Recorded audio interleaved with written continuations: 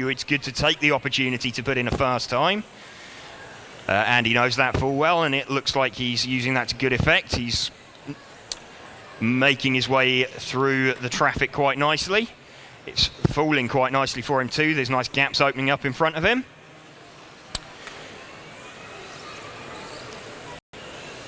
So he's now coming out onto the main straight one more time.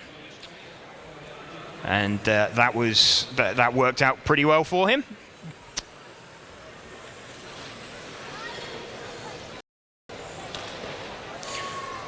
So it's Andy from Scott, from Ash, Mark Payne, fourth.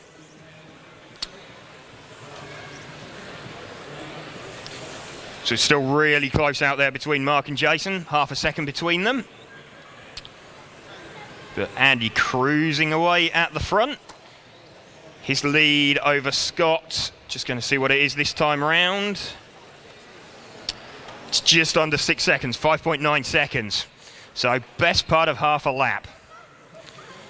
Real quick guys are lapping in just over 13 seconds.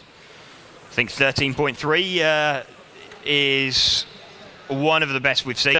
13.0 is the absolute fastest that we've seen. Don't think we've seen anybody dip into the 12s as yet. May happen over the course of the day. Track, it was a new carpet for this weekend. So grip may well appear, and he's still carving his way through the traffic.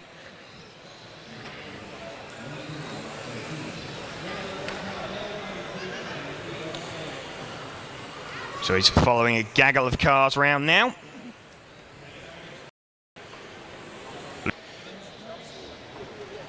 Got 50 seconds of the race remaining, so still Andy from Scott, Ash, Andrew Thompson, Simon Hadley, Jason Dockery, Paul Avery. Looks like Mark Payne has dropped out.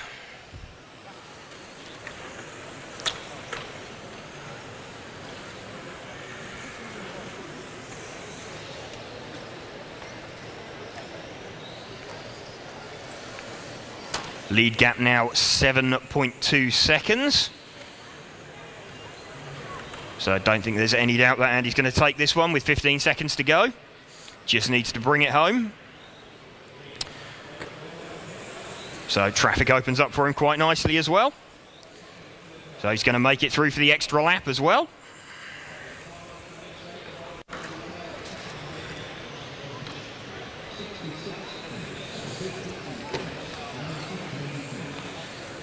So we've got a win there for Andy Murray, Scott Morton second, Ash Whiffin third.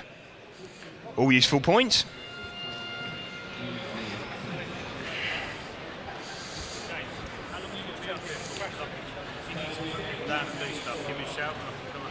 Okay.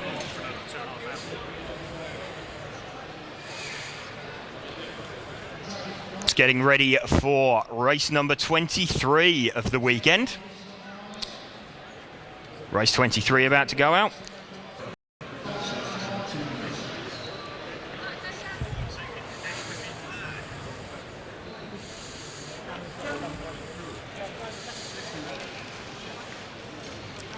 No. Okay, so all going well. I can see Andy Murray in conversation with Chris Hardesty at the bottom of the rostrum, or the bottom of the steps, just about to come up and see us. So it looks like we're just getting marshals out there. Got a bit of track repair going on. Looks like Jason Butterfield's been roped in for a bit of track repair. Right, here comes Andy. Hello. Hello, Andy. How are you? Good, thanks. Good. Yeah, very good. Thank you. So that was you've had that's your second win as well, isn't it? Yeah. Second win. I had breakage in 2. Okay. Wasn't ideal, but yeah, got a second win, so that's good. Okay, so that's good. That's all scores on the doors. So you just got to, well, hopefully that breakage will be one of your drop scores then. Hopefully. Fair enough. Okay. Well, okay. But looked like a fairly good clean run once you'd hit the front. Just pacing myself, and it was a nice nice easy race really in the end because I got a nice lead. Okay. I noticed you were sort of catching up some traffic that was battling itself and you had a nice easy lead. Does it sort of run through your mind that you kind of need to respect their race as well? I knew I wasn't on a super fast time because I was taking it steadier at the start, so I was just basically okay. letting them race a bit more. No, okay, that's... If you push them too much, they might crash in front of you and ruin your win. So. Yeah, no, that makes sense. That's good, and like we said, it's about trying to collect points where you can, and yeah, if you know it's not a quick run, to just bring it home really and get what you can from it. No, okay, good. No, thanks, Andy. Thank you.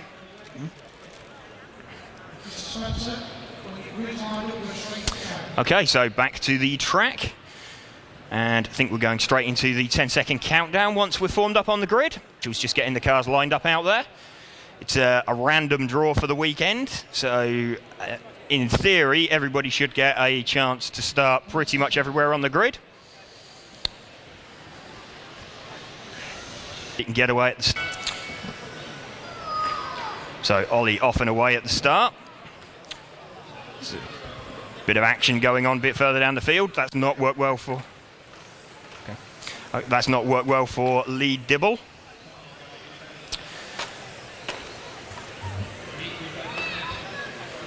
So Ollie well away at the front of the field. Black centre, pink rear car. Out onto the Craig Fisher. Got the new McLaren GTM body shell on there. Very smart looking body shell. There's a mixture of body shells out there on display. Main ones you'll see will be this new McLaren body shell, and you will also see some of the Ascari body shells. Ascari body shell a little bit taller.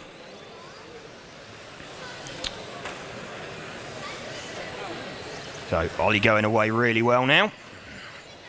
Flowing through the infield. Leading this one over Rebecca Hubber from Chris Wilkinson. Lee Dibble's made his way back up to 4th. So Ollie's lead currently at 5.3 seconds.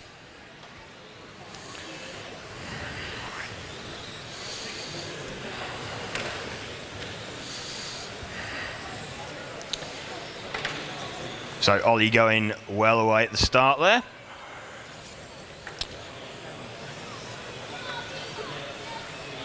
Making the most of his pole position. This is a good opportunity for him to try and set a fast time if he can. Starting to close up on some traffic. Just got a bit of track marker poking up in the middle.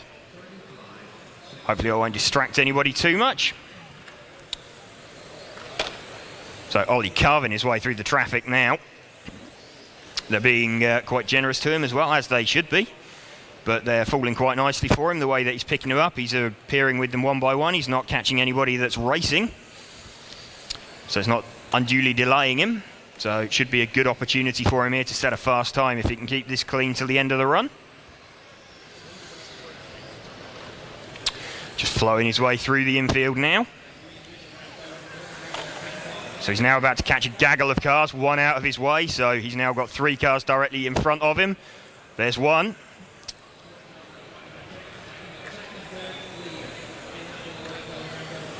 Okay, there's 2. So he now is about to put a lap on Lee Dibble, who is in 2nd place.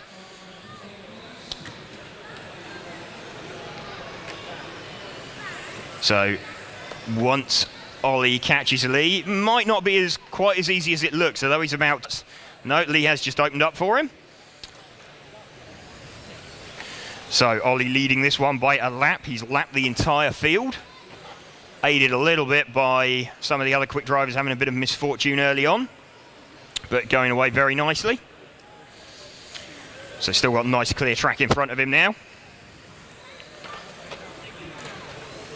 So it looks like his next victim is going to be Craig Fisher when he gets there. He's got a little while yet before he arrives.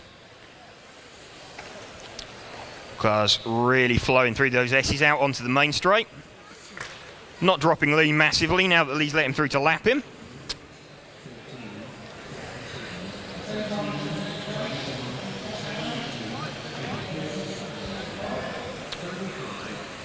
So Ollie catching more traffic now.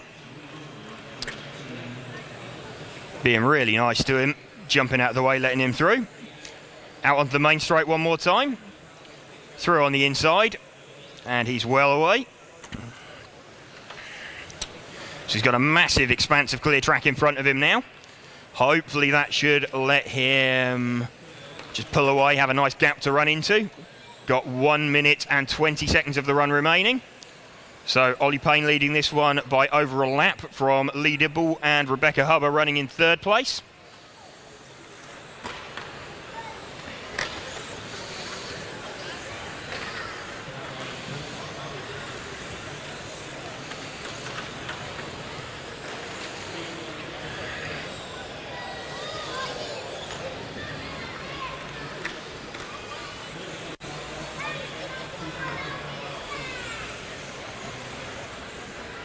So leader passing yet more traffic. We have 40 seconds remaining.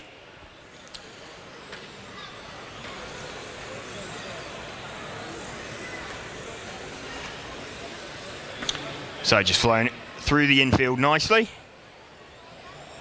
Into the last 30 seconds. So it should catch and pass this traffic immediately in front of him.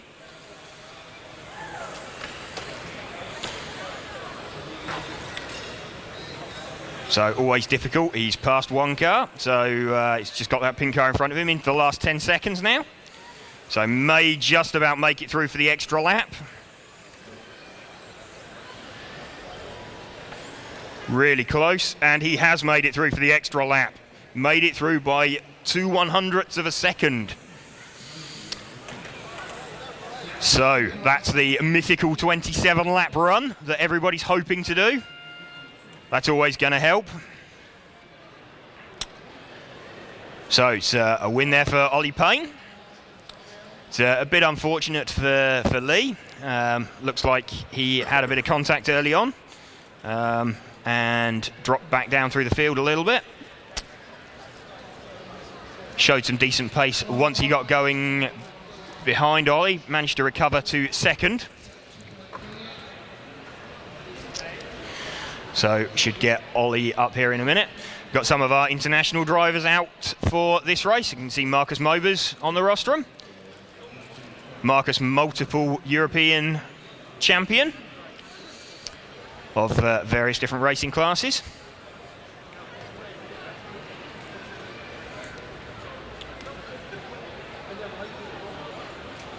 So just waiting for the pit lane to open and everybody start flowing out. All the marshals going out and some track repairs going on.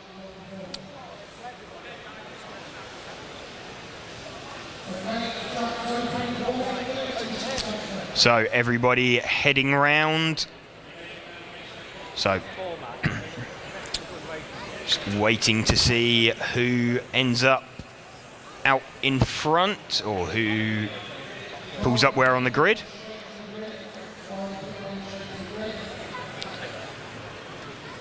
So just going to get everybody formed up now for another grid start. It's heads-up racing, this format, so every single position you can gain matters. Want to get the absolute best result and best run that you possibly can do.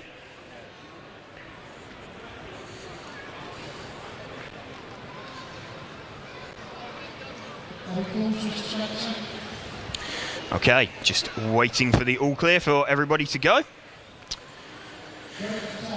So we've got Marcus Mobas off P6. He's going to be one to watch. James Hunt was a very fast driver.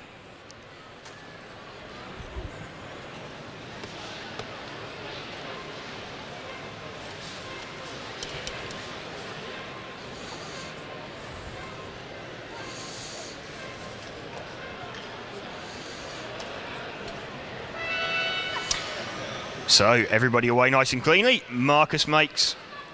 Oh, Marcus gets turned around early on. So that's not worked out ideally for him. It's little things like that that can cost you the chance of doing a quick run. Hasn't cost him a huge amount, but he needs to make some progress. Oh, he's ended up on his roof. Okay, so that's going to make it really difficult for him now. So coming from 10th. or coming from a long way back. So really good battle going on for what looks like second and third out there. So Gavin Rice leading this one from Ben Vincent and Stuart Barber.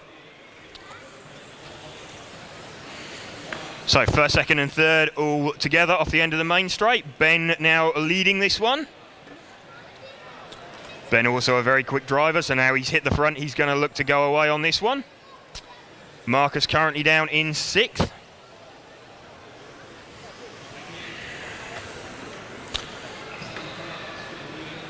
So leader already starting to make his way through traffic. Stu Barber currently running in 2nd. Marcus taking no prisoners as he cuts his way through the traffic. So he's up to what looks like 3rd place now. So Ben from Stuart from Marcus. So Stuart's going to be Marcus's next victim as they come out onto the main straight. So Stuart doesn't put up a huge defence there. He made a bit of a mistake coming onto the straight, and at this stage in the race, you know who you're racing, and sometimes if someone is an awful lot quicker than you, then early on in the run, there's not necessarily the sense in holding them up and delaying yourself as well, being overly defensive. So Stuart thinking discretion's the better part of valour there, and accepting Marcus is going to go away from him. So we've got Ben leading this one now, with Marcus running 2nd. So Marcus now going to try and hunt Ben down. Let's keep an eye on what the gap is. Last time around it was just over 3 seconds. And gap actually increasing to 3.3. So Ben pulling away from Marcus slightly on that lap. That's probably going to come down in a little bit when Ben starts catching the traffic. But then Marcus is going to have to deal with that too, so it would start going back up again. Marcus takes a couple of hundredths on that lap, but effectively they're pegging each other.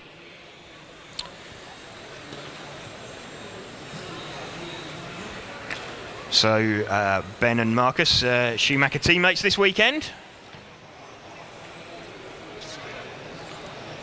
In fact, Ben increasing the gap slightly on that lap as well, to 3.4 seconds now. So edging away by about 1/10 a lap.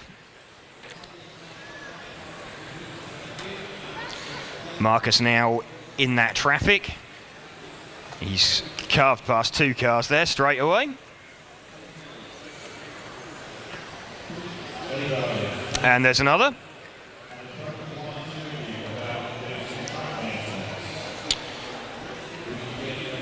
So, okay, so that was a little bit of an incident there for the leader going past some back markers, one of whom made a mistake directly in front of him.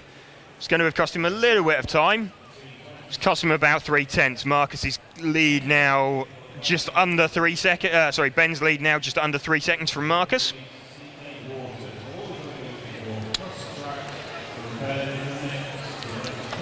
So Ben got a really good flow going round through the infield out onto the main straight now.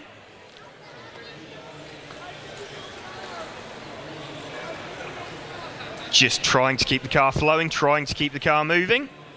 Gaps remaining constant around the 3-second mark. So Marcus doesn't look like at this stage of the race he's able to do anything about Ben. We've got 1 minute and 45 seconds remaining. James Hart's made his way up into 3rd place in the run.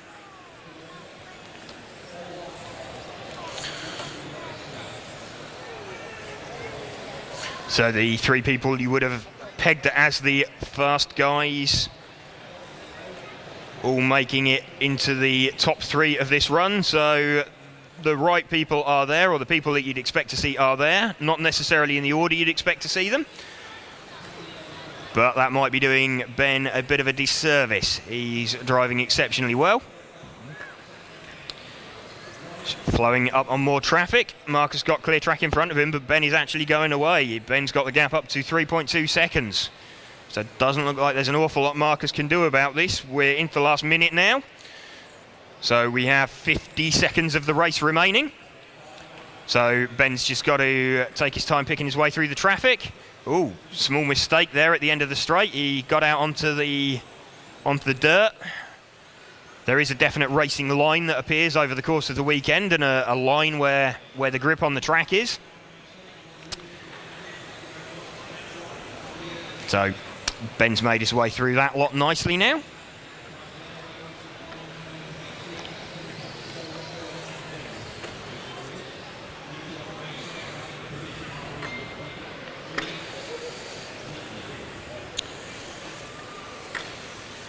So Marcus just about to catch that traffic. They're getting out of his way, but into the last 5 seconds, he's not going to catch that.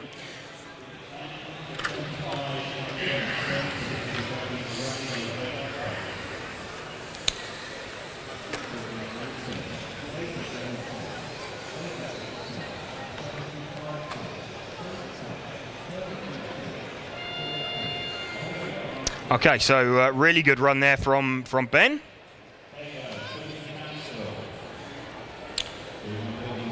So Ben from Marcus. That second place could be a bit costly for Marcus. He also had a second place finish earlier. So you may well find at the end of the weekend, when the drop scores come into play, that you're going to want to be looking at having 8 points. So eight wins. If you've already got 2 second places, then you haven't got an awful lot that you can drop from there.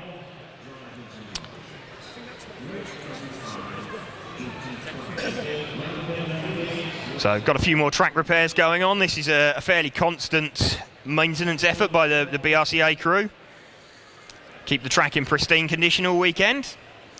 Been here since Thursday, setting the track up.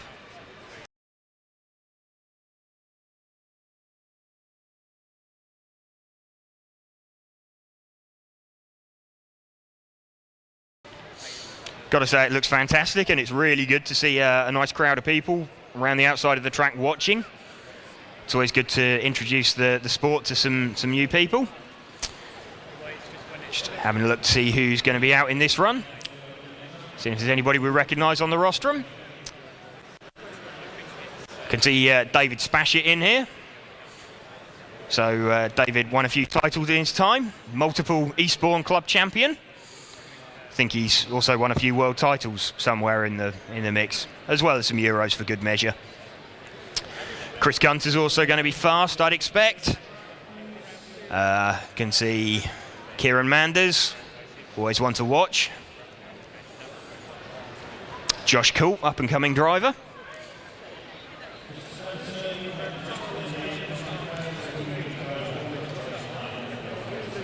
So really good mix of drivers out there for this race. That's one of the beauties of this format. You do get the opportunity to race pretty much everybody in the pits. So just see David Spashett going around now, the martini coloured McLaren shell. He's thinking about what he's doing. He's not even driving the warm-up lap at a fast pace. He's just trying to preserve the voltage in his battery. If he's not using it now, then he's still got it at the end of the run. Never know when it comes in handy. So just forming up on the grid. So we're going to have David off of P6. That's where Marcus went from last time. So Marcus got a second from P6. See if David can do anything to better that. Looks like we've got Kieran starting in 3rd place. It's going to be quite entertaining at the front. We've got 2 orange cars with black wings.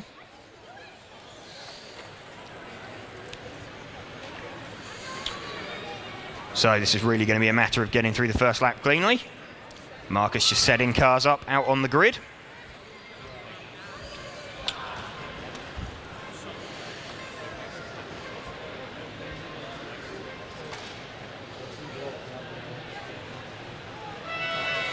So they're well away.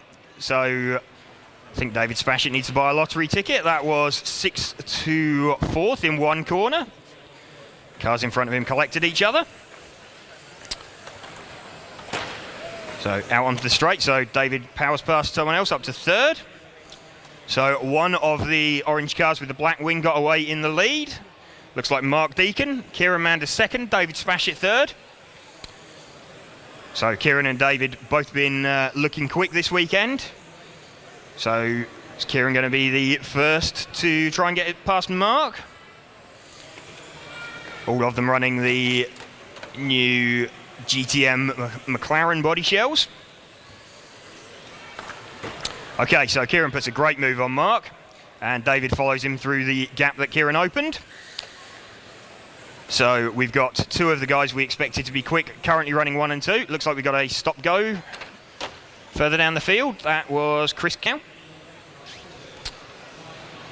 So you got Kieran with the white-fronted, green-reared car, followed by David, the white-fronted, red-rear, martini-striped car.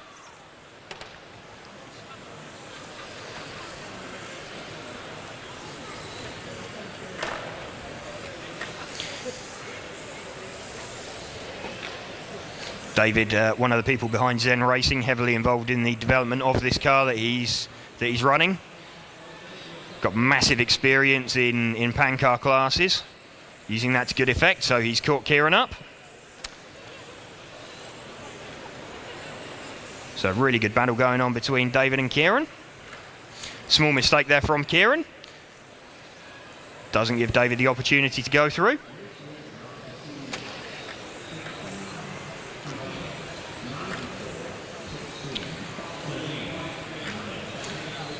David looks like he's got a little bit more steering than Kieran. He's turning a little bit tighter, but as it is, he can't really do anything with it. Nothing between them. David getting a little bit closer as we flow through some of the infield sections, running a little bit tighter. Does look like he's a little bit faster, but not enough to make his way past. Really good battle for the lead going on. Really clean racing between these two. Mistake there from Kieran, so David's through into the lead. So see if he can use that extra pace he appeared to have to break away. So David Spashett now leading this one from 6th on the grid. Just about halfway into this run. So David's lead now 7/10 from...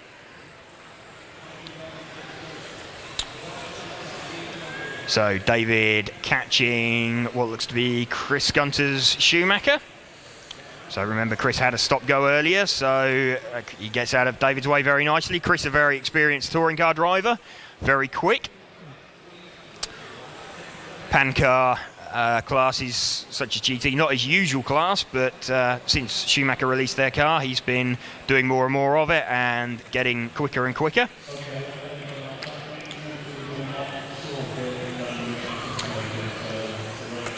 So Chris using actually some of his experience there as Kieran nipped past the back marker. Chris, who was racing him for position, actually followed him through that gap. So David about to put a lap now on one of the cars that started at the front of the grid, and he's actually passed him. Looked like they were converging for a moment, which was probably a bit of a heart in the mouth moment for David, but he's kept it going.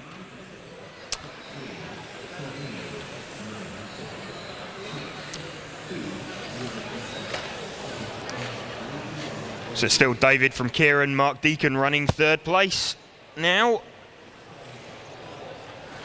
David's lead 1.5 seconds over Kieran.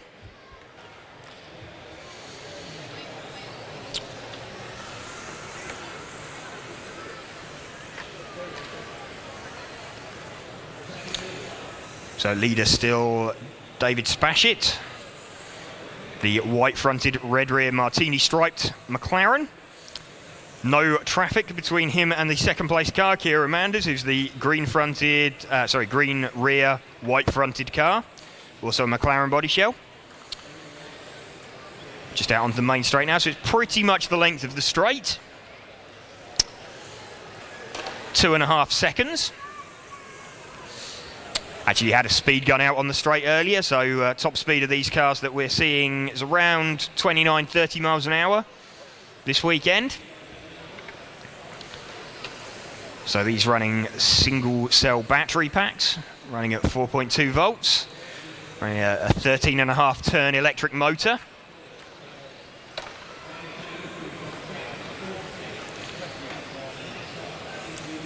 So still a nice comfortable gap for David out in front.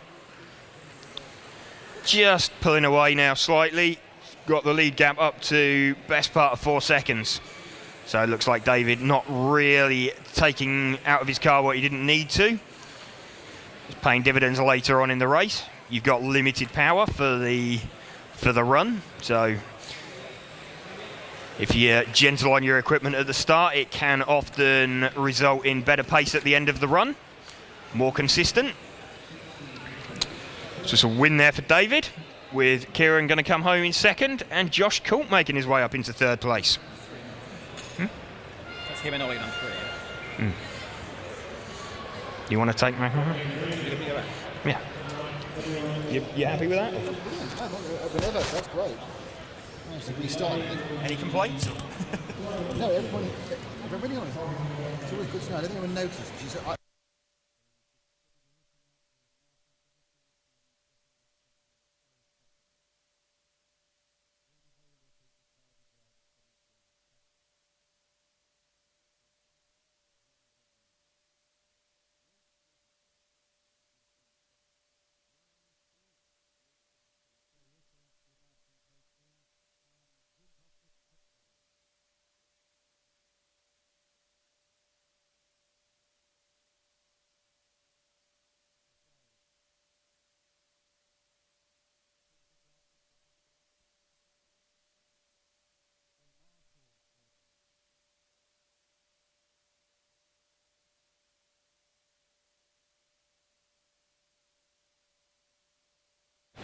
hello, hello.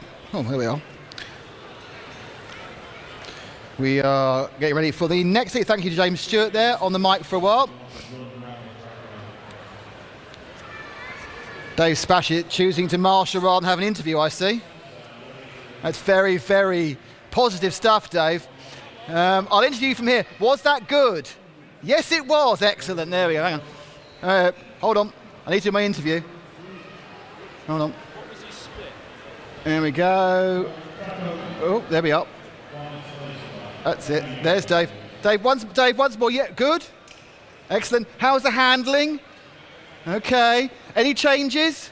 Thank you very much. Great interview. There we go. On camera there for an interview with David Spashett. Next up is heat number 26. So we're rocking our way through heat 3. This is the GT12 World Championships here in the Milton Keynes Centre. There are 100 races over 2 days. There are 60 races today. This is race number 26. We're not quite halfway yet. And my voice is going. There's an argument about who wants to be the cameraman, who wants to be the mixer. Despite the fact that my cameraman, John, he's doing 8 hours work today. He's just had a new baby, so he's chuffed to be here. He's had a baby, that's impressive. He has. Oh, I only employ the best here. There's a late arriver for the GT12 ball. No, he's at the back. He's only gone back 2 spaces. So who is on pole? It sounds like the start of an Abbott and Costello gig, actually. Who's on pole, who's on second? We'll find out any minute now. Oh, clever camera angles. And they get underway. And your pole sitter is...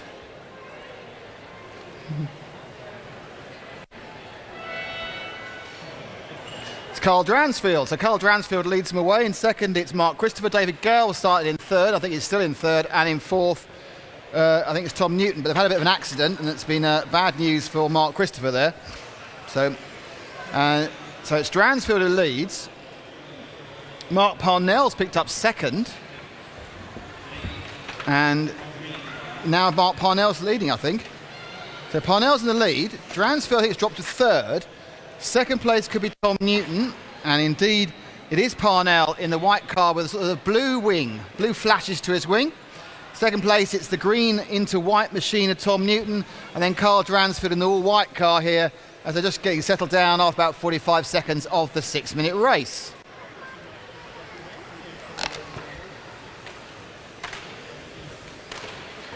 Can you stay on that page? Cheers, thank you.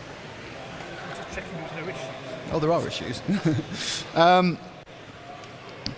So it's Parnell from Newton from Dransfield still. And we are with Parnell, the white car. It's Newton's beginning to slightly gain as they go to the bottom of the straight there. It's the white car that's leading with the blue flash its wing. It's green into white of Newton in second. So Parnell from Newton. The gap last time round was 0.7 of a second. It's a bit more. Oh no, it's not, because he's been fenced off, and there's the lead. Misunderstanding with the back marker, and suddenly the lead that was quite growing from Parnell's gone, and Newton takes it. Newton, the green and white, now leading the white with the blue wing. And these guys are going underneath us now and about to go onto the main straight. So now Newton's got that Newton's got that break. Can Parnell get him back? In fact, Newton's just easing out a bit, and I thought Parnell in the white car had slightly more speed. As they take the corners carefully. No one's flapper clipping yet, so no one's absolutely on the nth degree of cutting the corners. I suppose you settle down, you hope for the best. Third place at the moment is Nigel Bowen. But first and second are on frame, and first and second is what you're looking for as you go on the main straight. Every one of these races is a race. It's not qualifying. Oh, they come together there off the final hairpin. The winner will get 1 point. Last place will get 10 points. At the end of the day, after counting up 8 of their best 8 results, whoever's got the least points becomes the champion. And at the moment, heading for 1 point is Tom Newton, and heading for 2 points is Mark Parnell. Parnell had a bad lap that time and dropped back off Newton. And now he's had a very bad lap. He's upside down. So, was that him or was that someone else? That was him, wasn't it? So Newton now has it all his own way. And let's drop back to second and third, John. They're the 2 cars there, the white and the pink and the black and the all-white machine. And that is Nigel Bowen and Carl Dransfield. Dransfield, the white on the outside. He comes to the end of the lap, turns around by the timing hut. And he lost a little bit of space there as someone tries to take Mark Starr's feet off beneath me. So the cars we're looking at are second and third. They start in the straight now. The multicoloured car of Nigel Bowen and the all-white machine of Carl Dransfield. They are a little bit off, 4 seconds off the leader, who is a very comfortable Tom Newton. This is where the battle is, second and third. And in the end of the straight, coming to the timing hut, they'll sweep round now for the S in front of the driver's rostrum. Before they turn left and then right for the Dremel curves, and they'll come right now underneath the TV tower for the switch back onto the main straight again. And Dransfield's as close as you can be without touching, and that's the key point. You're not allowed to touch. He just slightly went wide there. You saw how he lost a bit of time there, going a bit wide at the end of the straight on that hairpin. I'm pretty convinced that Dransfield will slowly drag back up to Bowen. Newton's still very happily in the lead. Now it's just gone down about a second though. He's lost a second in traffic. And there is a lot of traffic. There's some traffic parked there that's trying to get itself all. And Dransfield nearly picked up that traffic. But 2 of them are together now with 4 minutes down and 2 to go. This is second and third coming through the infield S in front of the driver's rostrum. Spinning around. Our leader is actually being caught up, I think mostly because he's having some problem in traffic. His lead's dropped to about a second. So in fact he's being caught rapidly at the moment. As Dransfield goes through, brilliant. So Dransfield gets second there. And the car ahead of him now is our leader. So Tom Newton's had some problems during the last couple of corners, and he's dropped back. So it's Newton in the green and the white car, and the all-white car of Dransfield is now catching up Newton. So it's first and second underneath us now. The first place man goes down the main straight, followed by Dransfield in second. So Newton, who had a 5-second lead, it's evaporated with back marker issues. Dransfield's caught up, he's also stretching very easily from some Bowen in second. So Dransfield, the all-white machine, is the car on the move, but now settling down again is Tom Newton. Bad couple of laps, lost 4 or 5 seconds of lead, but now when he lost at the time there, he just had a bit of a spin out, a bit of oversteer at the end of the straight. So these two now underneath the drivers, about to go underneath us. Green, black and white on the straight. Dransfield, the gap last time round was 0.72. It's going to be a lot less this time. Half a second is the difference. It was lost. It's 8.3 of a second between the 2 of them. And Dransfield now is getting pretty close. He's going to have to start thinking about making a move. He's got 35 seconds to go. So it's this and 2 more, possibly this and 3 more. His hope must be that the traffic will unsight Newton. So Dransfield and Newton get past the first bit of traffic. They now go through the switch on the main straight, and Dransfield right alongside. He's got about 6. And what a great move at the inside from Dransfield. Brilliant overtake there at the end of the straight, and instantly stretched it. And now Dransfield has everything out of his way, but Dransfield, lovely overtake on Newton. Newton's been kicking himself because he blew that 5-second lead earlier.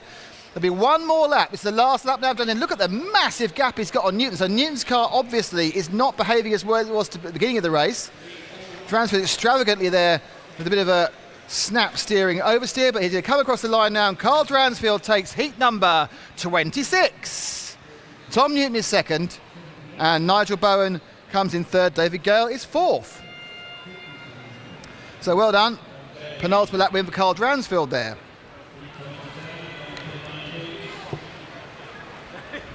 And thank you all of you who are watching us on the stream. Hopefully this new stream is a little bit more stable than the old one. We are going to be here till very late this evening. I think we're not even halfway through the day yet.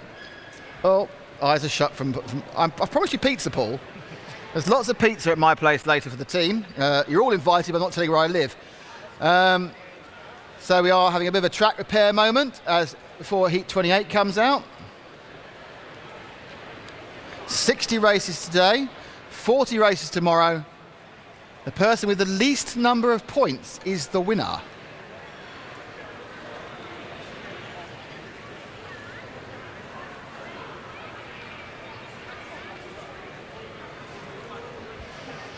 Just wondering if I can find out what the positions are.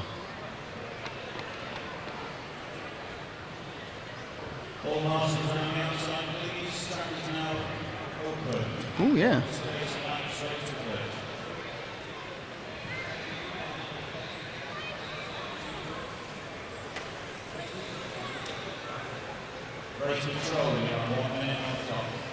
No, I can't tell you who's winning overall at the moment, unfortunately. So race 27 about to start.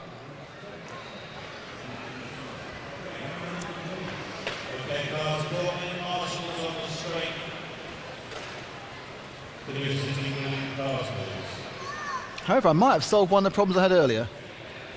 It's a constant learning, and here we go. I can tell you who's in this grid. So car 1 is Neil Diver, car 2 is Joel Temar, Dylan Ashurst is in 3. Oh, now it's changed the overall result. This is not helping.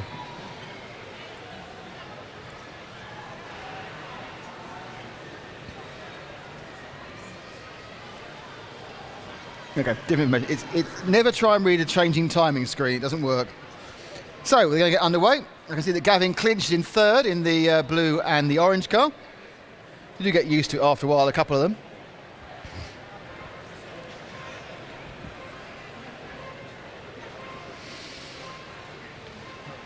So the next hit is 27 of 60. Here we go, and they're off, and the car that takes the lead, I'm not sure how long they stay in the lead for, it looks like a kind of a ponderous machine. It's Dylan Ashurst. But Ashurst leads from Gav Clinch. First and second, the kind of the rotund, multiple coloured, stripy tiger blue Dylan Ashurst holding off the golf liveried Gavin Clinch, blue and orange. And in 3rd place, it's Michael Olowski. So Olowski so far has won 2 races in a row. He's looking to make it 3 out of 3. And he already, that's gone horribly wrong. So Olowski loses a lot of space there. It's Clinch leading. Just pick up Olowski, it's the 3rd place car. He's won the last 2, white with the blue and the green roof. He had a bit of unfortunate coming together with Ashurst just then. But he'll sit down, get his head down. As you can see, he's already made up about a second and a half on Ashurst. And it's a bit of a kind of an aggressive attack, but I think he's got through him. There's about 11 marshals on the ground at the moment as they try and rescue a car. Between them, you can get across now.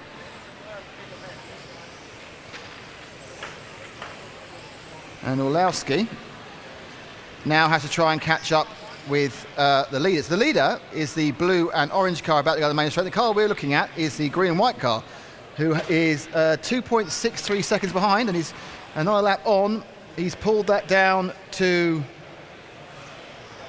2.32, so 3/10 gained by Olowski. So Olowski is slowly motoring up to clinch. And it's down to 1.88, so he gained about half a second. An incredibly fast time, 13.08, one of the fastest laps we've seen the entire time for Olowski. That's going to go a bit of back markerage to get through. That's probably slowed him down this time. First place car is the blue and the orange car. Just going underneath the driver's rostrum now. Then there's a back marker, and there's a car we're with on the screen, the car you move with your eyes. That's Michael Olowski, the Polish driver. He's won the first 2 of his races as well. Another car dead in the middle of the circuit. Gav Clinch is being rapidly hunted down by Olowski. So first and second, pretty much in the same frame now. That's the orange and the blue and the green and white. That's it, keep where you are. Orange and blue and green and white. And there we are, first and second together. And they're right behind together now. And Clinch now, how long can Clinch hold Olowski? And the answer is about 3 corners. I'm not even sure he tried to hold Olowski off there, actually. Olowski goes on and passes in Ashurst again, so 1 and 2 are together. And that's after 2.5 minutes, so 3.5 to go. And Olowski, who has got unbelievable ground speed in these things, is looking pretty good. I have to say, I've not seen Olowski do this before. It's his first time he's driven these cars. But he is a European champion in other disciplines. And he's certainly got the things sitting down well. Already he's pulled out a gap of 1.22 seconds over Gav Clinch. So Clinch suffering a bit.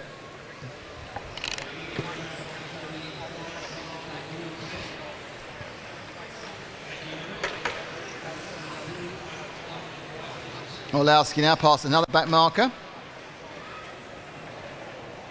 As we stay with our second place man on the camera, you can see him, he's kind of drifting back off. There's no real battles here, because the third place Neil Diver is a long way behind, and Martin Harris is a long way behind him. Jonathan Simblett not far from that. So the 1, 2, 3, 4, 5 are all quite stretched out now.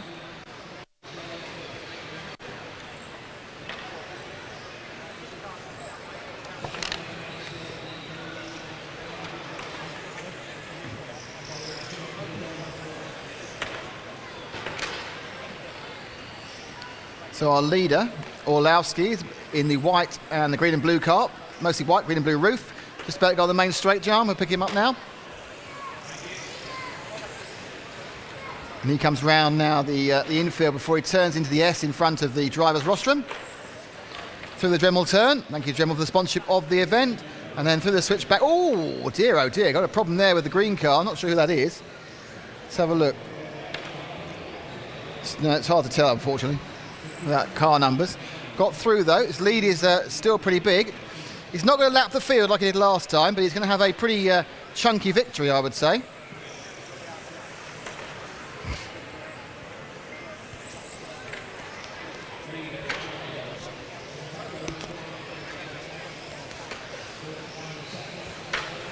And as you can see, he's battling around now.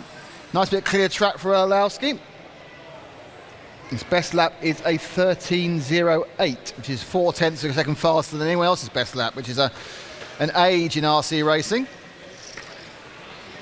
Much like the top echelons of full-size racing, it's all about hundredths of a second, not tenths of a second. He's 0.4 faster. And Olowski with the Schumacher, making everyone in this particular heat look a little bit slow. And he'll become the third person to have won all 3 of his rounds, joining David Spashett and Ollie Payne, who are 2 Zen drivers. So we've got 3 drivers who've won all 3 of their races, and therefore have the minimum 3 points, and have put themselves in a very good position come tomorrow afternoon to be challenging for the World Championship.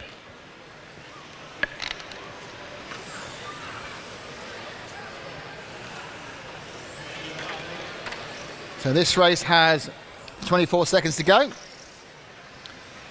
Olowski easily winning it. Gav Clinch is second, Neil Driver third, Martin Harris fourth, Jonathan Simblett is in fifth, George Munns is in sixth.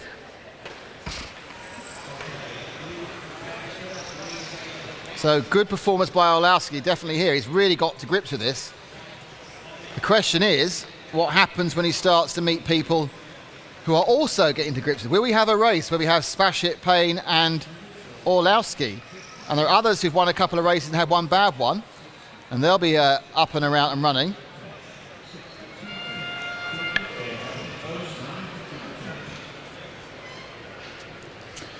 And a bit of a Schumacher huddle beneath me. So great win for Olowski, his third win. All going well for him.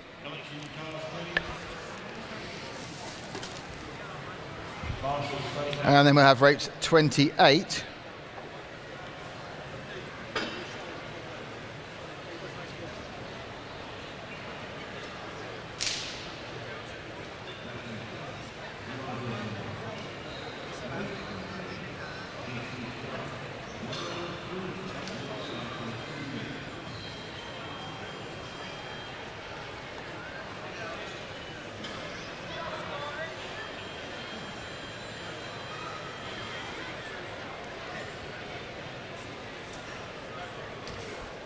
Ah, Mr. Olowski, how are you?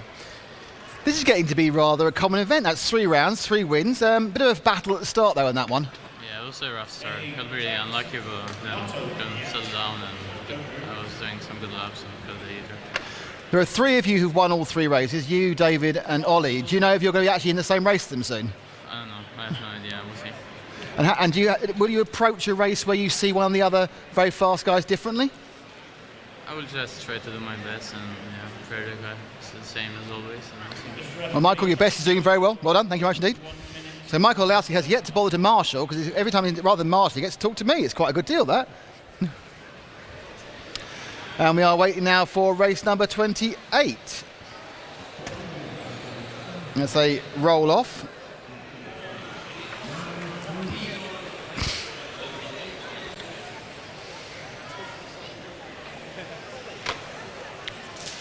It's the referee. Is everyone driving the wrong car is the question.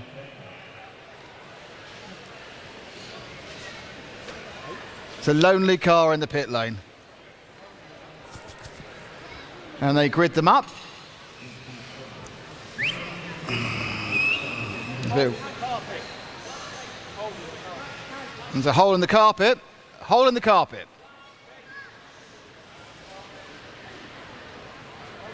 There'll be a hole in the carpet, everyone. The carpet's going to sink. War. Oh, no. She's shipping war, sir. Stop it. Don't shake your head.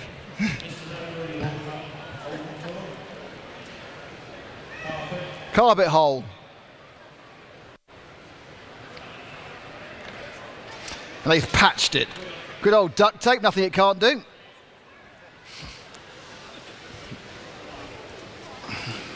So, about to start race 28. We're getting very close to the halfway point, everyone. Not quite, though. 10 seconds to go. And I'll tell you who's in this one as soon as it starts. But the light blue car should, hopefully, end up at the front.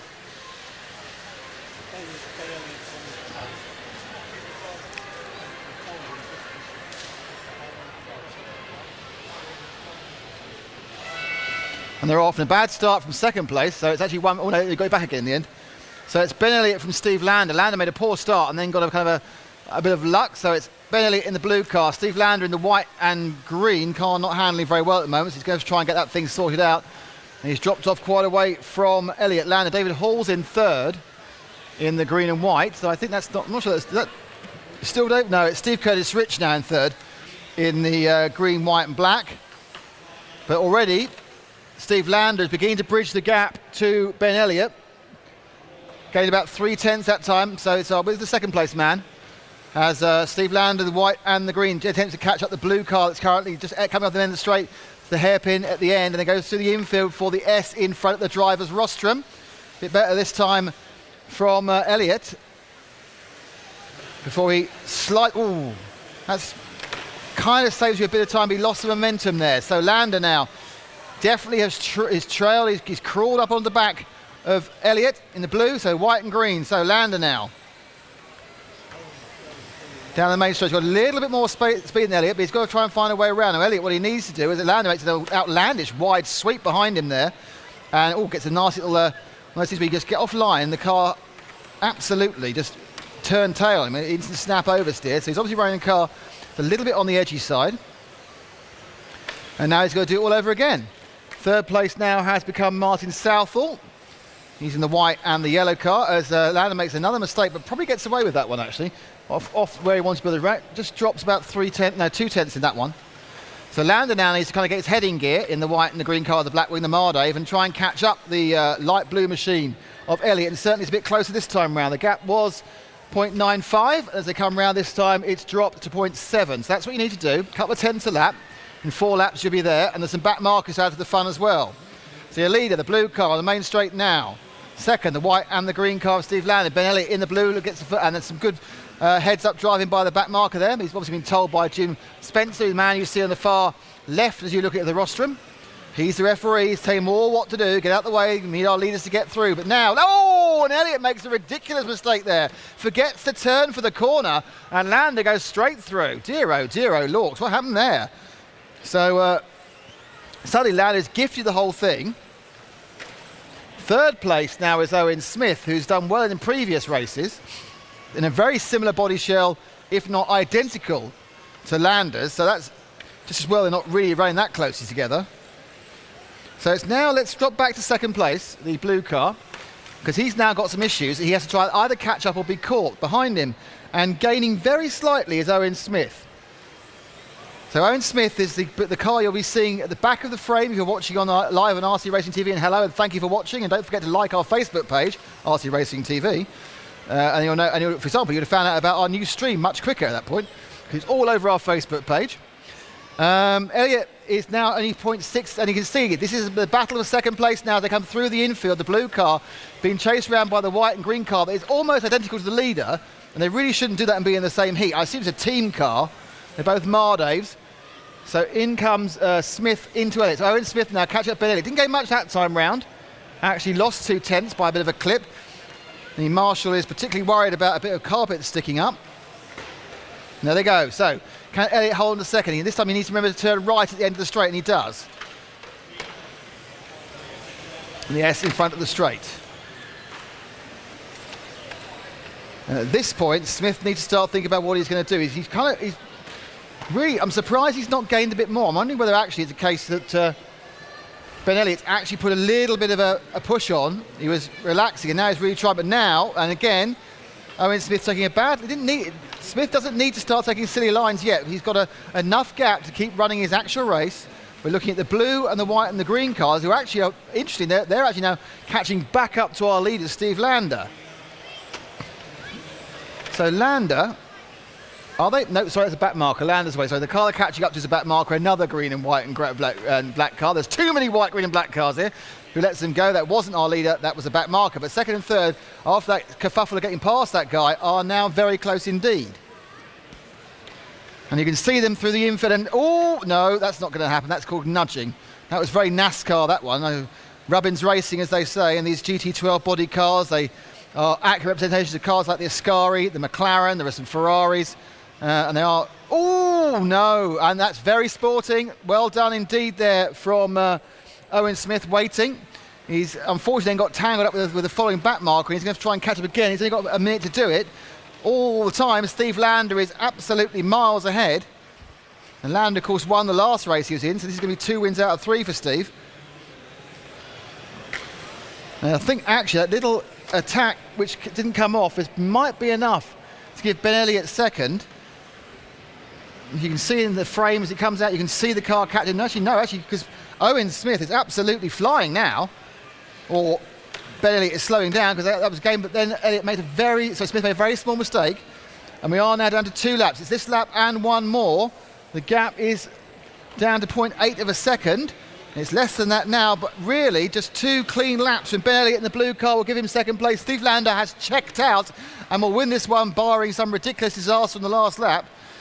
But it just needs now for Ben Elliott not to crash. So Owen Smith's going to put a lot of pressure on him, but I think that's not close enough. And as long as he remembers to turn right, it's second place for Ben Elliott. It's third place for Owen Smith, but your winner is Stephen Lander. And that was race number 28. Fourth place, Nile Cochran. Fifth place, David Hall. Sixth place is Patrick Bandera. Martin Southall, 7th. Leo in 8th. Steve Curtis, which actually was showing up in the front to begin with, is down in 9th. And Alan Cipollina is in 10th. And as they try and run everyone through. Let's see if anyone wants to talk to us.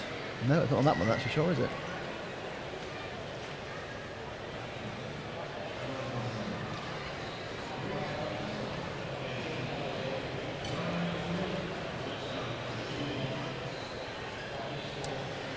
So let's see if Steve Lander makes an appearance. He missed out on an interview last time because we were restarting the stream, so I'm sure he wants to get his fizzog on telly.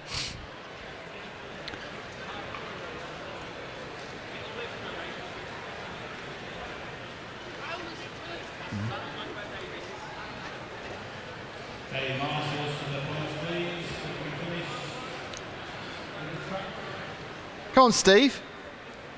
No, it's me.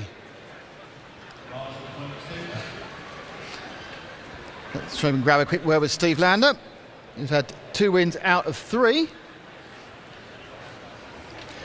Steve, you get your moment of fame now because we've sorted out our problems. It's all good. 2 out of 3 wins. Yeah, fantastic. Marday Venom going very, very well this weekend. The whole team's having a nice time with the car. We've got a good setup working together. Got some youngster drivers and some oldies like myself that are mixing it together. So yeah, all good.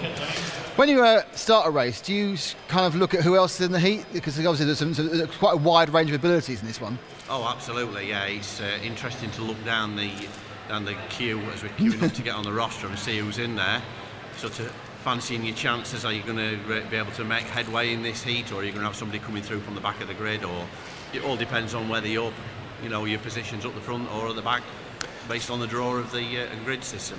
A few rounds in, had a bit of practice yesterday. How much is the track still evolving, or is it stabilised now? I think it's reasonably stable at the moment. We were getting quite a lot of the backing coming through off the track yesterday, but it seems quite abrasive. It's reasonably hard on front tyres.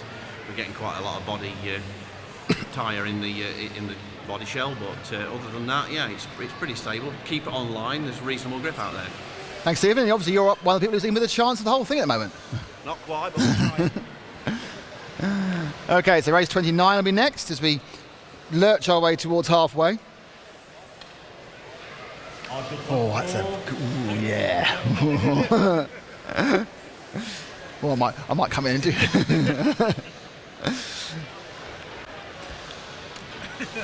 Oh dear. Is the timing still the right sort of? Oh, fudge. Is the timing still approximately in the right place? Depends when you're bouncing up and down.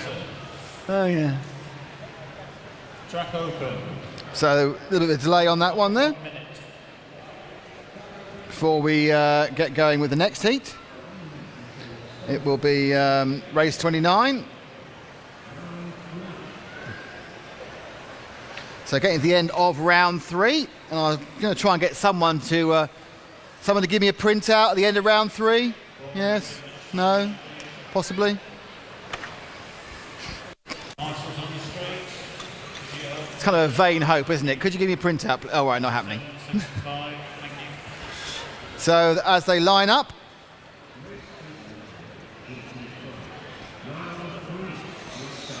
Adam Catchball in this one. He's had a couple of a very convincing win in the last round. I'm not sure where he's starting. You've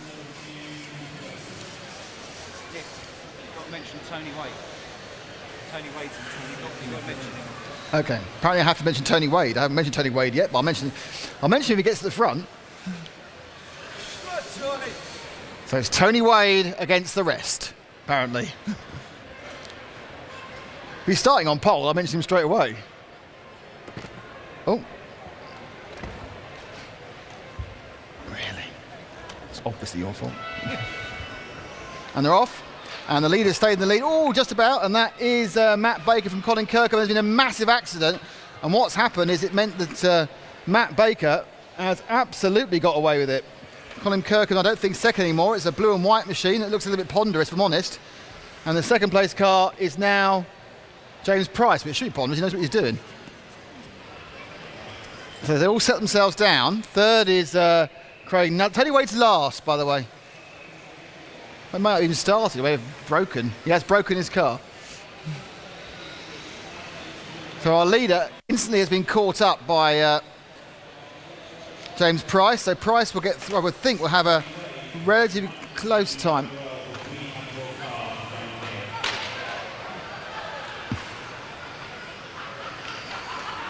Tony Wade has been driving the wrong car. Tony Wade has driven the wrong car for several laps. That is classic. Well done, Tony. Which car was he driving? We've got Team Shells, they're the same colours. The Team Shells there, catching out Tony. He's driven the wrong car. Oh well, that's different. Now I've lost, is in the lead. Who's in the lead? Is that one in the lead? So Adam Catchball has taken the lead now.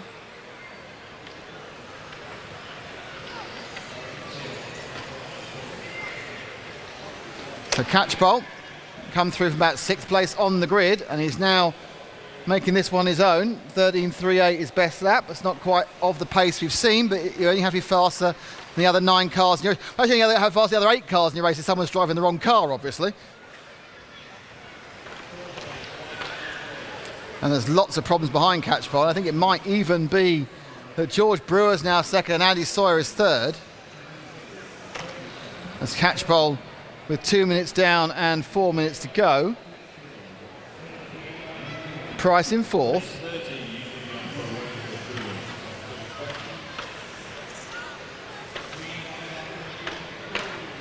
A lot of accidents there.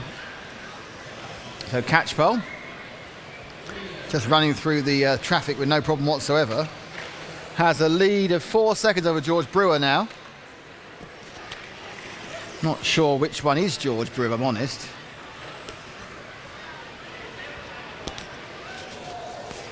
But so you're leading now on the straight with the white tail. About to put a lap on the blue and the white car of James Price. Oh, well, that's one way of doing it. I'll just turf you off. Running with a lead of 4 seconds from George Brewer.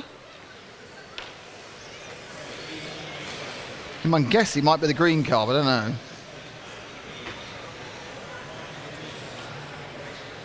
So, and then in third place is Andy Sawyer, who's another 6 seconds back from Brewer. So this one's done the thing they do occasionally, stretched right out. Got the same shells. So if any of you are thinking of painting your team shells alike, don't, unless you actually know which car you're driving. They actually appear to have hit each other now. So Catchball underneath us and down the main straight is turning this one into a bit of a masterclass. Race 29, the penultimate race of round 3. Behind him, everyone's smacking into each other. Second place, 8.3 seconds behind.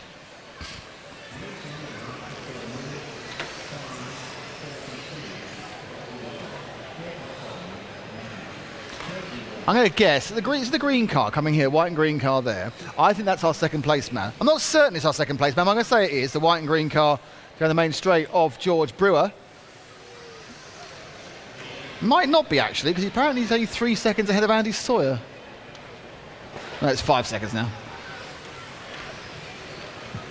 If it's not him, he can say it's not me.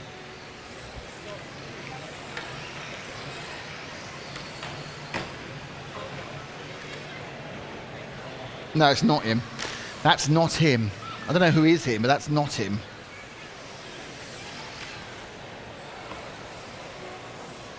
I don't know, perhaps it is. Oh, it's hard to tell, isn't it? It's very difficult. There's a kind of a massive coming together in the middle of the track there, which is not the recommended way of going round the circuit. Oh, a bit of fencing there by our third place man, with 49 seconds to go, Andy Sawyer. Tries to fence someone. Let's look at Andy Sawyer. He's the pink over pink car, pink, the white roof there. That's Andy Sawyer.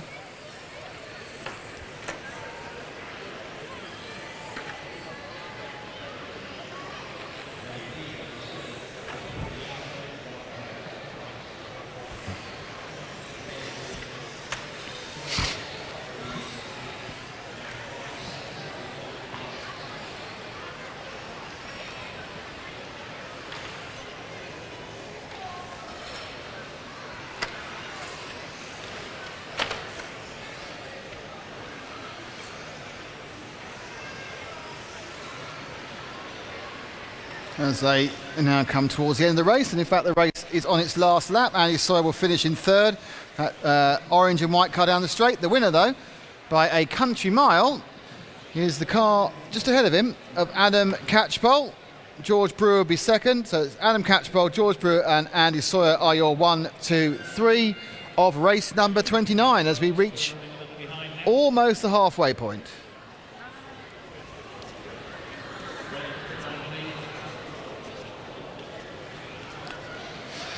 Running slightly behind after the excitement of the track repair.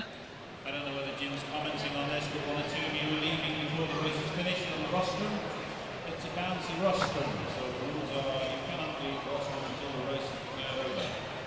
The referee pointing out the rostrum is bouncy. And you never want to get involved with the bouncy rostrum. Can I rub your beard again, Paul? Paul's got his fantastic beard. Hang on. We need to show everyone on the stream Paul's new beard, because it might not last that long. And Paul's beard is a thing of wonder. Look at that beard. Hang on. Oh, round the other way. Okay. Look at that beard. That is the greatest beard in the history of television. No, more beard. I need something more beard. Can you rub the beard in a kind of I'm smoking a pipe sort of way? And you know what? He's not homeless. It's amazing. Anyway. It's only fair to do a bit for the TV people as well as the live audience. Anyway, all you watching out there, listening out there in Milton Keynes, this is the GT12 World Championships, the radio-controlled cars. Ah, Mark. So one installation lap.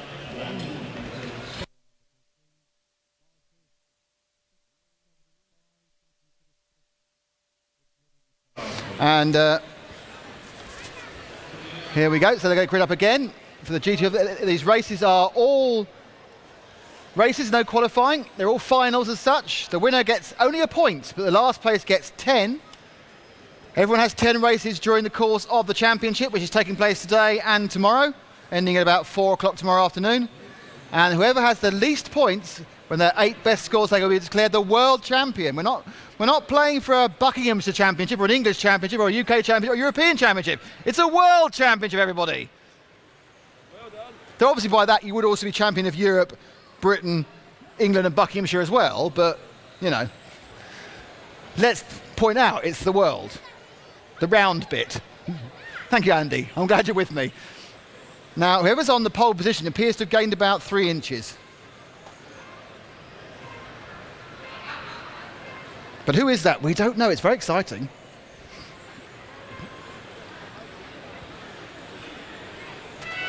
And away he goes quite slowly, but he has held the lead, and that is David Foster. So David Foster in the bronze car, very rare colour to see in RC racing, bronze. I think second is, I think it's Neil Mottram in second. Oh, and that's the end of the lead that was David Foster. No, it's Mark Rogers who's second and Craig Morson in third. Oh, they've all hit each other, and then that's not the order anymore. So the yellow car is leading, or the fluorescent yellow car is leading. I'm not quite sure who it is. It's Greg Williams again. So Greg Williams takes the lead. In second place is David Foster, and in third place it's Mark Rogers, I think. But certainly nicely away now is Greg Williams. He's had a couple of good results already. Foster with the bronze car is in second. Hit the second place, please, John. It's a bronze car of Foster and 2 cars chasing him, which is Rogers and Morson. They go across the line in the order of Rogers and Morson. So Rogers is in the yellow into orange car and Morson in the white, orange, white, blue car. That's your second, third and fourth. The leader, young Mr. Williams, is happily away. Oh, mistake there from second place man. He loses it. So into second goes Mark Rogers. Foster drops to third, and he's all over it again now. Go on the main straight. The 3 cars at the end of the straight now are second, third, and fourth in the order of Rogers, Foster, and Morson. Rogers in the yellow and orange, Foster in the bronze, and Morson in the coat of many colours. And Morson is really looking now to get past Foster. The battle there for third. Oh, and he's getting very close to him. That's it. Focus on third and fourth at the moment, or keep focused on third and see what happens to him. So our bronze third place man, which is rather apt, David Foster. Gets a bit of a... Oh, and that's not worked out well from at all. So we need to move forward very quickly now to second there, which is the orange and yellow-nosed car, who's got Morson breathing right behind. Rogers and Morson. Williams, I remind you, is a long way away, and we're 2 1/4 down with 3 3/4 to go. Oh, that's not the corner. And it worked because they've got some very generous markings here to try and avoid too much marshalling. Normally that'd be a solid marker, but here it's kind of a flexible one. You do lose by actually going over it there because you lose your momentum. But they are right together. They both slap the colour, slap, as they both go by the flapper together. Yellow and orange through the infield of Rogers. And that's not how you do it. dear, oh dear. Mark Rogers there slamming the fence, and he's got a car behind him. I'm not sure that's a car. It might be Mark Jewett behind him in the battle for third. It is. So Jewett now is right behind Rogers in the third and fourth. That's a white car with the green wing of Mark Jewett. Looking to troll up to the back of Rogers. Oh, no, forget that. He's going to go past Rogers. So Rogers now drops to fourth, and Jewett slam dunks past someone else. And it's now Williams from Morson. I think there's a bit of lap traffic in the way. On the Mardaves, that's it, gets out of the way. So there's your third place man. He's under pressure from Rogers again now. So Rogers and Jewett get out the end of the straight, still battling out the white with the green wing against the yellow with the orange. Ooh. So Rogers now was overtaken reasonably easily by Jewett, but he's not letting go. But neither are they gaining on Morson. Morson's sort of pulling away, but he's a long way behind Williams. So Williams, can just remind you, which the yellow car at the front is leading. Obviously being at the front, he would be leading, as he just completed the lap now in the main straight, going round the end of the hairpin. Let's pick up our leader, John. He's just coming, the all yellow car just coming in through there. That's, ooh, that was so close to disaster. As the back marker tried to get out of the way and then railroaded himself almost directly into Williams.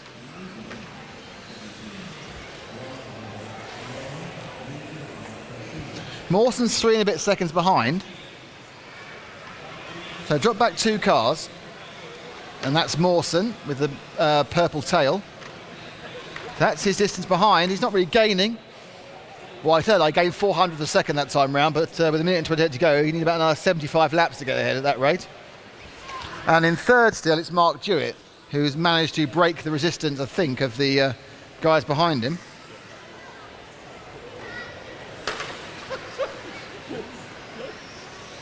So Morson in suspended isolation, very much as is Greg Williams. Mark Jewett, and no one's really that close, and this is the 30th race. We're halfway through the day, everybody. 3 rounds down, 3 rounds to go. Lunchtime rush means our streaming is going much better.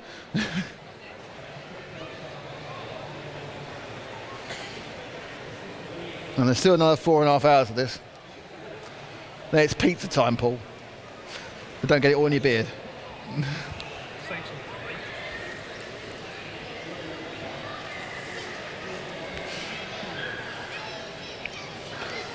So Williams carries on lead. We're with Morson, and we are down to 28 seconds. Let's pick up our leader. He's the yellow car in the infield right now. John, there he goes.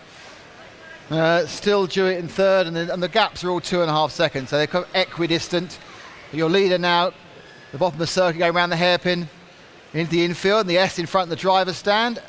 He'll then switch back through what we call the Dremel turn, because Dremel are sport this event. Thank you very much to our favourite manufacturer of precision drills. And then down the main straight again for another lap. Lap's taking about 13.3 to 14 seconds. And everyone else is finished, but Greg Williams has a victory lap. Morson is second, Jewett is third, Rogers is fourth, and Greg Williams will take the win now. And that is halfway, everybody. Well done. Okay, track closed.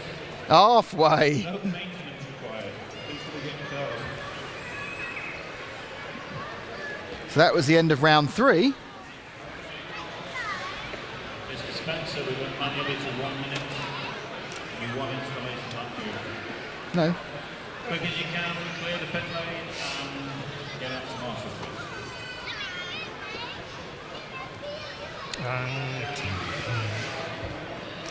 It's all advanced stuff, this.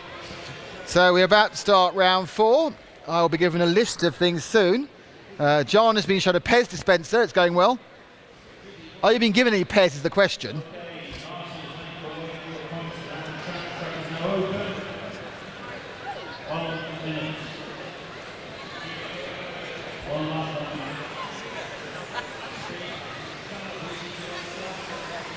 Here it all goes.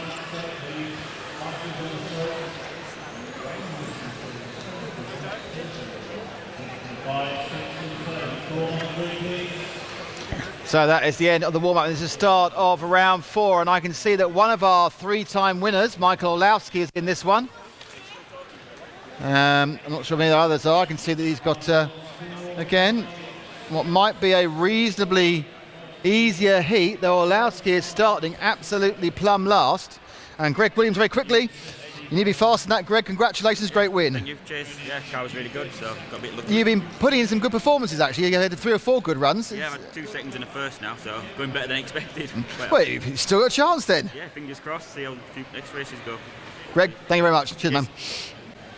So Williams there, very chuffed with his 2 seconds of first. Going better than he expected, he said. Well, you should have higher expectations, shouldn't he, really? Don't sell yourself short, Greg. Right, so Michael Olowski is starting absolutely plumb last, but he has won the previous 3 races. So this is a battle. He's got Carl Dransfield, I can see in this one, only a couple places above him. So this could be quite an interesting race. Olowski went from 7th to 1st in the last race. And they're off. He's already up 1 place. And the leader away is Stan French. There's a massive accident already. Car upside down, car posing around. I can see that Olowski's already up to 4th. As they go down the main straight, I think it's Banderas in second. He's got horrible oversteer in that car. And it's French and Bandera from Dransfield from Olowski. Olowski made another great start, and we're with the leaders. So it's Bandera in the yellow car, who just gets up in front of the orange car, and both of them are being swooped across by Olowski. And the white car is Dransfield. They come together again, and Olowski's into 3rd, no, back to 4th again as Bandera in the yellow car battles. Oh, they come in, they spin around, and Olowski hops through into 2nd. So he needs to be the 2nd and 1st battle here. So it's the orange car of Stan French, who now has to hand off the man who's got oh, look at that. That was just a fantastic overtake. And it's only taken, so basically it took about 45 seconds to come from last to first for Olowski, but he gets hit. And Bandera takes the lead. So Bandera now makes up for Olowski having a slight issue. And Bandera, the Brazilian who lives in the UK and works for Aston Martin Racing in the yellow car, now drops a 2nd behind Bandera. Sorry, but Bandera behind himself, behind Olowski. So Olowski leading in the white with the blue roof. Let's stay with the 2nd place with Bandera, because I think Olowski's going to check out now. And we'll see whether he can hold off James Hart in the blue with the black. Bandera not had a particularly successful start to this meeting. I saw him breaking down the first one. Hart's had some good, solid results. So Bandera's got some relatively unpleasant oversteer in that car. And what that means is that when he turns the wheel, sometimes the rear end just lets go, like he's drifting. Like it's turned to Ken Block for a few seconds. But at the moment, he's running it now, and he's keeping Hart behind him, but getting away, checking out again. 4th straight win. The young Pole here. But we're looking at 2nd and 3rd, which is Patrick Bandera and James Hart. Bandera is hanging on to that car. He's not really driving. He's hoping for the best. He's going to do what he wants it to do. And Carl Dransfield, the white car, is joining up to make it a train of 2nd, 3rd and 4th. But it's a lapped car ahead of him. Needs to get out of the way. And he does get out of all of them. Yeah, fantastic moving there by the pink car. So 2nd, 3rd and 4th down the straight right now. They are the length of the straight behind Olowski, but it is Bandera, Patrick Bandera from Brazil, but living locally in the yellow car. James Hart in the orange car and Carl Dransfield in the white car. And we are just over a third. Oh, he lost all his momentum at Kieran. Nope, he's lost it. He couldn't hold the momentum. He lost momentum, Bandera in the yellow car. And Hart just cruise past him with the extra speed. Now Dransfield is now stuck in a dilemma. He needs to push past Bandera, because Bandera's not shown the pace up until this point to be able to hold on to Hart, and Hart already is slightly gapping him. Our leader a long, long way ahead now. So Bandera, can he hold off Dransfield for 3rd is the question now. Hart getting away. Dransfield probably has the speed in the white car if he can get past the yellow machine to perhaps begin to get closer than Hart. But at the moment, Bandera found a bit of good lap. Well, his car's calmed down now. Looked very unpleasant, did Bandera's car in the first couple of laps. Now looking a little more settled. So much so, I think he's actually getting back on Hart. But Hart, I think, has got a little bit unsighted by that back marker. He's got out of the way of both of them now. Olowski, just to tell you, is about 6 seconds ahead. All right, 4.5 seconds ahead. So Bandera has Dransfield behind him, but he's got a back marker behind then Dransfield, so they've actually spread out. So Dransfield has been dropped through some back markerage. There he is on the screen now, the white car, the light green car.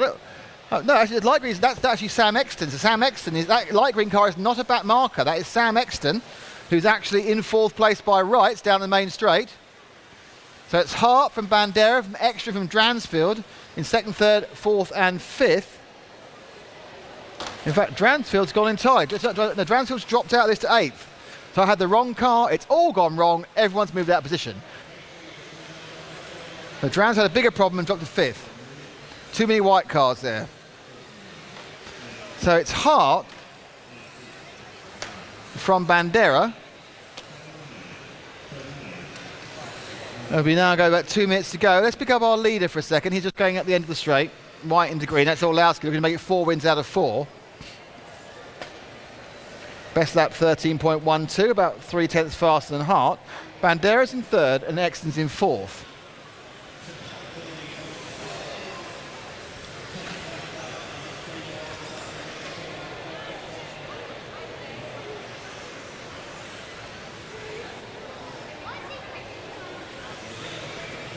So we come to the final minute and quarter. The only real battle here is you pick up the yellow car again in the main straight, John. That's the white car behind him is Sam Exton, who's slightly gaining on Patrick Bandera for 3rd place. Olowski leading, James Hart 2nd. Let's look at the white car, which is Exton, just behind this one here. That's fantastic. And that is Exton, who's down the main straight now. He's in 4th. We're going to get to 3rd, and his target, as you can see, is a few metres ahead of him. Bright yellow machine going on the S in front of the driver's stand now. In fact, James Hart's not getting away. Olowski's checked out again for his 4th win, as long as he finishes.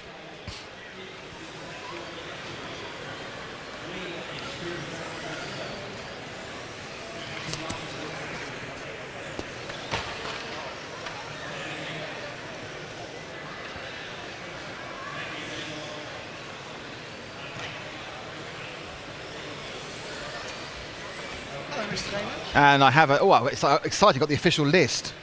Ooh. Is that officially enough for you? That's fun. So, at the end of this race, I'll give you the rundown of who's doing what, but already Olowski in the first heat of round 4 is laying down the marker. In 2nd place, it's James Hart, and he's finished. Bandera's 3rd, Exton's 4th, and Olowski wins 4. So at the end of round 3, it was Ollie Payne, Dave Spashett, Mark Stiles, Adam Catchball, Michael Olowski, Andy Murray, Steve Lander, who all had 2 wins, because there's 1 drop score in there. But people who were dropping a win were Ollie Payne, Dave Spashett and Michael Olowski. Olowski's now got 4 wins out of 4. So he is very much in pole position.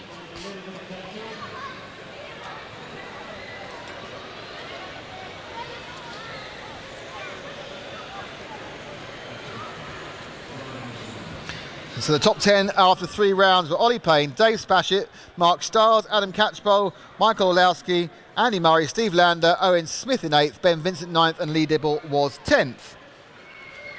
Okay, clear the pit lane, please. As we visit, as Michael makes his regular visit up here. Well, people are going to talk if you keep coming here the whole time. It's just going ridiculously well, isn't it? Yeah, it's going well. I mean, now got again lucky in the start from 10th. Up to 4th on the first lap, and then just cruise around. So when you actually do you do anything different the first lap, or just wait and see what happens? Are you conservative? Are you aggressive?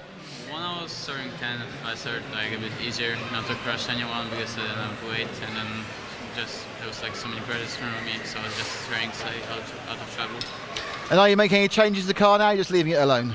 Maybe we'll do something because I think we're lacking a bit of pace, but we'll see. Michael, thank you very much. Well done. That's 4 wins out for Michael Olowski. Can't argue with that. I'm not sure why you would argue with it, but you can't argue. No, you can't argue with it. That's right, Captain Birdseye. Actually, not really Captain Birdseye. He had Whitebeard, didn't he? You're more Captain Haddock. It's Captain someone. Captain Haddock and Captain Birdseye. Are there any exciting comments on the? No, they're all happy, are they? They're talking among themselves. That's always the best way. Okay, right, so we're getting ready for race 32. We are well over halfway. We've broken the back of this one. Just a couple more. All I can see is pizza. For the GT12 World Championships. And someone's on pole. Don't know who it is, but I will know very soon. Won't I, Jan? I'm sorry, I've got it right 3 times. I'm getting it right like 2 out of 3, do you think? Well, it was 0 out of 3 really last year. So it's John Ergen, our fantastic camera person, and the leader at the first out was Tom Newton again. Oh, there's a crash of, I love the sound of Lexington in the morning. And so it is Bulmer who's leading from Newton. So Bulmer in the orange car. It's Newton in the green into white, and then the Splurge car in third is Michelle Snowden. I think we've got two or three lady drivers. Equal opportunities, RC racing, anyone can race, any age, any gender, and we also have a number of people differently abled as well. It's a great leveler. As long as you can hold a transmitter, any way you like, you can race. So as they go down the straight now, and leading quite convincingly now is Andrew Bulmer. He's pulled away from Tom Newton. And in third place is now Steve Lander, who of course had 2 wins already. So let's drop to third place. It's Steve Lander there, and the second of those cars that looks quite similar. He's got a green tail rather than a green nose. Lander's won 2 of the races so far, and obviously to keep up the Olowski has won 4. He's going to need to win this one, otherwise he's going to start dropping off the pace. So Lander, his first target will be Tom Newton. So it's green into white against white into green as they go down the main straight. The orange car's the leader, but the battle is for second at the moment. At the end of the straight, go round the hairpin, through the infield section for the S. This is the S in front of the driver. Oh, when Lander looks at the inside. Now he wants to make it clean because he doesn't want to lose time. Already the back marker's getting out of the way. So Steve Lander, much, much quicker than Tom Newton, but he's still got to get past him. Newton holding the line nicely. Lander, went for a gap that he hoped was there, but pinged off the barrier. And Newton, by keeping his line, was able to prevent Lander. Lander makes a second mistake. So Lander now needs to calm it down, think it through, relax. He's got a lot of ground speed advantage. He's still got 3 minutes 50, and he's already on the back of Newton again. He needs to get through so he can start getting at Andrew Bulmer's lead. Oh, and that's just, he's looking for gaps that really aren't there. And now he's got to do all over again to catch up. Drop back to Lander, who's just one behind. That's it now, the white into green with the black wing. So Lander now has dropped back, but more importantly, he's about 5 seconds off the leader. So he's now looking at best possible result second, unless there's a mistake from the leader. Though he has still got over half the race to go. 3:20 to go. He was 1.81 seconds behind before, this man in third, and this time round it's 1.79. He needs to gain more than 200ths. But obviously as cars move into traffic, there's chances. Still leading is the orange car of Andrew Bulmer. We're watching the third place man of Steve Lander. He's got 2 wins already as he attempts to try and get back up to Tom Newton. He's been there twice before, couldn't get past. Both times had accidents which sent him back. The second one quite serious and quite a long way back, but he's still trying to get there. The lead went down to 1.31 last time, 1.16 now. So he is catching up. The white into the green car, just going round it, just underneath us now, is beginning to catch up the second place man, which is the green into white. The all orange car is happily in the lead. Andrew Bulmer. But certainly now Lander getting much, much closer to Newton. He's been close before. He's got to find a way of getting round to get those 2 points. 2 minutes and 14 seconds to go. So he's got plenty of time, plenty of laps. As he now comes through and down the main straight. So as you can see, it's now visual distance, target acquired. So he looks to get up the inside. Now, the important thing really is to avoid an accident. I know it sounds obvious, but so far he's not actually hit Newton, which is good, but he's hit the barrier several. He got sucked into a problem. And this time he's trying a 4-corner pass again. Newton holding an excellent line there. So basically going a thou shalt not pass the Lander. And it's green into white and white to go the straight now. And Lander, he's got him side by side. Now can he hold this straight? He can. Can he cut in? Oh, he does. No, he should keep going. I think, well, that's very sporting there. And Newton let him go, so Lander now gets through. Kind of a 6.5 dozen the other, but sportingly Newton waited. And Lander has second, but I think that's as far as he can go, the minute and 18 seconds to go. He's 4 seconds off our leader, who's Andrew Bulmer. Let's pick up the leader, the orange car down the main straight, that's Bulmer. Because unless he makes a mistake, he's not going to lose 4 seconds of a lead in the minute and 7.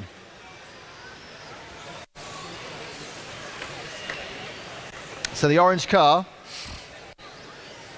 Bulmer, is led from the off. He's been helped by mistakes by others as they try to come through the field.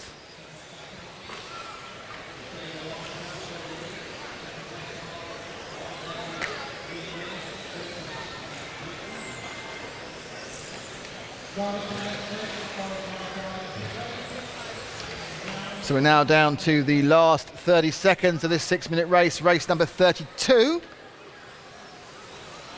And our leader is just going over time at the bottom hairpin and coming on the infield, the all-orange car of Andrew Bulmer.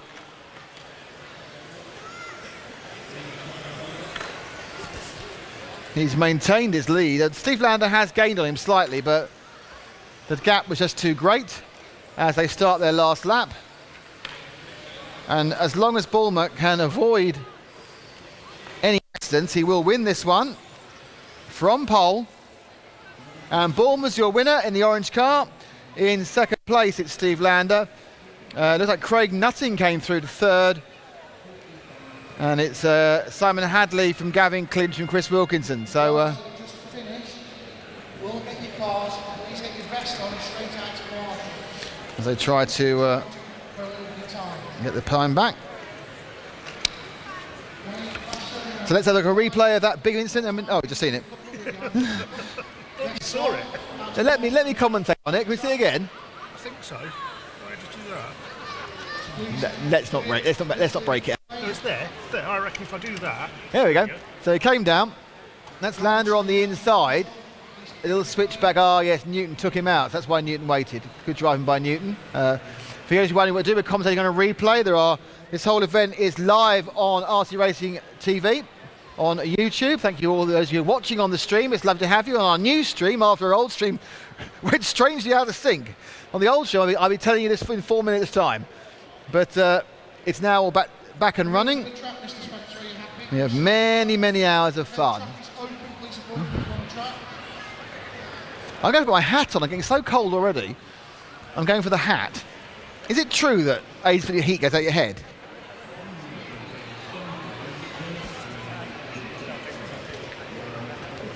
All around my hat. It's the only time of the year you can use one of those. And the Neo. Oh, Neo, Yeah, we had a lot of woolly hats made. We haven't used them very much. Not much cool for the middle of July in Italy, is there? No. So we are getting ready for race number 33.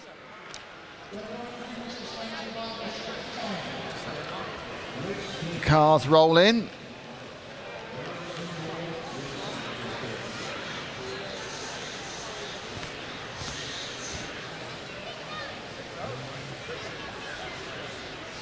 And once again, as soon as I know, I will tell you who's actually doing anything. We're at time. Oh, we're 10 seconds. Exciting. Isn't it? Yeah. John there, absolutely with it. Still thinking of pizza, even though it's 4 hours away. Minimum. Could be 4.5 hours away. And race 33 gets underway. And the leader is Nile Cochran. And there's a blue and white car in second, and I'll tell you who that is at the end of the next lap. So Cochran leads. Second place is Aaron Turner and Dave Foster.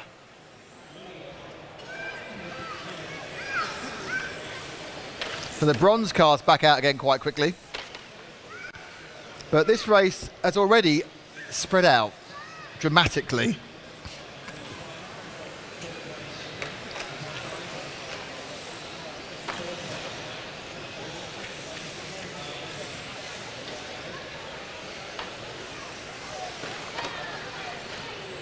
So your leader, well actually in fairness, the second place man of Aaron Turner is beginning to try and make a bit of a, drop back one car, John.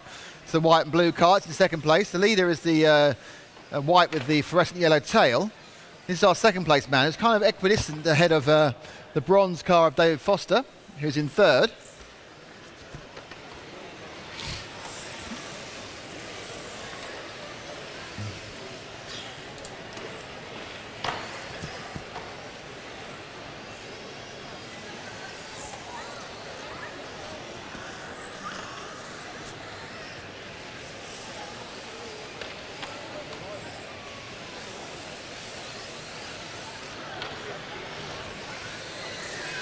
So Foster now on the main straight with the bronze car, beginning to gain on the white and blue of Aaron Turner. Cochran still leading. On the screen, it's right, so second and third are right together now as they go about on the straight. The white and blue and the bronze. Foster trying to get up the inside of Aaron Turner. Turner says no thank you as they go on the infield S. And that was a mistake, and there he's gone. And that was kind of a gift in the end. He kind of almost turned into the barrier, and he's done it again. So any chance to snap back's gone as well.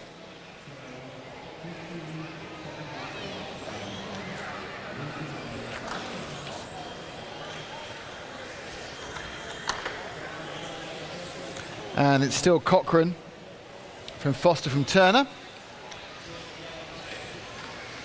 And there's no real battle going on. Oh, no, hang on. Actually, Foster had a slight error there. I'm wondering if Neil Diver just got past Turner. Oh dear, there's something not on the track anymore. Yeah, Neil Diver and Aaron Turner are very close together. Let's pick up that battle there between the blue and the white.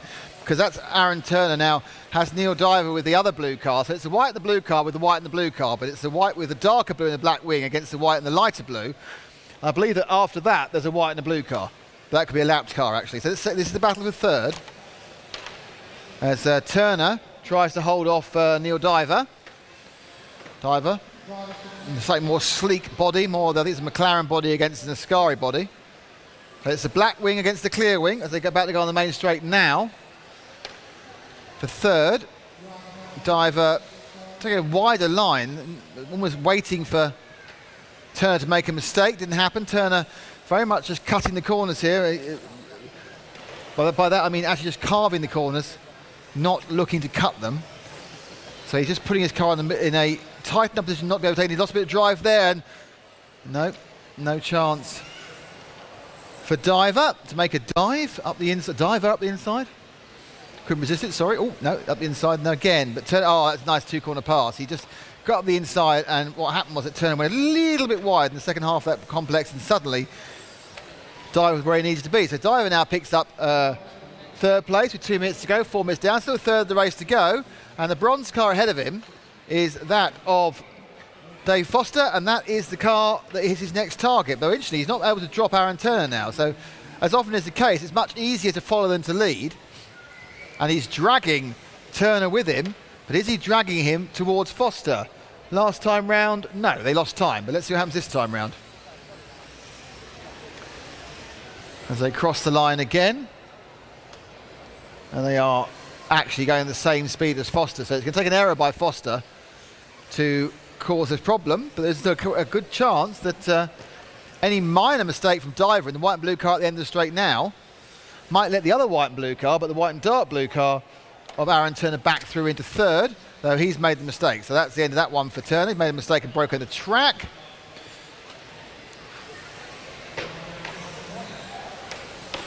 And our leader, with a minute to go, is, I think that's the leader at the end of the straight there. Is that him there, coming around the infield? White into, yeah, it's white into yellow behind the orange car. That's our leader. It's our glorious leader in many ways. And there are about half a minute to go. It's Cochran, Foster, Diver, Turner. No real change there, and they've been spreading out a little bit as well. We're with the leader. Goes down the straight. Hitting speeds probably at the velocity is about just under 30 miles an hour as he turns right at the end of the straight. These cars get from 0 to 30 in way less than a second. That's the joy of electric motors. Instant torque, and there's quite a lot of it.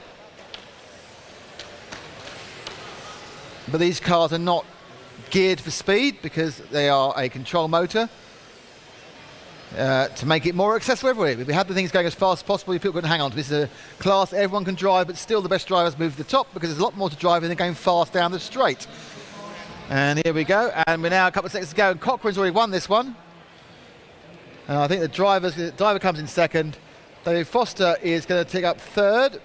I say that, he does, and Aaron Turner is fourth.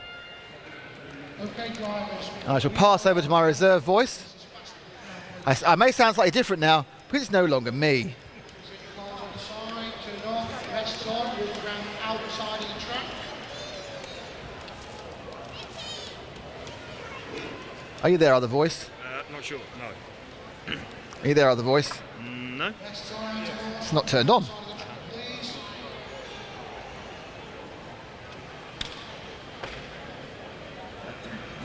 that better? Yep, that appears to be working. Okay, thank you, Nick. Thank God the voice.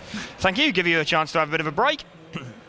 Okay, so just had Nile Cochran win that one from Neil Diver. So a few more track repairs going on out there. It's been a race-long weekend. Long race weekend and a weekend-long task, keeping the track open. So we've got Nile, the winner of that last race, just come up to see us. So good win for you there, Nile? Yeah, first win of the day. Yeah, okay, so that's good. Get a point on the board. Looks like you had a fairly decent gap there from Neil in second. He made his way through second in the end. So yeah, that's good for the team as well, I suppose. You're sort of pitting with Neil, so that's working quite well. Did you have a fairly clean run, or? Yeah, it was nice and clean, no issues, so happy with that. No, okay, good, fair enough. So hope the rest of the weekend goes well for you. Thank you. Okay, so Nile Cochran there, chairman of the BRCA GT12 section. So wins a race. So format for this weekend, remember, is try and win as many races as you can. It's always the aim. A win for 1 point, 2 points for second, 3 points for third, etc. And out of your 10 races, your best 8 will count at the end of the weekend. Fastest times can help in the event of a tie break, but aren't strictly necessary. Might start coming into play a little bit tomorrow. So track is now repaired, it's finished, so straight into 10 seconds.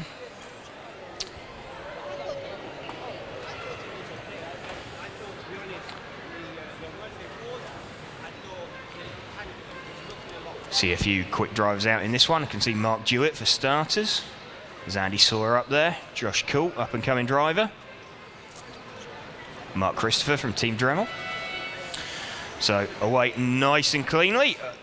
Bit of an early mistake for him. Looked like third or fourth place car. Turn around in front of traffic. That's never good, but everybody seems to have made their way through the chaos okay.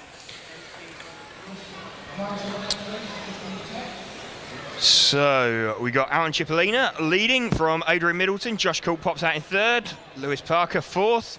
Mark Dewitt fifth. Andy Sawyer sixth. Richard Isherwood seventh. Mark Christopher eighth. Gary Deering ninth. George Munns 10th. So really good battle going on for the lead. And Josh goes from third to first in one move. A stonking move there. So I took advantage of the door being opened. So leader now Josh Coult, the mainly white coloured car with the purple roof. He's out on the main straight now. So Mark Dewitt in second place. Half a second behind him. So lead battle now coming through the infield out towards the main straight. So Josh running a Schumacher Atom and Mark driving one of the Zen Racing cars.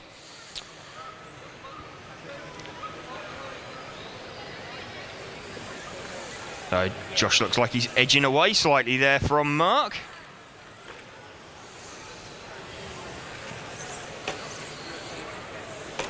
And Mark's just hooked a lap up and closes the gap down again. So lead battle is going on out on the main straight now. They've got nice clear traffic in front of them. Bit of action going on in the middle, so we've got some marshals out on the track. Josh driving really well out at the front here. Little barrier tap. Doesn't cost him anything. So back marker gets out of the way, so lets the lead battle go past. So Mark now trying to find a way past Josh. Looks like he's got a little bit more horsepower at the end of the straight. Still can't find a way past though. Quite difficult to pass out on this circuit if the other driver keeps it clean. Small mistake from Mark coming onto the straight there. Lets Josh get away, have a tiny bit of breathing space. But Mark straight back on him later on in the lap.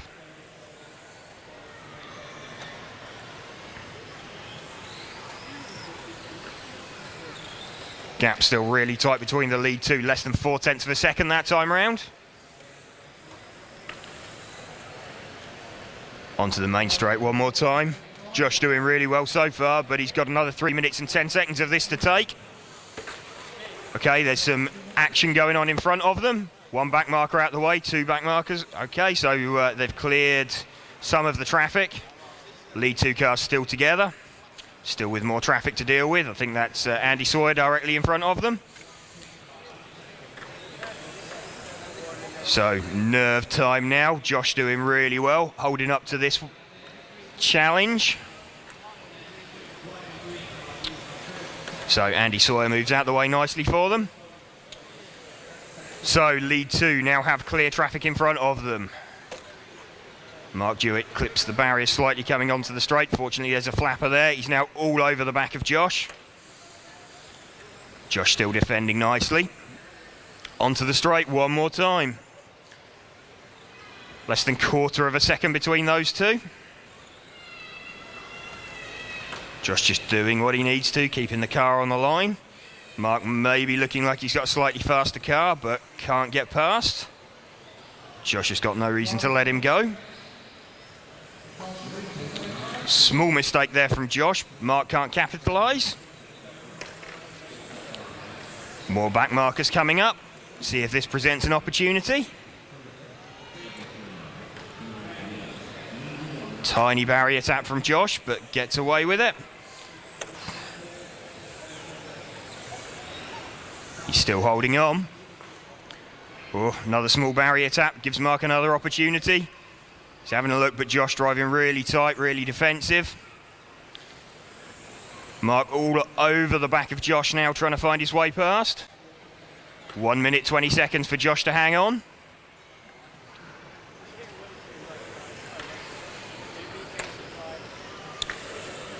Getting really tight out there now. 1 minute, 10 seconds. Gap between these two doesn't appear to have been more than half a second.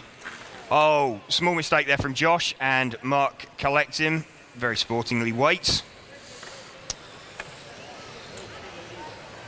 So, into 50 seconds. Lead battle still going on. Mark now right back on Josh again. 45 seconds. Great driving from Josh here to hang on from Mark Jewett. Mark very experienced.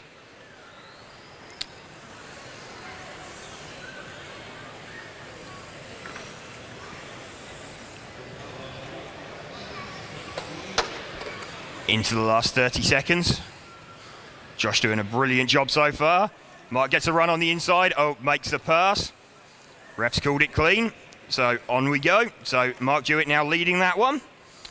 So got a slight gap on the inside, opened the door. Josh tried to close it, but there wasn't space there. Mark's car was already alongside. So Mark Jewett now in the lead of this one. So pretty cruel on Josh there.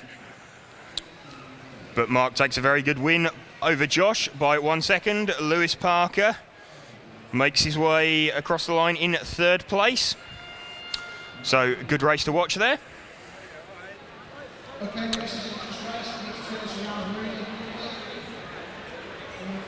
So just doing a bit of a turnaround on the rostrum, getting all of the drivers off. Next lot of drivers back on again. Again, a few more track repairs going on out there.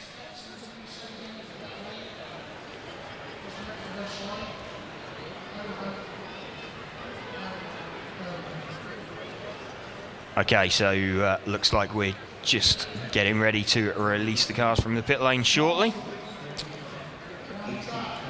Who have we got heading up there for this one? I can see Aidan Ripley on the rostrum. I can see Kieran Manders. Ben Vincent's up there. I think we've got Greg Williams. So got another bunch of quick drivers. So it should be a good race to watch. Fantastic. Right. Hello, Dewey. Good afternoon. Good afternoon. Well, that was a pretty close race. It certainly was. Young Josh held it right on the line for the entire 6 minutes. He did, yeah. That was it was a good move by you in the end. I had to squeeze him very hard. You did, but it looked fair. He tried to close the door, but just a little tap. Yep. Definitely. But no, Josh definitely doing well. I'm getting a bit worried about him myself for next weekend. Absolutely, they're coming on leaps and bounds. Yeah. So no, good to see. Car looked good. So. Well happy with it. Yes, that's the best it's been all weekend. So I'm quite happy. Okay, good. Thank you very much. Cheers, Jim. Okay, so Mark Jewett there, winner of that race. Very close gap from Josh. So cars just forming up on the grid. Let's see if we can pick out some of the quick guys. You can see a car in P4, it's Ben Vincent. He's going to be one of the people we'll expect to see at the front. Kieran Manders, I think, starting P3. So cars third and fourth, we're going to expect to see those as fast cars. There's others out there too. Just struggling to spot them at the minute, but I'm sure that will become clear fairly early on. Aidan Ripley, the all-pink car, P8.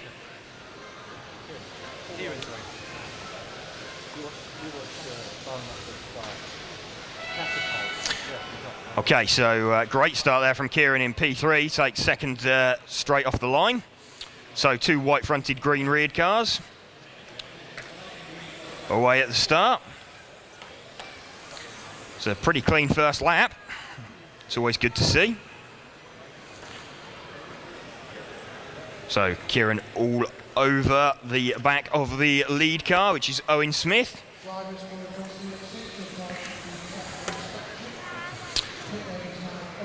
So 2 guys we called as potentially quick guys, which are Kieran and Owen. Okay, so we've now got Ben Vincent leading that one. Kieran down to third. Looks like he had a bit of a coming together. We've got Aidan running in second place.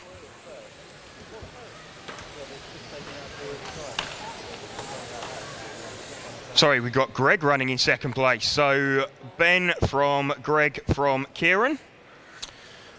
Car in running order. So Ben going away at the front. He was very quick in the last round of races 2. Took a win from Marcus Mobas. So Ben away and flying at the front of the field. Kieran running second now. Looks like Kieran's just taken second place from Greg. So Kieran looks to have had a very quick car all weekend, not necessarily put in clean runs to make the best of it, but he's got a good opportunity now. See if he can do anything to start hunting Ben down.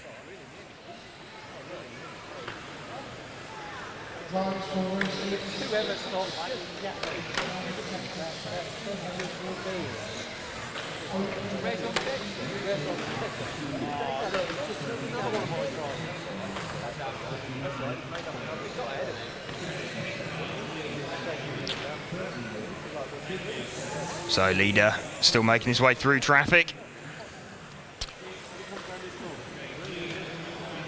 Okay, so leader is this car just coming around under race control now. So leader out on the main straight.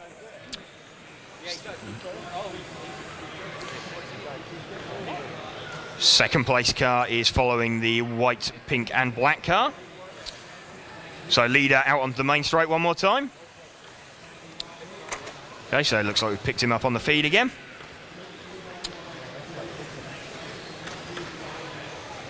Okay, so Kieran makes his way through in second place. So it's Ben from Kieran from Greg. Aidan running in fourth place.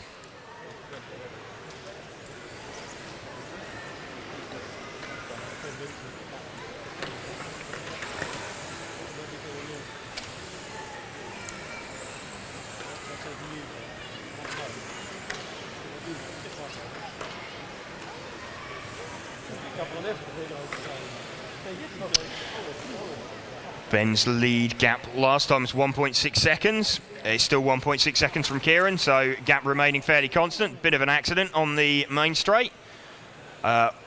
Was that... There's 2 very similar coloured cars out there. Was that the lead? No, it wasn't. Okay. It was the second... or it was one of the cars further down the field. So leader still on the straight. He's got a nice clear track in front of him. Nothing to worry about. Traffic even looks like it's fairly evenly spaced when he arrives with them. Kieran trying his best, but can't really make any inroads onto the lead that Ben has got. Currently at 1.5 seconds.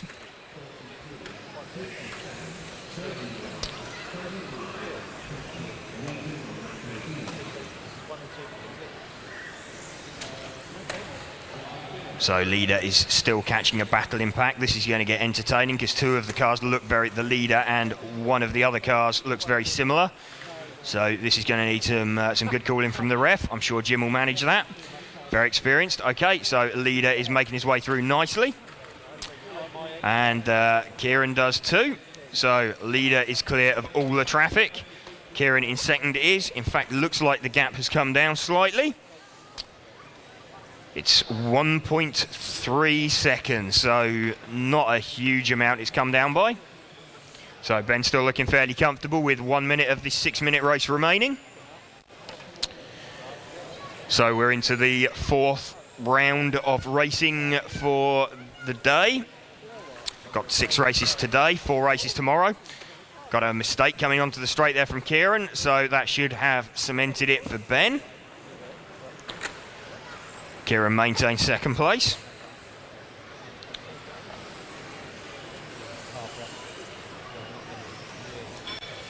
Greg Williams still running third, so Ben's got the gap up to 2.1 seconds now with that mistake from Ben.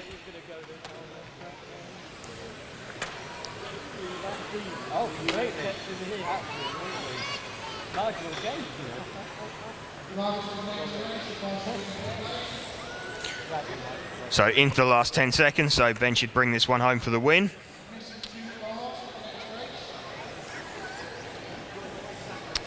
So Ben and Kieran make the extra lap, as does Greg. I think Aiden's just made it over too. So Ben takes the win from Kieran, Greg and Aiden.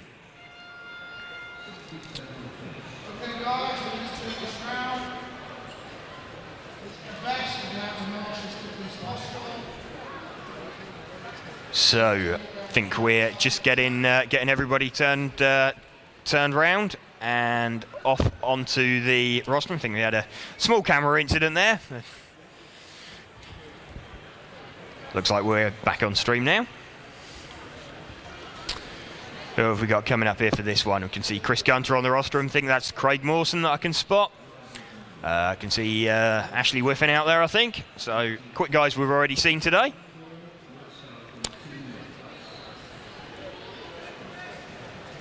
Mr. Spencer, track is open.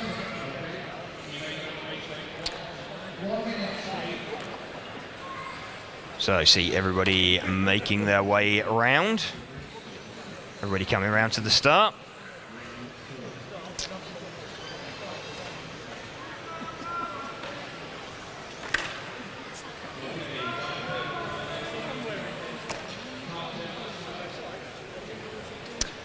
Looks like we've got Rebecca Hubber out there too in this run.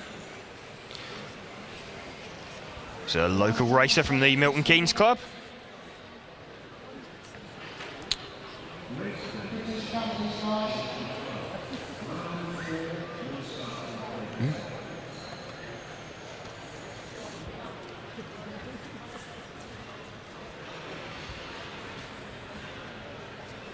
Okay, so just getting everybody formed up on the grid.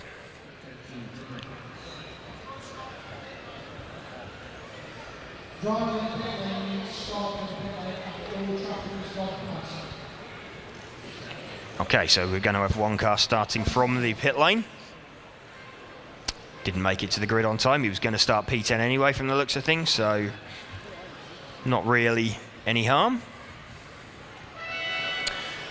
So all the way fairly cleanly off the line. Mistake there from the first place car, and the car that was in second makes best use of that.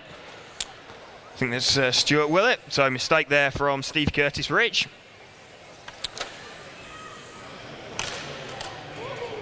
So Craig Morson actually leads that away. So it's the car from P3. Stuart Willett second, Chris Gunter third.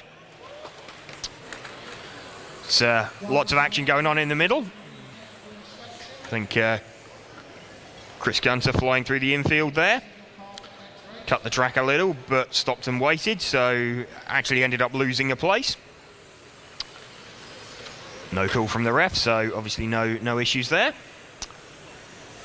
So lead car is Craig Morson. That is the car, I believe he's just the car coming round, just trying to pick him up now. He is the, I believe the green, sorry, he's the car, white fronted, yeah, orange centre, just coming through the infield now. Back of his car steps out slightly, gets away with it. Okay, so two very similar looking cars out there, but Craig cruising around at the front quite nicely. Chris Gunter up to second.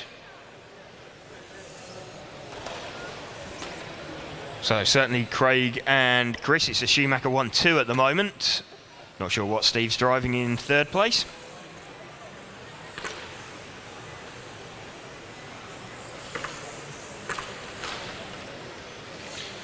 So Craig's got quite a nice lead. It's always a good feeling.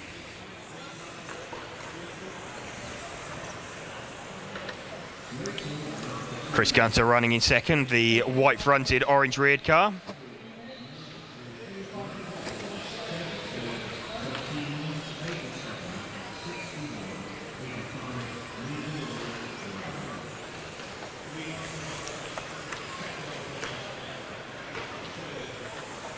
So Steve flowing nicely away through the infield there. Craig still leading this one quite comfortably. Chris not making any real impact on him. He's got over the length of the straight advantage.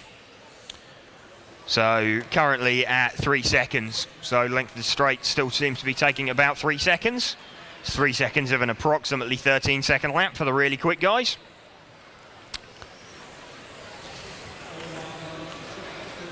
So cars hitting around 30 miles an hour on the main straight. Certainly at the start of the run.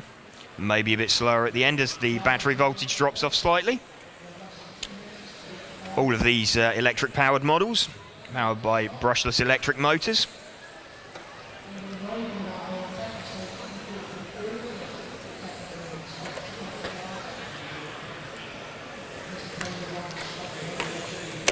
So Craig still making good progress through the traffic. Chris running in second, having a fairly lonely run, to be honest. There's not an awful lot going on around him. He's out for a Sunday drive, although it's a Saturday. He may catch this traffic that Craig's currently in by the end of the run, but looks fairly static. There's no real close battles going on with this one, unfortunately. We've got 2 minutes 10 seconds to go, and everybody's fairly evenly spaced out. So not an awful lot of drama in this one.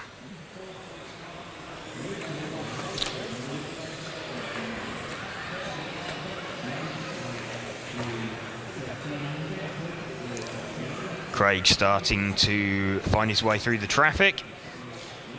So I suspect that might slow him up a little bit and let Chris close in on him, but Chris having some traffic of his own to deal with.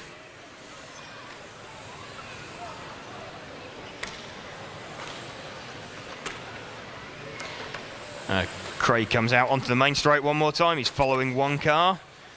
That doesn't get out of the way quite as cleanly as he might have hoped. But I'm sure he will do soon. Ooh, little tack. Not sure he realises that's the leader. I think he's just been told by the referee, so out of the way. So that's now fairly comfortable. He's got a nice clean track in front of him. He's got a barrier of 3 cars between him and the second place car.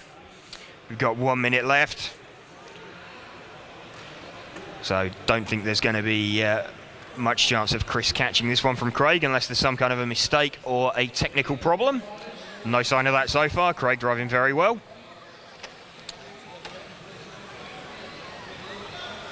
So traffic's starting to move out of his way a little bit easier.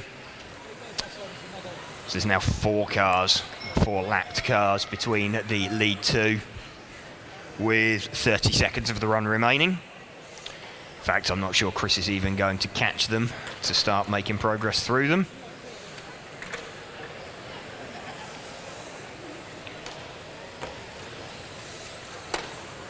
So Craig just driving on, cruising around, doing what he needs to.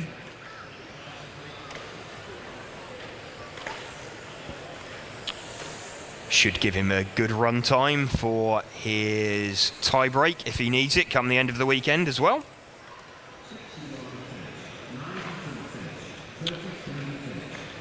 So makes it through onto the extra lap. So we've got Craig winning that one from Chris and Ashley. Okay, I think we're handing back over to Nick now.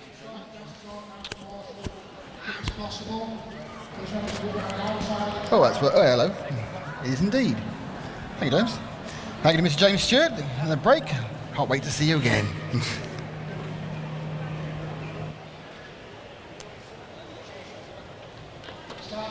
Just about to start race number 37. The winner of 36 was Craig Morson. Chris Gunter second, Ashley went to third. Andy Ryan was fourth, Becca Hubbard was fifth. And yeah, so we are here. This is the GT12 World Championship. Or are you watching from the outside of the arena here at the Centre MK? And it is the World Championship for GT12 cars. It's one of the types of RC racing vehicles. Races from all over Europe here competing for this premier title.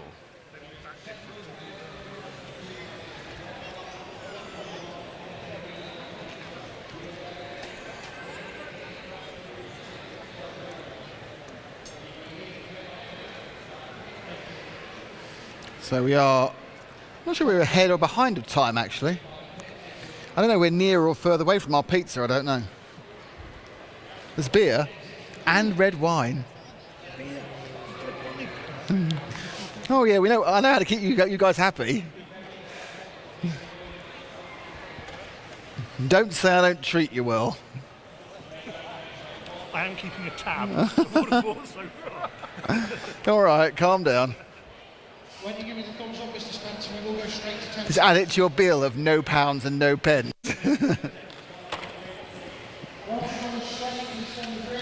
So we've got some car repairs, but still we're whacking along with race 37. It's going to get dark soon outside. And I think when it gets dark, the track's going to get dark. So two things. One, we may fiddle with the irises. And second, it's going to be dark. But I couldn't see that when it was light, so I'm not sure it's dark. Walk around the outside of the track. You know you have to press that to make it live, don't you? I want them to see his little... That's good, that's fine. It was shimmy. Those of you watching the screen will see that there's a man with two men with a drill. We wait for race number 37 to get underway. The Adam Catchball's in this one. He's won a couple of races.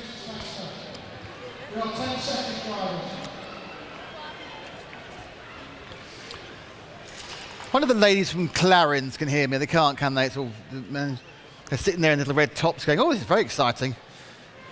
Radio controlled car racing.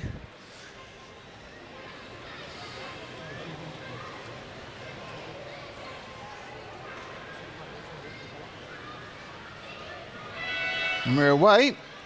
And the leader off pole is David Hall. And he's got a nice little lead now. So it's Hall from the rather splendidly checkered flagged and red painted car behind him. With a white and blue who I recognise as well. So Hall leads. Hobkirk second, Parnell third. So it's Hobkirk who's got the checkered flag on the side. Parnell's the white and blue, and fourth place Adam Catchball. So go back to second, third. Yeah, you're there anyway.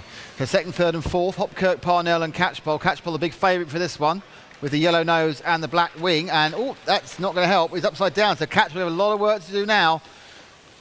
He'll be upside down for some time as he bounced off two other cars.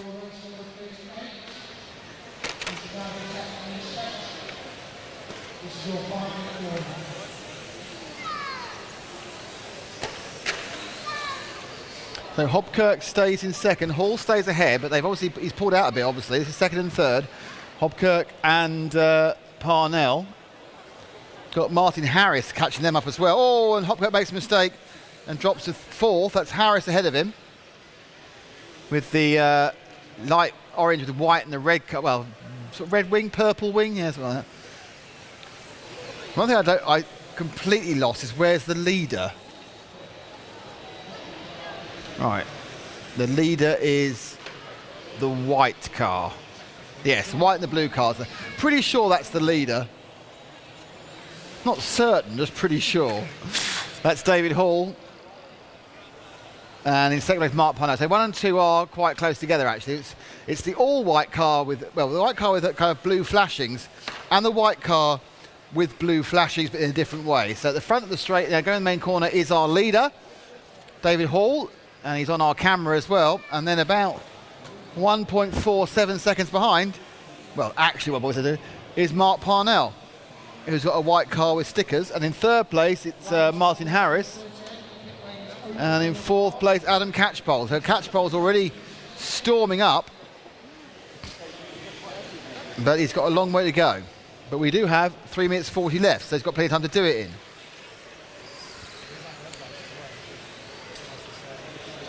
So let's drop back to our second place man, who's the white car with the blue wing edges, just there. That is Parnell, who has a lead of just 2 seconds over Catchpole, who's coming after him like a train, I think it's fair to say.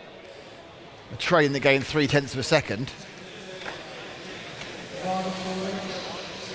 So drop back to the green-white car with the back wing behind 2 back. And this is Catchball. He's won 2 of the races already. Catchball had a big accident straight on, but he is the fastest man there. Gained 0.6 of a second the last lap, so he's getting very close to second place man, Mark Parnell. They come to the end of the straight there, the white with the blue wing and the yellow into white into black of Catchball. He's still got half the race almost to do this and 2 places to make up. So Catchball now right on the tail of Parnell. Will Parnell fight him or will Parnell let him go? He can fight if he wants to, there's no reason not to. And Catchball getting as close as he can. Parnell holding a line, but Catchball's got a little, swept across his nose there by Parnell. So Catchball now has seen that he's not taking, that Parnell's taking no prisoners in the white with the blue wing, the yellow, white and black, and Parnell, they've got some back markers. Catchball got a little bit of extra speed. Oh, and that's a bit of luck because Parnell got involved in someone else's accident and Catchball popped out again, and there he is now coming through here in second. But he now has to try and catch up David Hall, who is the next car ahead, and there's 2 minutes to go, but Hall has 3 seconds lead on him. So Catchpole's going to need to put in some pretty cracking laps now. So 3 seconds to make up in under 2 minutes. David Hall is a 14.15, a 13.6. So Catchball picks up half a second in that one. Makes a minor mistake, but he needs to pick up half a second a lap to get there. Down the main straight, that's your chasing man, Adam Catchball. That time round he gains just a 10th. Hall, we saw some of the error though, but so Catchball really needs to find some speed. He's got 1 minute and 22 to catch up the gap, which was 3 seconds. Hall completes a lap in 13.85. Catchball 13.4, he's gained 0.4 on him, so it's coming ever no closer. An ominous sound for Hall. Hall's the white car with the blue flashes on the main straight now, and your second place man hits straight now, so again it's got closer again as Catchball inexorably gathers momentum and gets nearer and nearer to David Hall. Hall's lead down to 1.28 seconds there, that's not half a second, but of course, that old adage, catching is one thing, overtaking is something else. There's more back markers, and you can see they're now in the same frame, I would think, as they go round, so much so that they now are so they're next to each other. So Hall's lead is down to 0.5, but you can actually see them together. We're going on the now. Hall now, Catchball now, white, all white car on the car with the black wing with the yellow nose, and this is the battle for the lead in race 37. And there's oh dear, and there's a lot of back markers, and Catchball gets through there. A bit of no fault of his own, but back marker confusion. Oh, and now he's hit himself. So that's 1-1 on back marker confusion. And back in the lead goes Hall with 17 seconds. So it's this one and one more. Can Catchball get through for the win? He had the lead very briefly. They're down the lead together. Catchball looking way around Hall. Hall darts in and tight as they start their last lap. with the win up for grabs. Coming up the infield now. Going through. Oh, the finish on he's waited. Great move there by Catchball. Waited, but maybe he's lost momentum. He's got 3 corners to it. Can he do it on the straight? It's unlikely now. And Hall is going to hang on for the win. And David Hall wins it. Catchball second. In third place, it is Mark Parnell, Roy Hobkirk fourth, and Lee Stokes fifth. So Adam Catchball will probably feel particularly aggrieved about that one because he had a couple of changes there and got smacked up quite badly on 3 or 4 occasions. So Hall wins from Catchball by 0.3 of a second. They were passed a couple of times, and then they weren't. And Paul's about to fall. Paul, if you're going to fall off, it's after the last race. Actually, no, I've got to pack up. It's even later than that. Oh, someone else got pizza. Around the outside of the track to Morson point, please possible.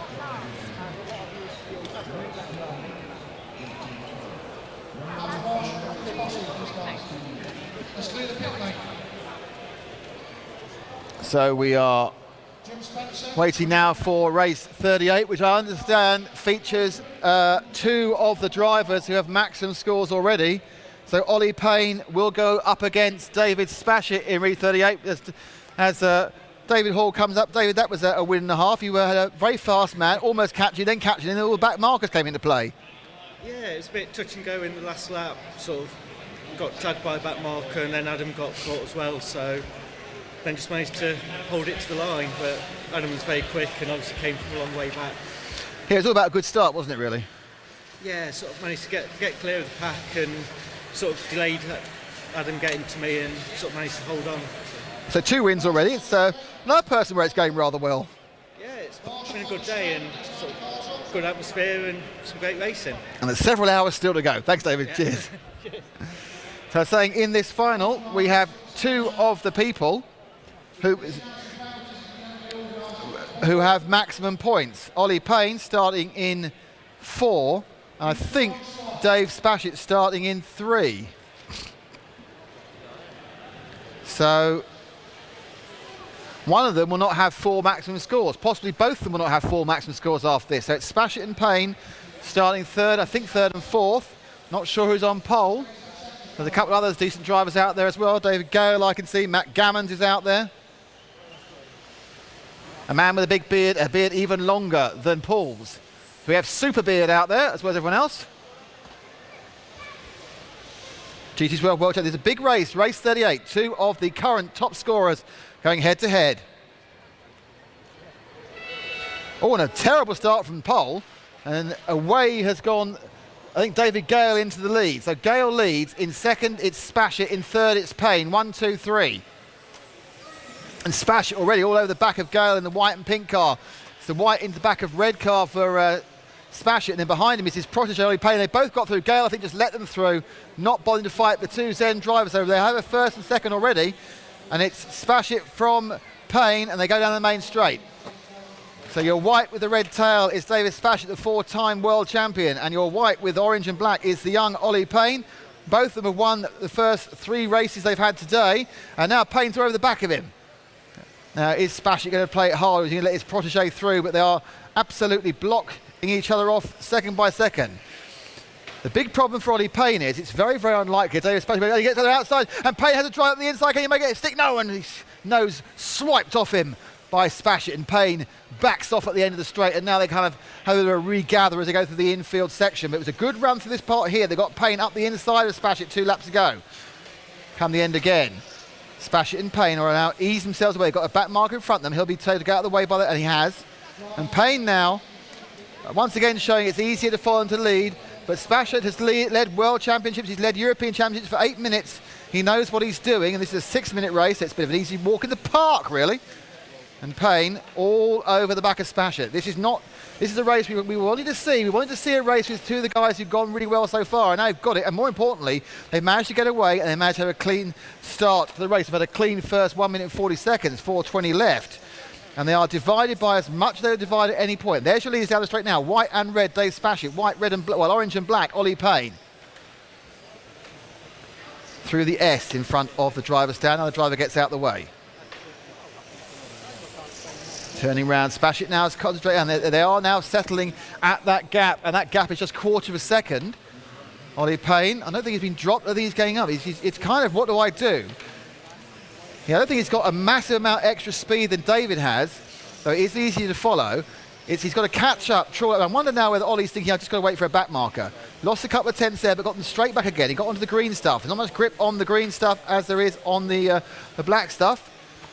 Due to the exceptionally cold floor, they're actually using tyre warmers on these cars. Never normally use tyre warmers in foam, but it's so cold because the floor is laid straight onto the tiles, and there's no heating in here. The only heating is our bodies and the sun as it comes through.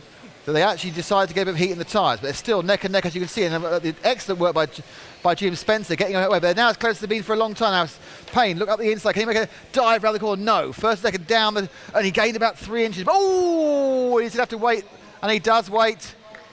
And that's very sporting. And then, of course, we need to go, oh, no, and it's all got a bit confused there. One of the back markers got in the way, but the net result is that Spashett did a 360, sit with Payne in second. Spashett did a 360. And then unfortunately Payne hit the back marker as well and then lost more time. So it's Spashett from Payne. And the gap now is probably up to 3/4 of a second. No, it's 0.9 of a second with 2 minutes 40 to go. Now my guess is that Ollie Payne might be able to trawl up the back of Spashett. And we're with Ollie Payne at the moment, the white and the orange, the black. The car you see flashing out of frame occasionally is the white with the red tail of David Spashett. Spashett now the leader has got 3 back markers. He's not losing anything at the moment. I think he may even feel a bit kind of like release now.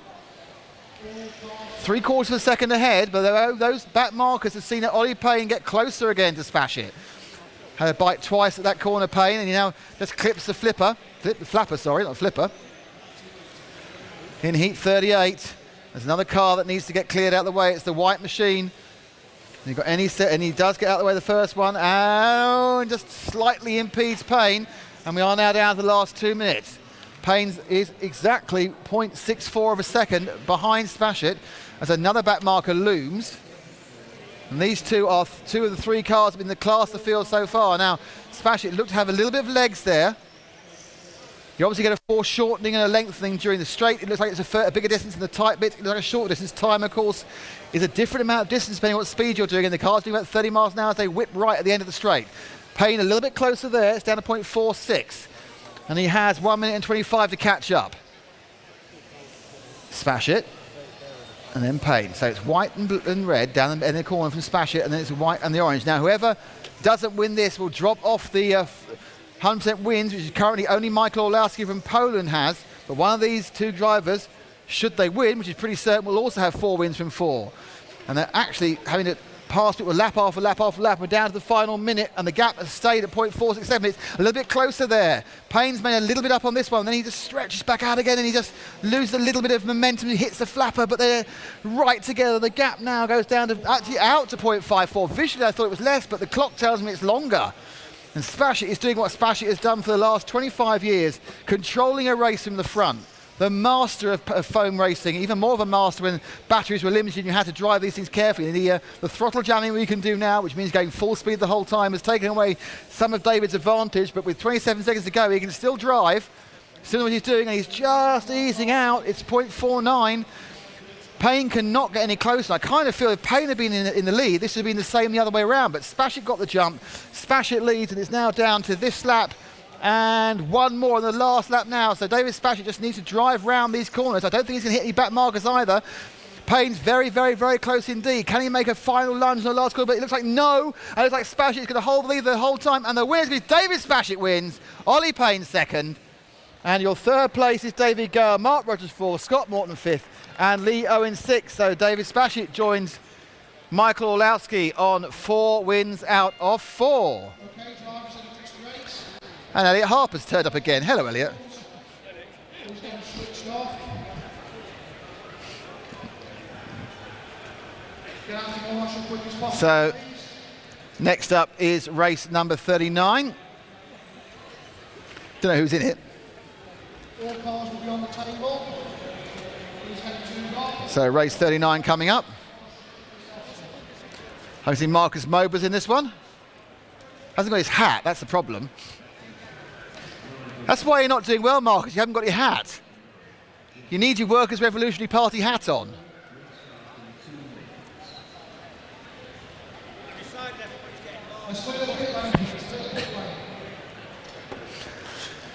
Look, I'm wearing a silly hat. Someone else ought to. So they're going to get the cars out on the grid for race number 39, coming to the end of round 4. A round that's going to see Michael Olowski and Dave Spashett tie for the lead, if you don't count drop scores, with 4 wins out of 4.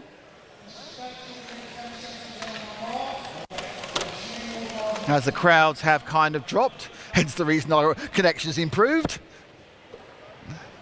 Marshall's on the straight, please be ready. Line these cars up next on. So Let's line up. now we have the next race as they try and get everyone going. I've no idea if we're ahead or behind the timetable. I think we're too far either way. I think we're not massively delayed in our pizza. And to all you who are watching at the MK, MK what? Centre MK. This is the GT12 World Championship. And a man in shorts. Are you sure about the shorts, sir? Yeah. It's blooming freezing outside. It's cold in here as well. He's got a jumper. He looks a bit, you know, bit trendy, bit of a hipster with the beard and the shorts. Not sure about that. Referees have been no one in position 3, so we have not got the 3rd position starter. Someone is not here. Car 71 it is, don't know who it is. We'll find out when they don't start at the end of the first lap. But one driver has a technical issue and has not started, but that gives a great advantage to the 4th place man. And they're away. And the leader loses immediately. 2nd place goes in lead, so it's Marcus Mobas who takes the lead. And for his first win. In 2nd place, it's the all-blue car. I think it's Rich Hicklin. So Richard Hicklin's not started this one. And it looks like Andy Murray's had another problem.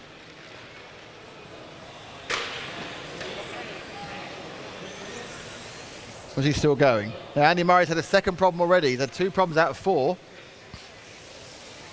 And he's won the other 2 races. So, Mobas leading by quite a long way. In 2nd place, it's Ben Elliott with the light blue car. And in 3rd place, it's Rob Jackson with the white interior. Let's concentrate on 2nd and 3rd, unless you already are. Thought you were. Nice work, John. Ooh, got your name right again. 3 times now. It's like Beetlejuice. Say your name correct 3 times, you turn into a monster.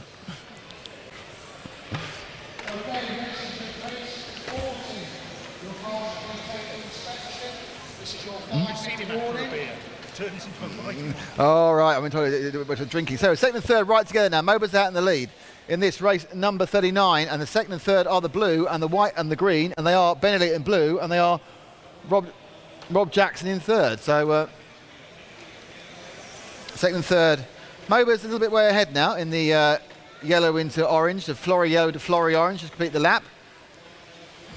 But Elliott has his own battle for 2nd place with Rob Jackson. He's winning at the moment. There's another car, I think that's the erstwhile pole man's got out of the way. They go down the straight now. It's going through the infield. It's a light blue car who's in the most interesting position. He's battling with 2nd and 3rd, but seems at the moment to be able to hold Rob Jackson off quite well. That's Ben Elliott.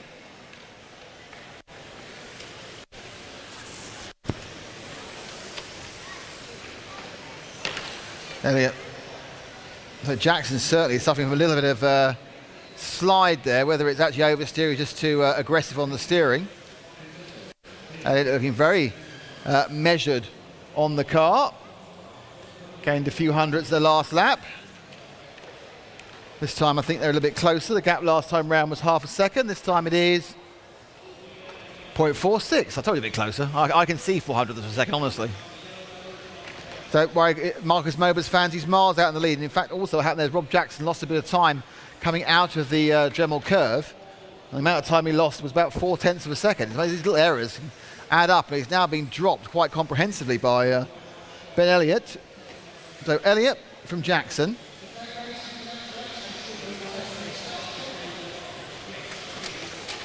And there's a bit of a flyage of various people.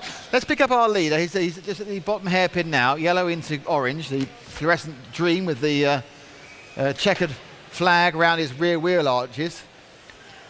Someone's had an expensive paint job to pay for.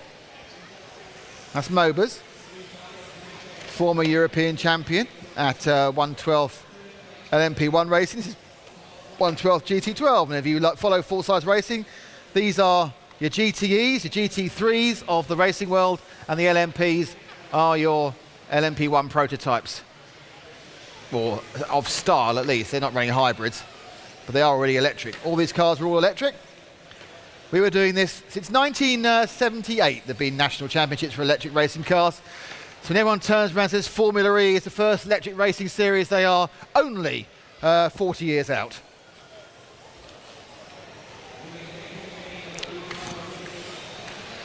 So Mobas winning quite comfortably. Second place is very comfortable as well now. So after the excitement of the last race, only a slightly calmer one this time round. Mobas from Elliott from Jackson. Mottram in fourth, isn't particularly close either. Jackson's been dropped off second and a half. Mobas going quite well through the infield. Your leader is the bright yellow car with the orange, well, yellow and orange, down the main straight now. Second and third have got themselves in an equidistant battle.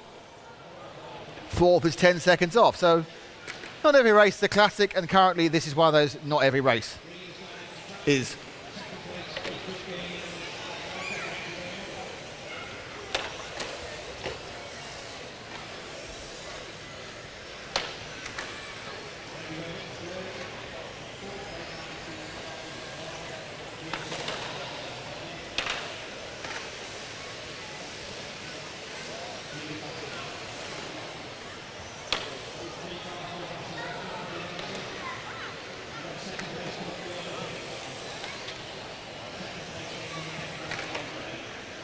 So Mobas continues the lead. Let's have a little time with our third place man, who is just coming through the infield now, and he's going to go under. These are two green cars, the front of the two green cars there. That is Rob Jackson with 40 seconds to go. As the car slams the barrier. I don't think he actually has. No, he hasn't lost there because Nile Mottram's a lap down.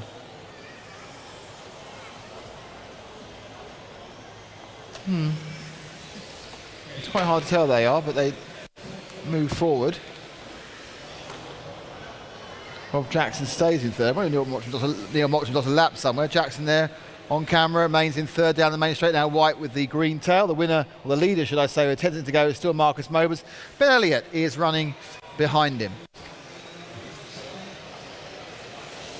As we come now to that 39, we're getting close to the end of the fourth round of qualifying. There's 2 more rounds to go today, then 4 rounds tomorrow.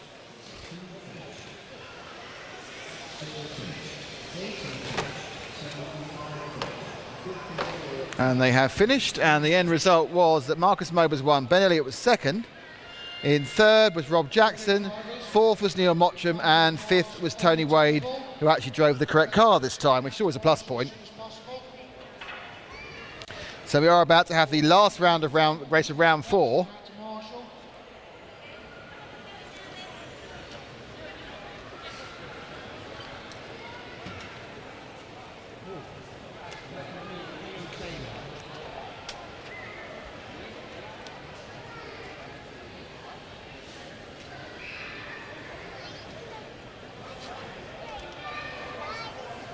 People rigging for taxis.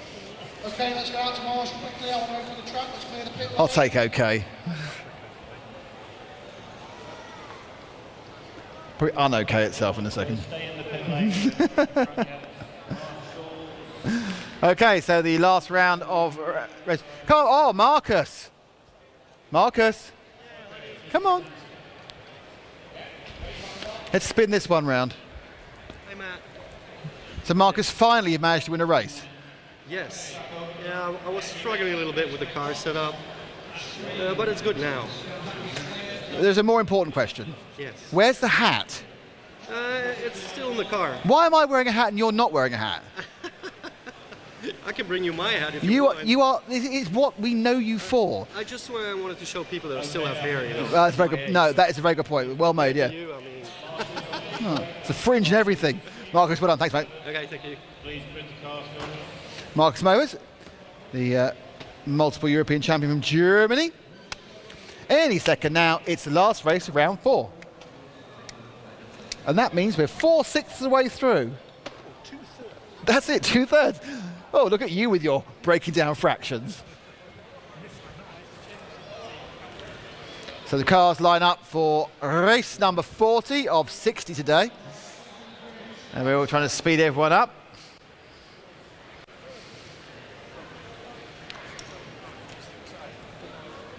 Lots of people looking to get lots of points.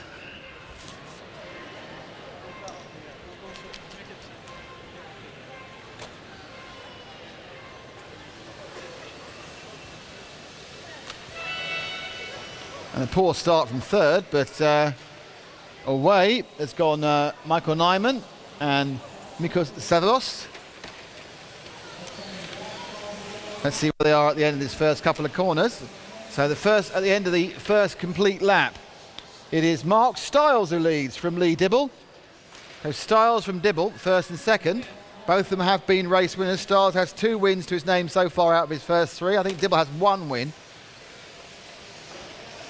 And Stiles obviously fancying himself for the overall championship, and this would be a 3rd win if he can carry it off out of 4. Dibble really needs to win this one to keep himself in contention. I'm afraid sometimes seconds don't count. Stiles at the moment pulling away. Reasonable lap times from Mark as well.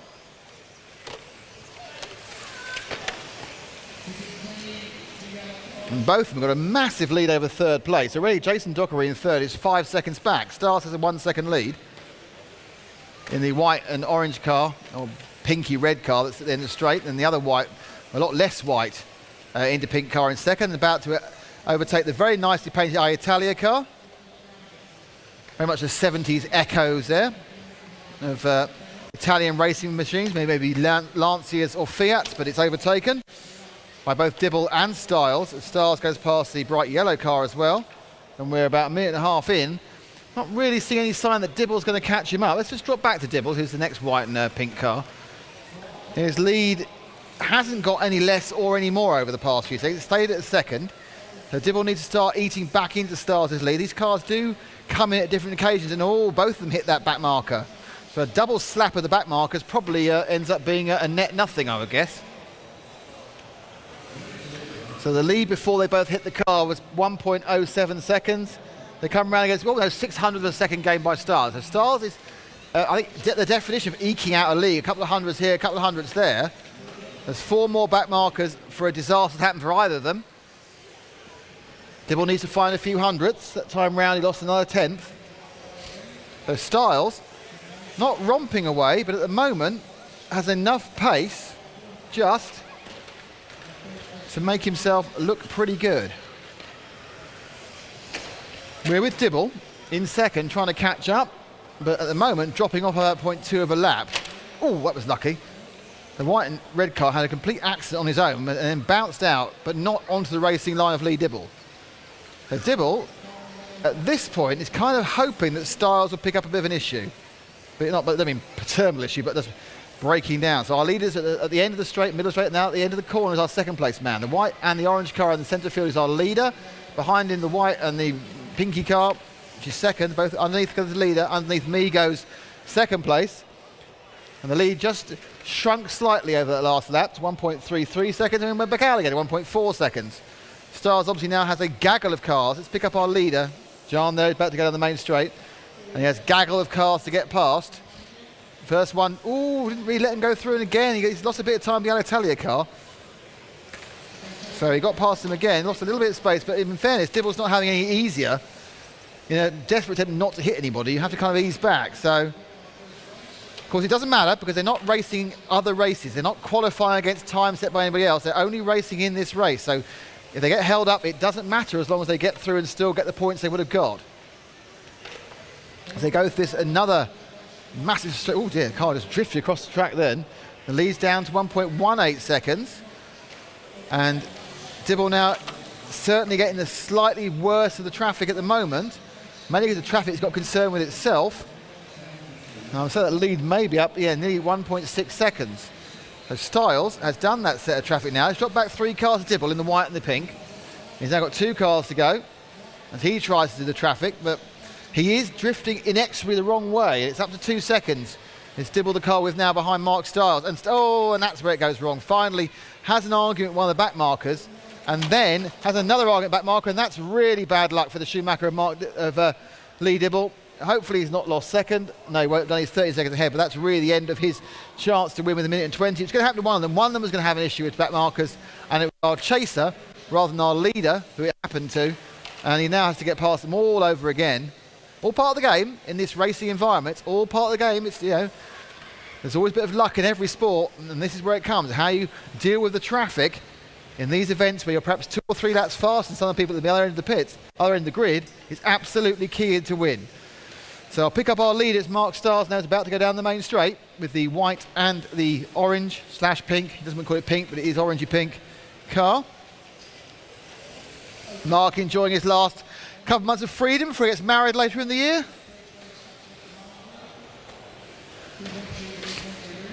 And again, got a bit of a break there. The white and red car, white car with the red wing bounced out of his way rather than into its way. Lead for Styles now up at around 8 seconds as Dibble has eased back off after those 2 accidents. Concentrating on securing second, not damaging the car. Styles about to pick his 3rd win up. He has this lap and 1 more, so he'll start his last lap, and it's quite likely that Dibble won't get this lap, so Styles sweeps around. And let's have a look. He has won this one. This is a victory lap for Mark Styles. A couple of minutes ago, the track getting a little bumpy at that top corner. And Mark Styles wins it. In 2nd place is Lee Dibble. Barry Lynch is 3rd. Jason Dockery is 4th. And Stuart Cartwright is 5th. And we end round 4. And then leap into round 5 with nary a gap. Is nary a word?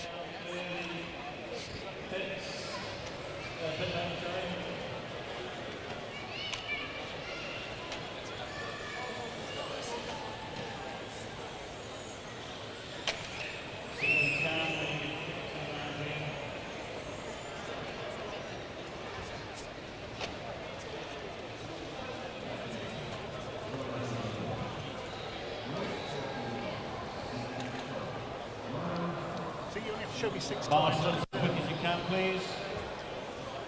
No track maintenance required. I think 26 times. Yeah, okay. Hold that car there. So at this point, as it is now, what, 5 o'clock, you think we'd be finished. But no, we've got 20 races to go, everyone. Yay! Okay, Marshall's round. Can I get a hey from... Let me get a... Go on. Hey. Oh, that's what we all love. A bit of yarn, haying. Go on, John. You can hay. Make hay while the sun shines. Yeah, I'm not sure what's going with that one either. But we're all enjoying the less people at the shopping centre because we've got marvellous internet. For those of you watching tomorrow, it might get spotty about 1:30 again. Hopefully less Sunday shoppers. Marshall's on the straight, will you please assist? Marshall's 5, 6 and 7, please assist with grid in your cars. So this is the first race of round number 5. We're 1/3 of the way through the day, Nick. 2/3. No, we've done that one. Yeah, it's a long one. It's all right though, because now there's no one here. The internet's great.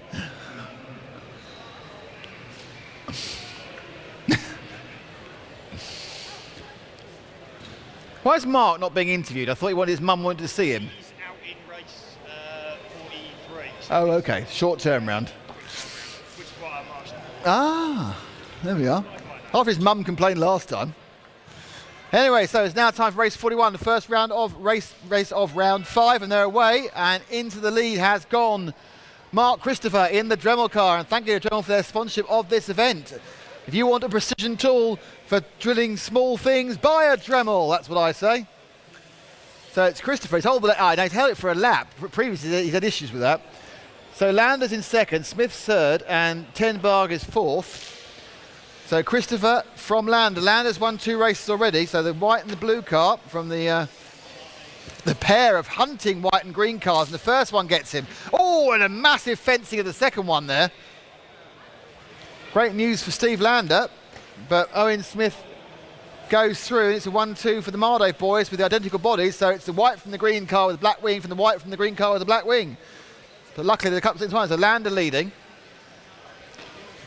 We're with second place man Owen Smith, Mark Christopher in third.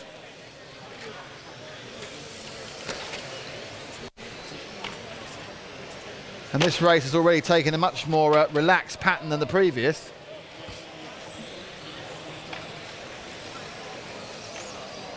Oh, Mark Christopher having a bit of a weird moment there underneath me. So the gap between the two cars is 2.1 seconds, and Steve Lander is pulling away. Now we could change we could go and look. Let's go look at Steve Lander, who's just the green and white car going through the infield now. And he looks exactly the same as the car we just looked at, because they are painted the same. He loses a small amount of time there with some kerfuffle with a back marker. And his lead was 2.13 seconds. It'll be less this time. Oh no! And then there's another kerfuffle with the back marker. Double back marker kerfuffles. So both he and the man chasing him, Owen Smith, had a kerfuffle with the back marker. So Lander leading. And that's in camera now. Smith's behind him in the identically painted car.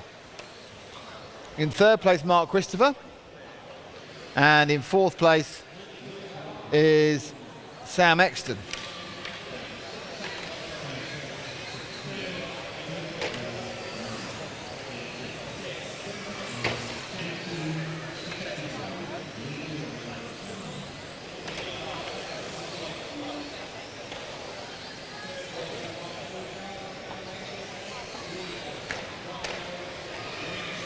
Some middle of the track problems there, but they are all. It's a bit of a cleaner race than last time, I think, because the differential in speed from the fastest to slowest is less. Steve Lander, though, on his way for his third win out of 5.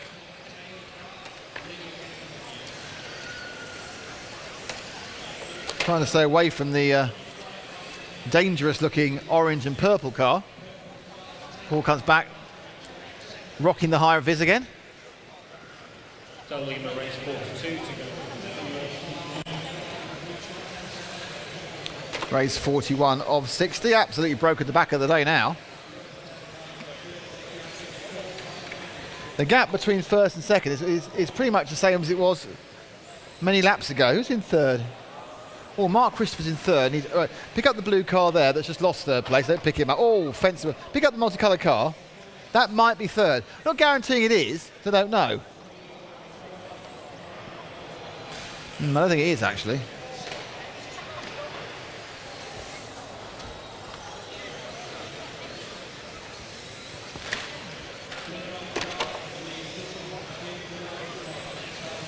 Okay, that white car there, that I think is our third place man. I'm not guaranteeing it, I just think it's our third place man.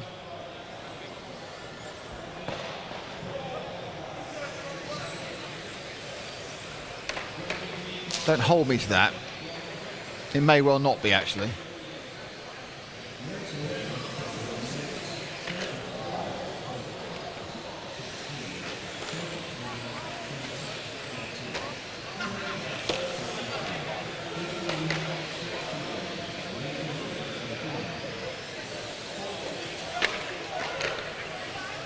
So third place man Sam Exton moving forward.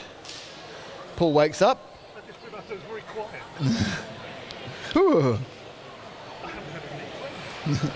It's always a plus point. So Steve Lander leads. Owen Smith is second. Sam Exton is third. Steve Lander is currently. Let's pick Steve Lander up in the lead. He's going through the. Is that him? No, that's him there, with the sticker on the wing. There's Lander. Pretty much the same distance ahead of Owen Smith as he has been the whole time, about 2 seconds. He'll take a 10th here and a 10th there.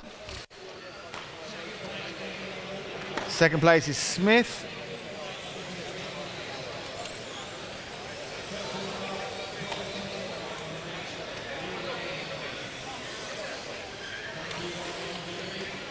So 1 and 2 are having a lovely time.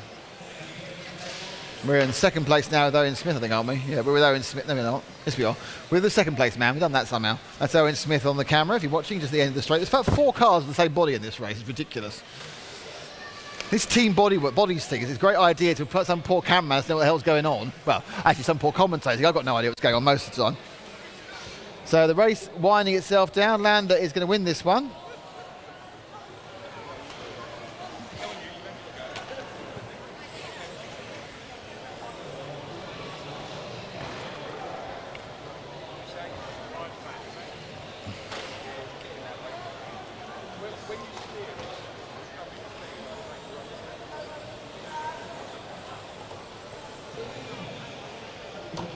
So Mark Christopher comes in fourth, Steve Lander wins, Owen Smith is second, Sam Exton is third. And there's a big accident behind me I wasn't even looking at. So Lander from Smith, from Exton, from Christopher, that's 3 wins for Steve Lander. What a jolly clever chap he is, winning 3 times. He has the 3 wins.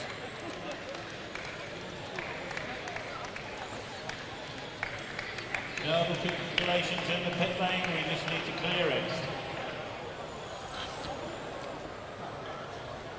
So as we continue now, we're about to start race number 42.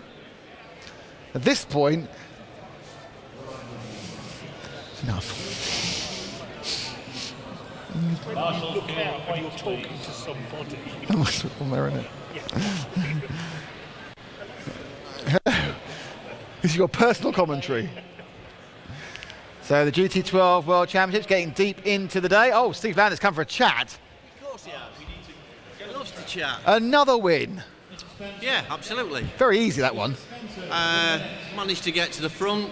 We've got a bit of a race strategy there. It was a little bit tricky because we'd got 3 identical coloured body shells that's on the grid. it's more tricky for us. Yeah, I bet. Can you not do that again? Unfortunately, we were entered into the team entry, and that means that we've got this to deal with. So yeah, but we managed to get a 1, 2, 3. Like then. different colour wings, the sort of thing they do for full-size cars. Like one has a clear wing, one has a black wing, one has a white wing. Then we have at least have a chance. Yeah, we did have a little bit of a painting error there by Tell Shells. We ordered a couple of white wings, but we didn't get them, so we're all on the black ones. Oh well, never mind. Just hope you have again. Well, anyway, thanks. Morday Venom working very, very well. All the team going really well. Enjoying it. Great, thanks Steve. Good man. Thank you. Cheers, Nick. That's 3 wins out of 5 for Steve Lander, and no wins out of 1 for their painting man. So, we've got an itchy ear. It's not important to anybody. We're getting ready now for the start of heat number 42. And whoever's in the lead, I don't know. Who's up there? Oh, Dave Gale's back up there again. Looking for a win, Dave.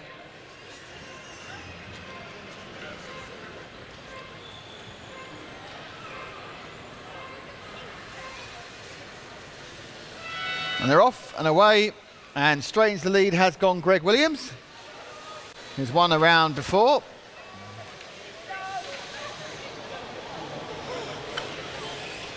It's Nile Cochran in second. I think it's Craig Nutting in third. They've all kind of spread out very quickly.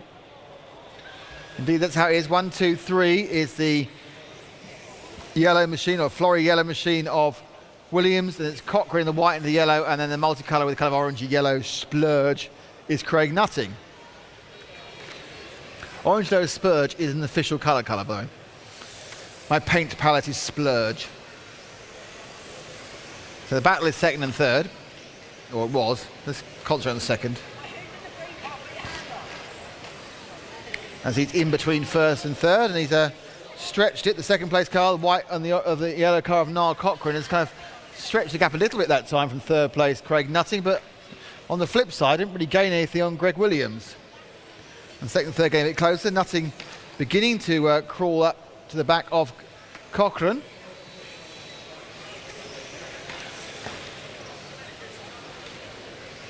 They come now through the Dremel corner underneath us here in the TV tower.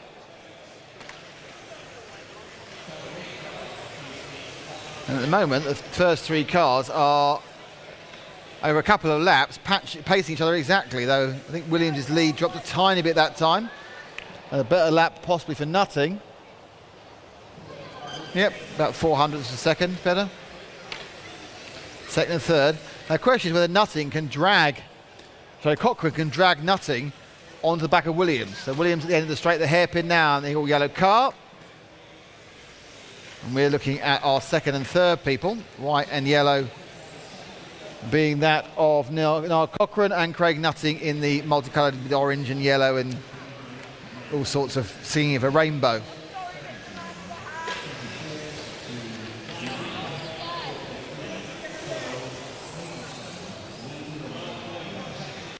And this time round, again, Williams, one of the back markers got out of the way so aggressively there, he managed to fall off the track. 1, 2 and 3 are together, and pretty much as I have been, equidistant. Certainly Williams is not getting away from Cochran or Nutting. On the flip side, has just tightened up a little bit over the last couple of laps. Williams has a slightly bigger lead over Cochran than Cochran has over Nutting, but it's not much in it. And the top three are covered by 0.75 of a second. They'll be tighter now because they've just ticked a little bit as well. So that's 1, 2 and 3 all together. Williams, Cochran and Nutting going through the infield. More back markers, more worries for our leader Williams. He's got Cochran now beginning to just get a little bit closer again. 6/10 covers the top three, and they are go down as a train down the main straight. 1, 2, 3, flip, flip, flip, and the distance now goes down to 0.4 of a second. So they're not getting much closer now to hit each other. And oh, that's it. Got past the back marker. So that's the yellow car leading, the white and the yellow car in second, and the yellow and the orange car and all the colours in between is in third. It's Williams in the yellow car, Cochran in the white and yellow car, and Nutting in the multicoloured car with the white nose. And they just stretch out again. Williams has pulled a little bit of a gap there as we just go over halfway. 3.5 minutes down, 2.5 minutes to go. Up the inside. And again, and it's quite good driving there because all the back markers are moved out of the way, and every single one has slightly unsighted Williams. He dropped a bit of distance, and then we saw Cochran coming behind him. And Nutting following up to really pick up the pieces again, going white, and got back on the line again, the yellow car, and that's worked well for Williams, that one.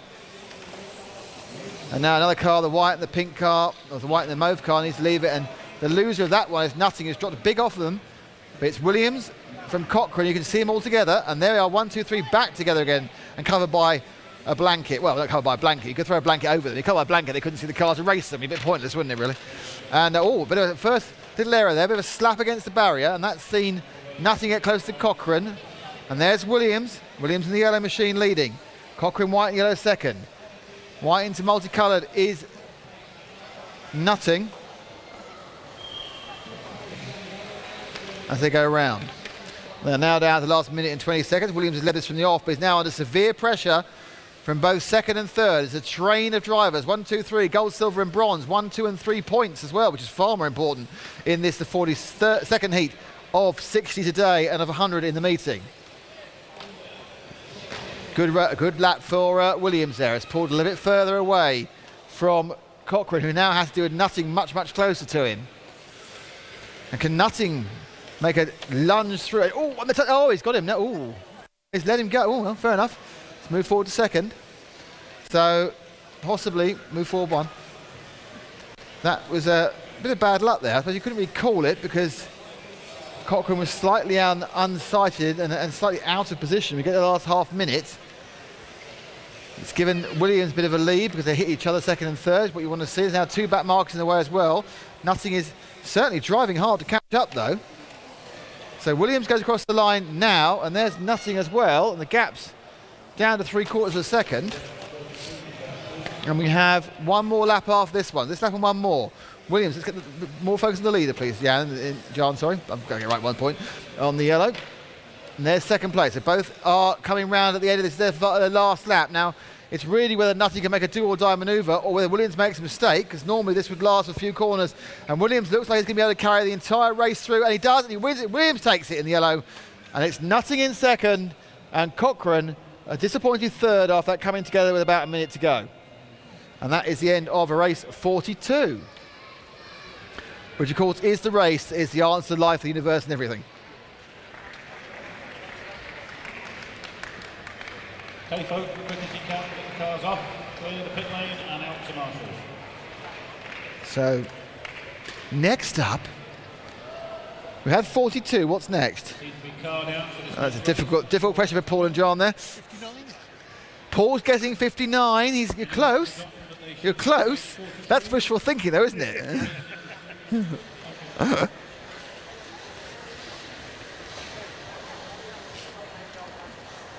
Out to Marshall, please, quick as you can.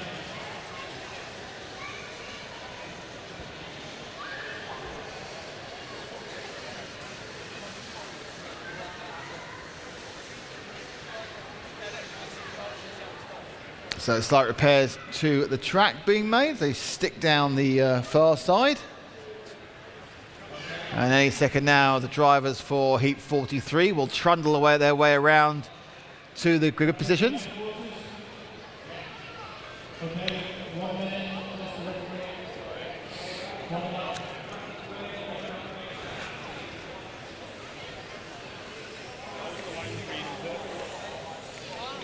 So they have 1.5 lap warm up just to clean the tyres off to see what the track's doing. It could have been half an hour since they've last been on, could be an hour and a half. It's very random where you come in each set of heats. Each round set every 10 heats. You'll race one in each set of 10, but you could be in the first one in one of them, the last one in the second one. And now drivers trying to find their position.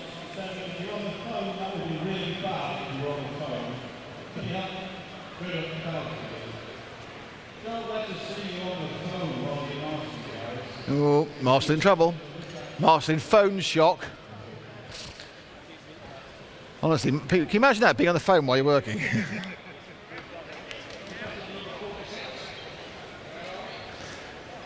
And it looks like we have a pit lane starter.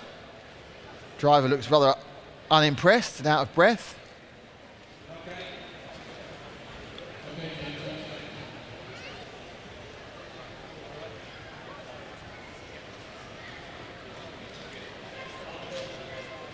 They got Mark Stiles in this way. They've just been out about 2 seconds ago. It's back out again.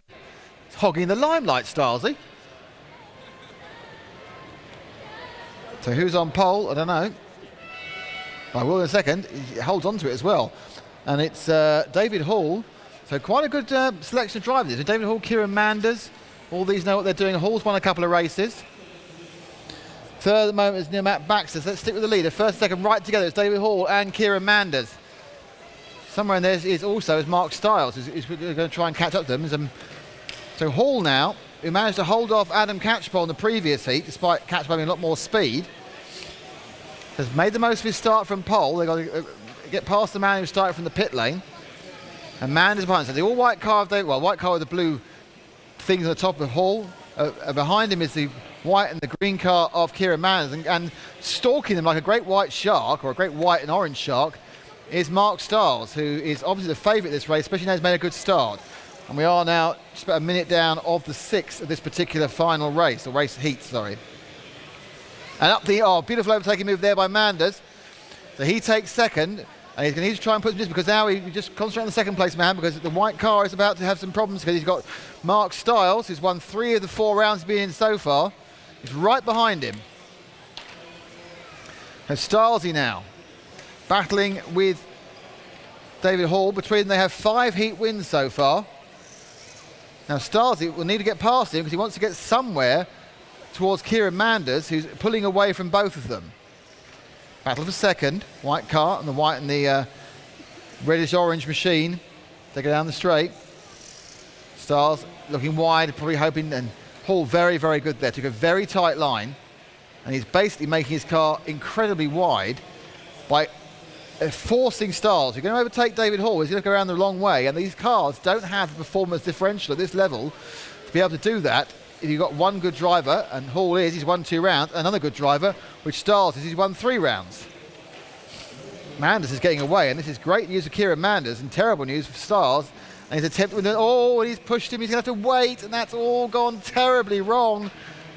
And Stiles, in his eagerness, has tipped Hall. He's waiting, which is incredibly sporty, so well done to Mark, but it means he's a long, long way behind Manders. But again, and there we are, you see it, that tip, and he waits, which is great, but the damage is done because Manders now has a 5.7 second lead. And I don't think Manders is slow enough to lose that in 3.5 minutes, even if Stiles can get past Hall, which isn't a given, because Hall's driving really, really well. Well, he does get past him well. So Stiles, nice little move there. Hall bounced out a little bit wide and lost it. And now Stiles is into second place, but he's got to try and catch up Kieran Manders, whose lead is 6.27 seconds. Look at this again. And we're with the right car. And Stiles down the main straight.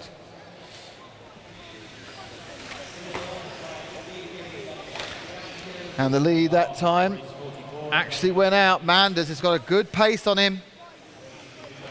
And let's see if we can pick up Kieran Manders. Could be quite optimistic to do that. And Manders now is at the bottom of the straight and going through the hairpin, the white and the green car. So Manders showing an excellent turn of speed here, fleet of foot.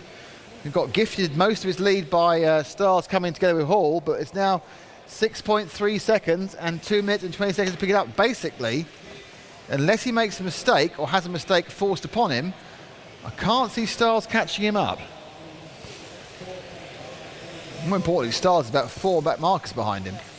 So your leader is in the infield, going to the infield S now, the white and the green car. Any second now he will sweep underneath us and the TV tower and down the main straight. Your second place car is having is about to go underneath us now. So Stars battling really for a second, which will keep him in the hunt, but no more.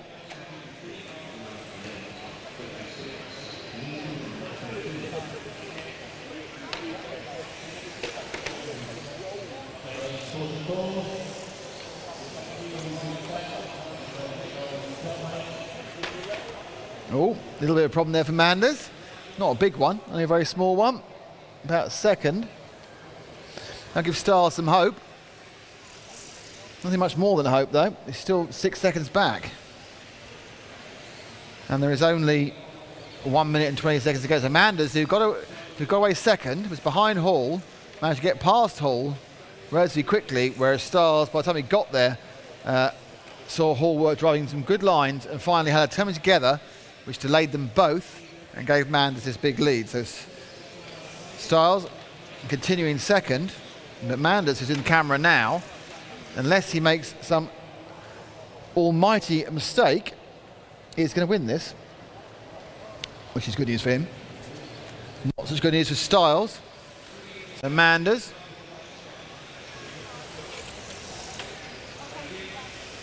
whipping down the straight now.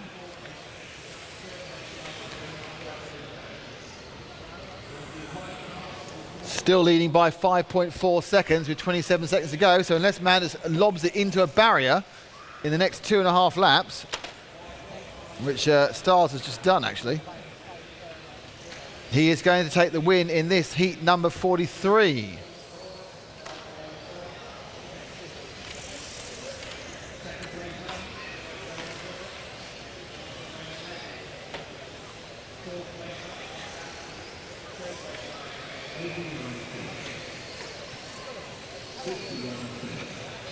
As they finish now is Manders, who takes the win.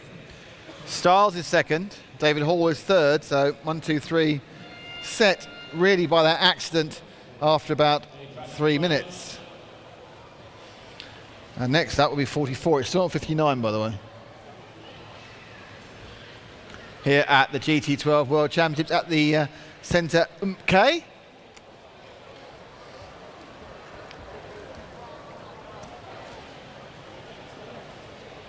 Everyone's wearing their logoed outfits. It's too cold for me to show my logoed outfits.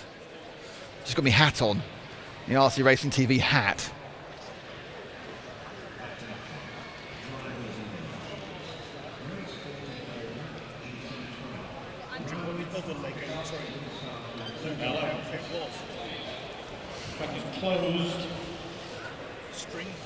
Yes, I have my logoed string vest. That's quite right.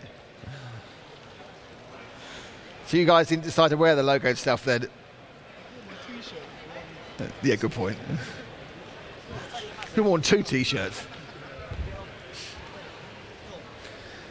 So next up will be 44. Don't know who's in it. Let's have a look. People. So you got Dave Spashett in this one. So we have one of the drivers who is on a perfect score of 4 wins from 4. I can see him standing up there. I see Mark Payne, who's done the sound for us here. So thank you, Mark, for all the work you've done getting the PA sound sorted. The track's being sorted as well.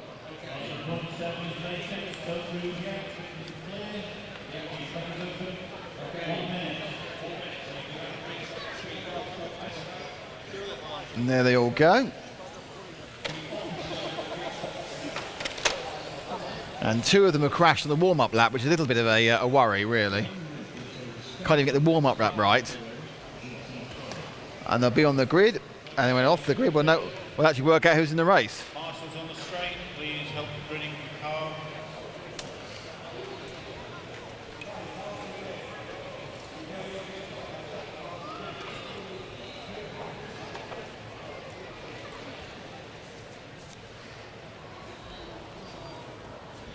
So, we are getting ready for race number 44. So all you Lewis Hamilton fans out there, it's the 44th race.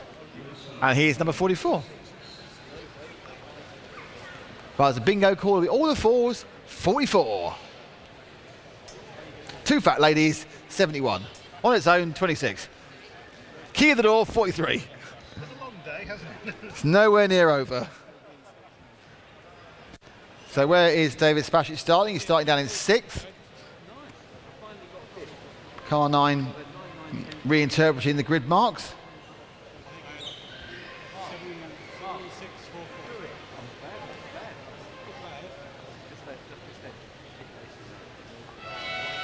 And they're away.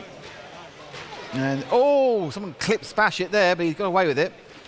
And our leader is Mark Payne from, I think, Jason Dockery. We'll find out a second. Spashett moves into 3rd in the white of the red car, and then Moretti into 2nd. So Spashett has an absolute lightning turn of speed here. And this is one that's looking like if he can just get past Mark Payne in the white machine. It's our sound man, and I'm pretty sure, oh, Mark leaps out and makes the whole thing significantly more difficult for Spashett. Let's stick with Dave Spashett, sorry, in the white and the green. White and the red, because he's got to get to the front. And Mark Payne there is not going to be on his Christmas card list after that, that's for sure. Oh, and it's got all like scrappy now. Non-stop action on the front there. Now Spashett does have an excess of speed. He's won 4 races already. He's going to fight now. Normally he likes just to drive seductively past people. Our leader is James Hart, who's no slouch. Now this could be a problem as it was for Mark Stiles. When a leader who's no slouch gets ahead, even though you're very, very fast, you can't make it up. And in fact, that's into 2nd place goes Spashett, getting past Southall, but James Hart in the orange car with the black wing is leading as he comes underneath us now, and Spashett has 3 corners to make up and 4.5 minutes to make it up. Next car is being lapped, and we're told to get out of the way. He does, and the gap is just over 2.5 seconds. Now you would think that can be done. James Hart, though, not slow, but Spashett has just done a sub 13-second lap. 12.86 from Spashett. That time round, he gained 0.7 of a second. So there's absolutely phenomenal ground speed in that Zen racing machine of David Spashett. The white and the red car coming down the main straight.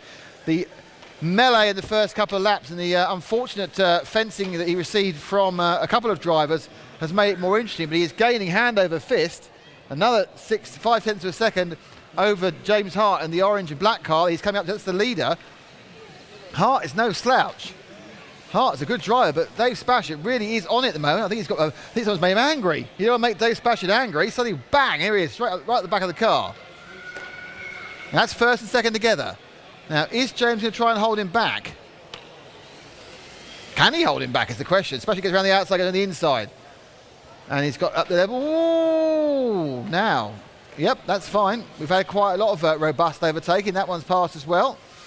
In fairness, he was 3/4 of the way past Spashett because his tail hit the nose of James Hart. So that counts. You know, you're past, and you have to watch your nose. You know, if you're driving, you hit the back of a car, it's always your fault regardless. But unless they're reversing into, of course. Let's see that one again on the stream. So he comes round. Bit flashy, and then Spashett gets up the inside. Oh no, yes, he got very much closed off. Absolutely, that was not Spashett's fault. That was Hart coming across him. So for those of you who want to see it again, you'll hit the centre MK. Go home, YouTube, RC Racing TV. Mark Stiles over there, looking a bit depressed because he didn't win this time round. Didn't get to be interviewed in front of his mum. What can you do? Spashett now heading for his 5th win out of 5. Which is going to make it a pretty good day so far.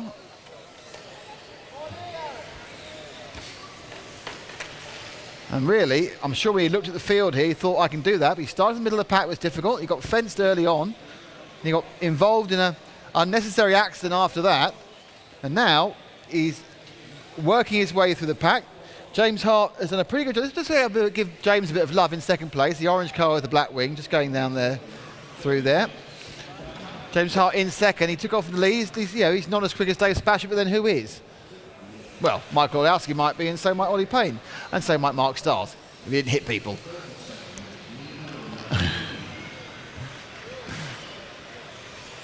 So James Hart now on the main straight. The orange and black car is our second place man. Our leader is the white car with the red tail, just coming underneath us now. And there is about a minute and a half to go. In third place, it's Martin Southall, but he's 8.5 seconds back from second. So a little excitement as Dave came through the pack, but now it's business as usual.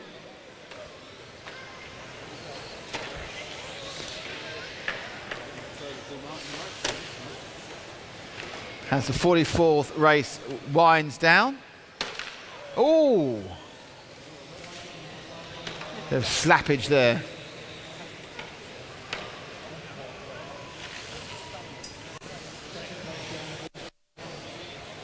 So James Hart not really been dropped too much. Spashett's pace has dropped right off since he went incredibly quickly. He did a 12.89 lap.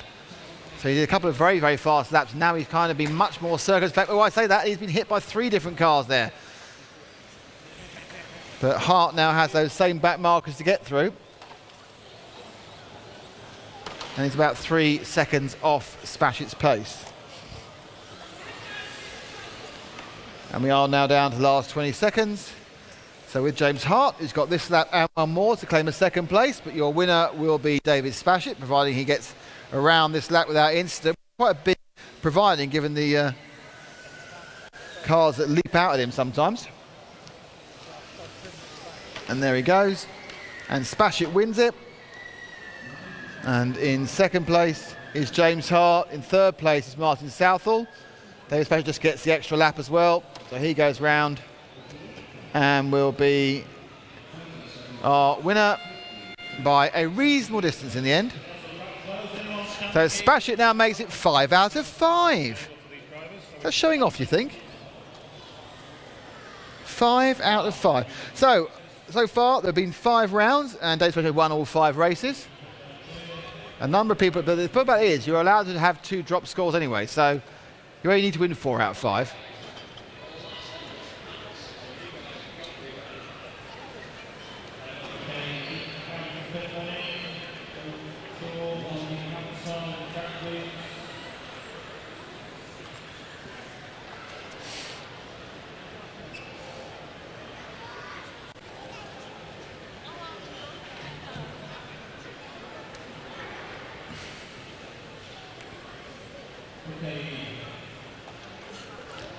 So we're waiting for the track to be open.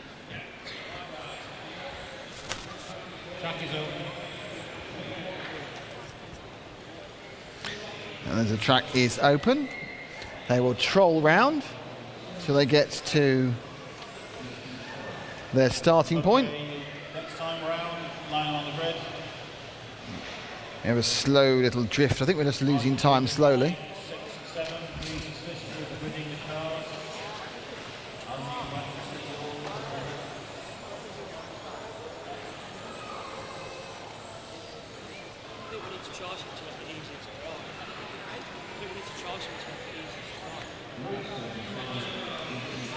So on pole, you can see it's been moved down by the placement. We've got the orange and black car in second.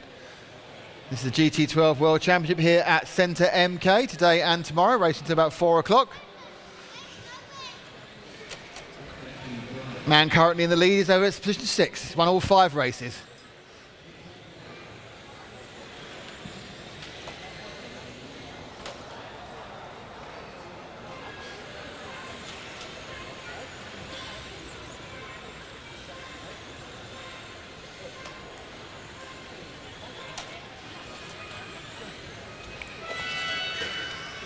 And it's a lightning start, and into the lead from the start has been Adam Catchball. So he started in pole, so our fastest man has started in pole, which is going to make it perhaps less interesting than it could be. In second, it's Mark Deacon with the orange and black car. I'm not quite sure who's after that. Catchball from Deacon. It's Chris Wilkinson and Nigel Bowen are after that. So our leader is Adam Catchball, one of the faster drivers who started from pole. So this is a bit of a gift, this one, unless he makes a mistake.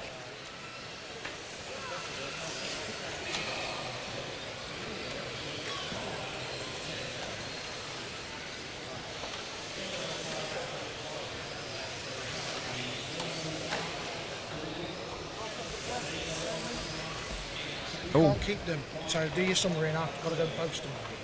Oh, I don't get my own one then. No, unfortunately the timekeeper's only done one. Some more important. So anyway, we have a bit of a printout from round 4. So after 4 rounds, it was Ollie Payne, led from David Spashett. Michael Olowski was 3rd. Mark Stiles was 4th. Ben Vincent, I didn't notice that, was 5th. Adam Catchball was 6th. Andy Murray was 7th. Craig Morson was 8th. Steve Allen and Owen Smith was 10th. But I think that's going to change a lot as more drop scores come through. Thank you indeed. Probably about round 8 at the start, right? And we still have Adam Catchball in the lead by a long way. Catchball leading Deacon by 5 seconds already. He comes to the field. Let's look at Mark Deacon, who's the orange car with the black wing. He doesn't have a massive lead over Rob Jackson. It's about 1.5 seconds. Oh, man falls off. 1.49 in fact is the distance between second and third. We're with second. Mark Deacon. Oh, drop back to third, which is the white and the green car of Rob Jackson. He's got Chris Wilkinson sort of catching him up, so he's in the middle of a sandwich. He's the 3rd place. He's not that close to second and not that far from 4th, so holding a good podium spot. There was a podium on this race. He goes around the infield through the Dremel corner underneath us here.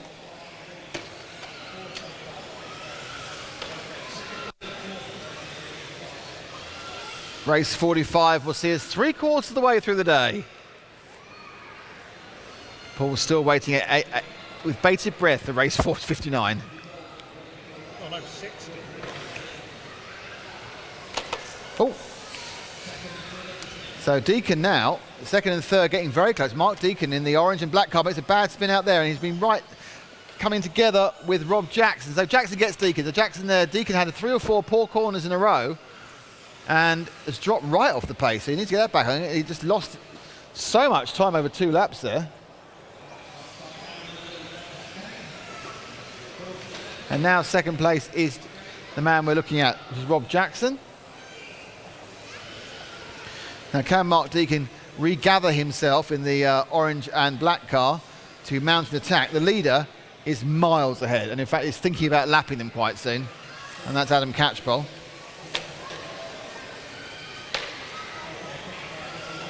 Drop back one to the orange car. With Deacon again now. Drop one more car back to the 4th place man, which is the bronze tail Chris Wilkinson.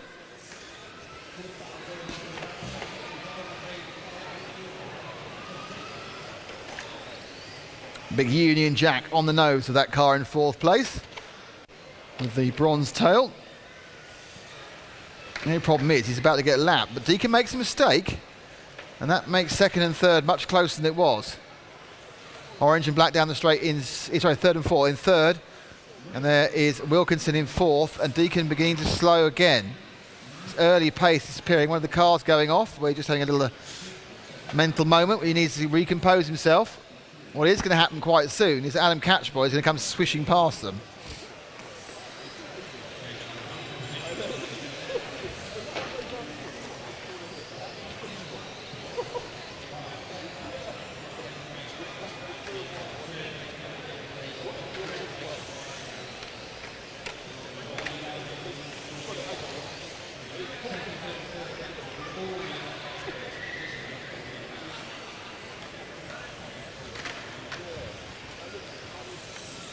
So it is now.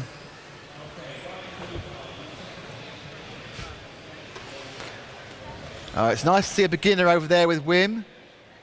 That beginner, Mr. E. Harper, having a go.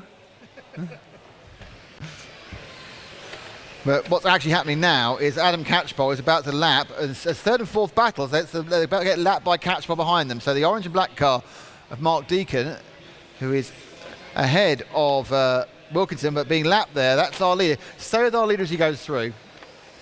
who is the yellow, and there gets Deacon as well, and with 39 seconds to go.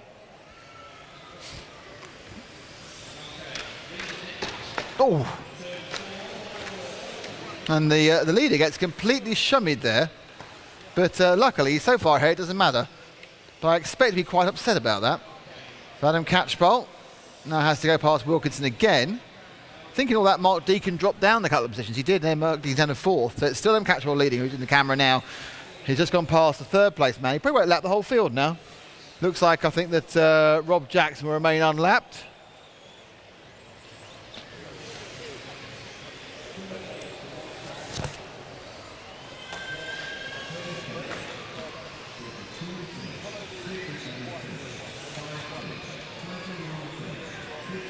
And they all finish race number 45. And it is a win for Adam Catchball. Rob Jackson. See if we can get a little bit of... Let's see if we can have a quick look at a little youngster who's having a go behind us. Where is he? All right, okay. Wim! Wim! Move your head. There we go. Look at that little youngster having a go. Little amateur having a go on the toy car track. There we are. He's playing, trying to learn how to use the controls. Elliot! Smile! There we are. So that's multiple British champion Elliot Harper having a bit of a play. Is that German?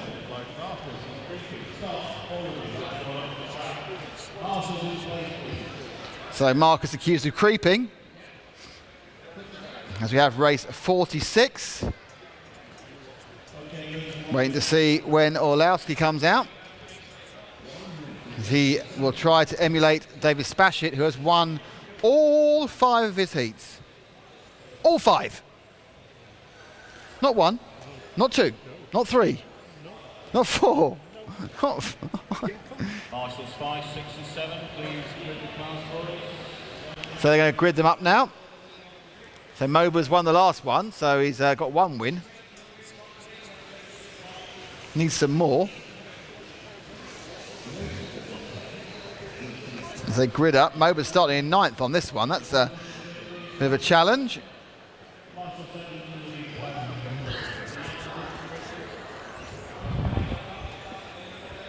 So we'll wait for this one to get under. Heat number 46. On pole, I will tell you right now, is Andy.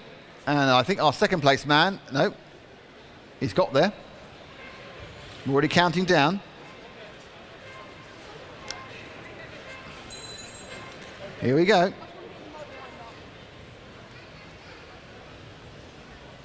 And they're away. And leading it is the pink car with the white roof, Andy Sawyer. Carl Dransfield is 2nd. And in 3rd, I think that might be Lee Stokes. But don't quote me on that one. I'll wait another lap before I tell you. I can see the Neil Divers around. I recognise his body shelf from earlier.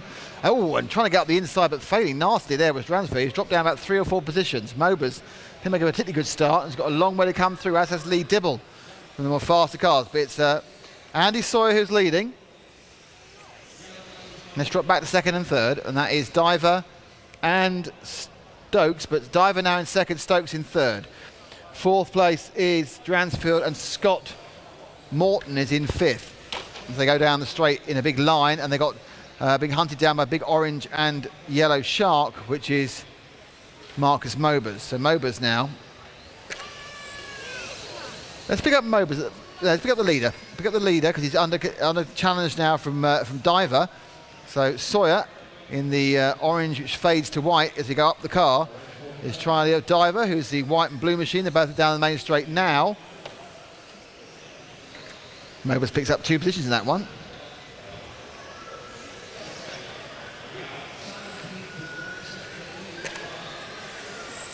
There they go. So 1st and 2nd nailed together. Andy Sawyer, Neil Diver, going through the S in front of the driver's stand. They're going to turn right and they'll sweep left through the Dremel turn, come underneath us here at the TV tower through the switchback on the main straight. And that's your first and second. Third place is Scott Morton, and fourth, Marcus Mobas. Scott Morton in the other white and blue car, but it's a bit more blue. And then in the yellow and orange, it's Mobas in fourth. So still with first and second. Sawyer and Diver. There's kind of a little gap between second and third of about a second, about 0.8 of a second actually. And Mobas obviously would probably like to get past. And he is. So Mobas now picks up third place. So my guess is he'll start very quickly to join this setting. He is. On your screen you can see that the 2 has become 3. The Italia car ahead is a back marker, and I'm sure will park himself off the track any second now. He does. So 1, 2 and 3 all together. Andy Sawyer in the orange into white car. Neil Diver in the blue car, and then in the yellow and orange car it's Mobas, and Neil Diver gets through beautifully. A 4-corner move there by Diver, puts himself in the lead. I'm not sure he's got much pace to pull away. Now Mobas is having to worry a little bit about that behind us, and Mobas now is going to challenge Sawyer. So stick with second and third, that's where the action is. Sawyer and Mobas thought about trying to go on the outside, braked and didn't bother. So it's Sawyer's from Mobas, Sawyer with a white roof, Mobas with the mainly yellow, well, much more orangey car and the pinky car base of Sawyer, and now there's a car right up there backside, and that's Craig Morson in the car with the mauve tail. Diver not pulling away, which is good news if Mobas can get past Sawyer, but Sawyer running a very good line there to go on the main straight. Oh, now, that was so close at the end of the straight there, just another pace, tucked back in behind. Sawyer and Mobas. So Mobas, he's got Morson to worry about behind him. So second, third and fourth nailed together. And fifth as well, actually. And just beginning to get away now is Neil Diver. And we have 2.5 minutes to go. 3.5 minutes have gone. And the battle here is... oh, lovely little move there. Mobas gets up the inside. Stay with Mobas. So we get up the inside. And can Mobas now bridge the gap to Diver? He's already put a big, big distance on Sawyer after making that 4-corner pass work. But now it's about whether Mobas is going to get the gap to Diver. Last time round it's 0.92 of a second. This time it's actually gone up. So that was a better lap for Diver than it was for Mobas. So this time he looks a little bit closer, as 2 cars fence each other off. And it's Morson who's the big loser there. Craig Morson drops way down the field as 2 more cars go across the track, but they don't influence the race. And what's actually happened now is that Mobas is getting much closer. He's down to it was 2/3 of a second the last time round. White and blue and yellow and orange are first and second. Now it's half a second with 1.5 minutes to go. Mobas getting closer and closer to Diver. I think Diver's got the ground speed if he can just keep it together, but obviously now the pressure comes as they go down at the end of the straight. They turn right through the hairpin. Mobas loses a little tiny bit, a bit flamboyant in that hairpin. The S in front of the drivers is taken very steady, and they've got another back marker here. But Mobas now, I really don't need to tell you how far apart they are. They are that far apart, which is about, well, I don't know, 1/10 of a second. Mobas better through the hairpin that time. Now he's looking for some 4-corner pop. Oh, and oh, turned him. Not sure what the referee's about that one. Looks like it's going to last. So Mobas gets that one. So Mobas, kind of a coming together. There's been quite a liberal attitude taken to coming together within the refereeing. So that one was fine. I think it was a part of a battle. It wasn't a takeout, but it could have been a question of waiting there. But nope, Mobas has gone forward, and he's going to win the race if he can last 2.5 more laps. He started from a long way back, so this is a good win for Marcus Mobas in the yellow and orange machine. Sort of thing you want to do. Still going to be Neil Diver in second. Third is Andy Sawyer, who started off from pole, but I'm sure he'll be relatively happy with third from this one, with quite a strong set of competitors in this heat. And we have 11 seconds left. And Mobas will just complete this lap, and he will just get one more, I think. Might not. He might just click one more lap. He does. So he will win this because Neil Diver gets caught by the timer. Sawyer is third. So Mobas wins. Diver's second. Sawyer's third. Morton's fourth. Dransfield is fifth. And Lee Dibble, I'm sure, is quite disappointed with sixth. And that was the net result of race number 46. Switched off and to Marshall as quickly as possible. Hello to Craig Morson. Good luck for your children. A bit late for that, really. Come on, guys, let's get out to Marshall. So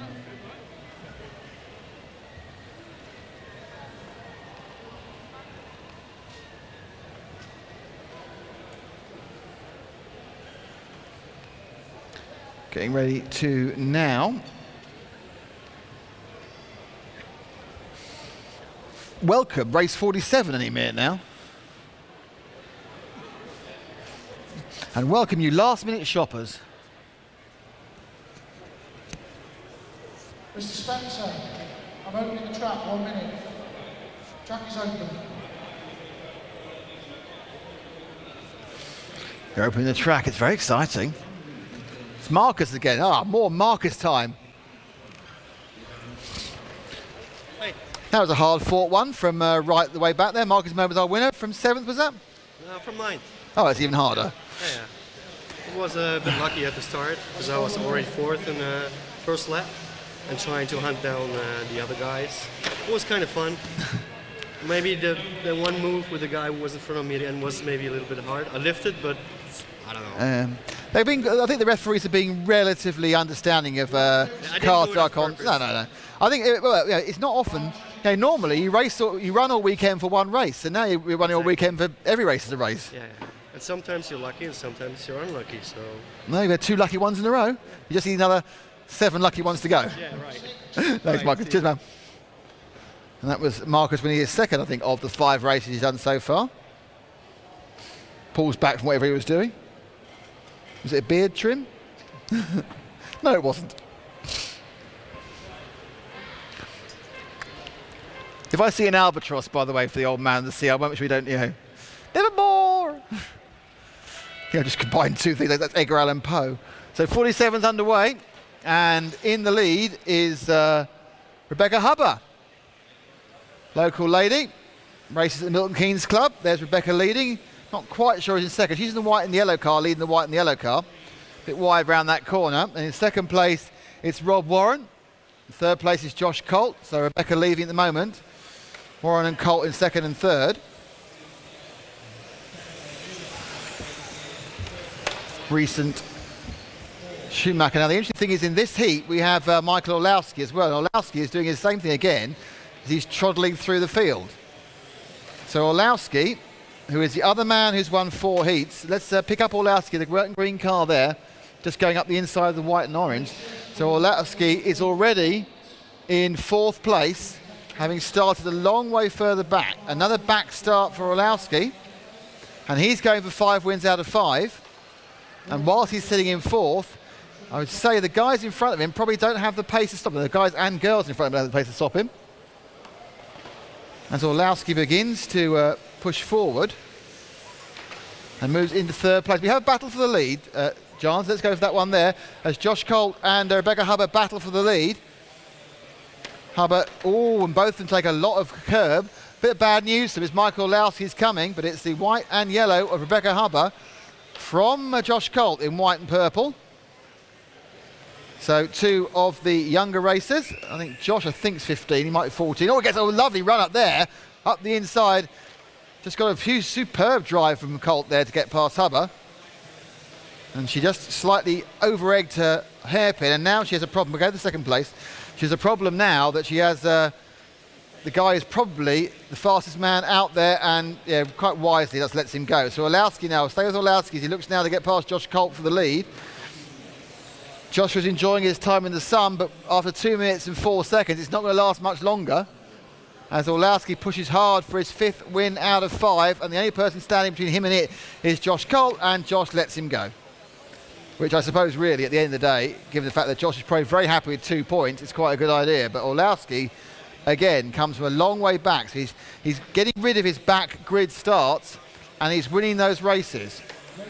And that is a massive omen of good luck for Olowski. It's a good portent for him that he can do that.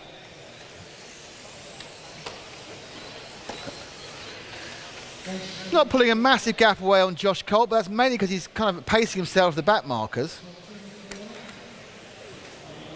Just going to halfway down, Olowski's leading, Colt's in 2nd. I think Rebecca Hubbard's still 3rd. She has a small leader, Ben Elliott.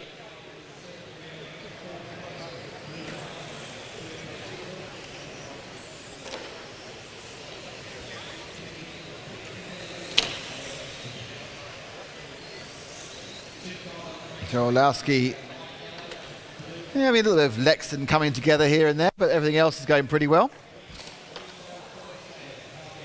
And the problem for Hubbard, I think that may have dropped her out of third place. We'll find out next time they go round. Yep, Ben Elliott picks up third.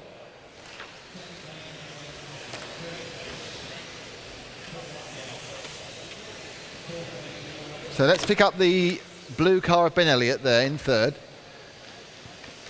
Sitting behind Rebecca for a while, and he now has to try and catch up to Josh Colt, who's a long way ahead actually. Colt is something like 3.5 seconds ahead.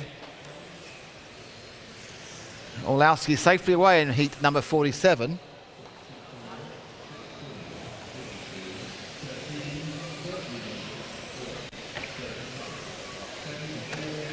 Second place is Josh Colt. Third place currently, though gaining slightly, is Ben Elliott. 1:41 to go, and he's 3 seconds back. I don't think he's going to be able to bridge that gap to Josh.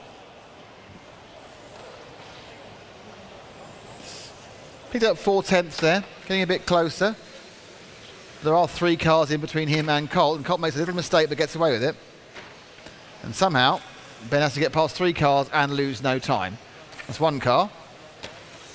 And that's 2. Oh, 2 cars, slight problem. Third car comes now. And the net effect is, I don't think he's gained anything in that lap, probably lost actually. A few hundreds, lost a few hundreds.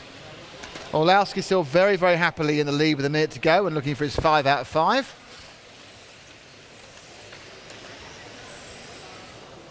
Hubbard still in 4th, Elliott 3rd.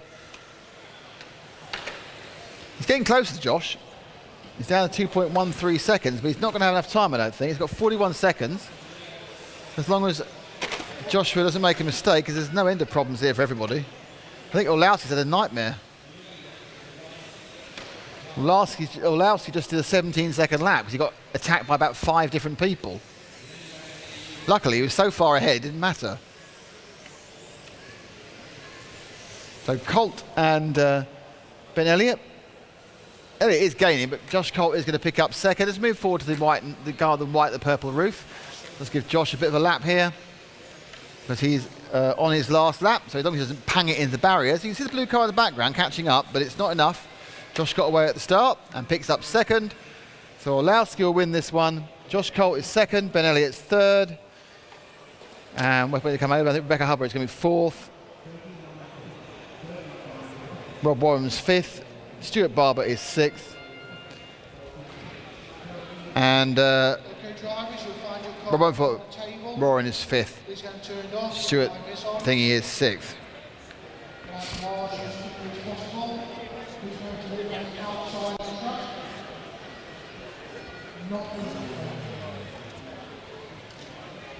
So that was heat 47. And Michael Olowski makes it 5 out of 5. As did David Spashett. It's all going rather well for them, isn't it, really? The 2 of them have won all the heats.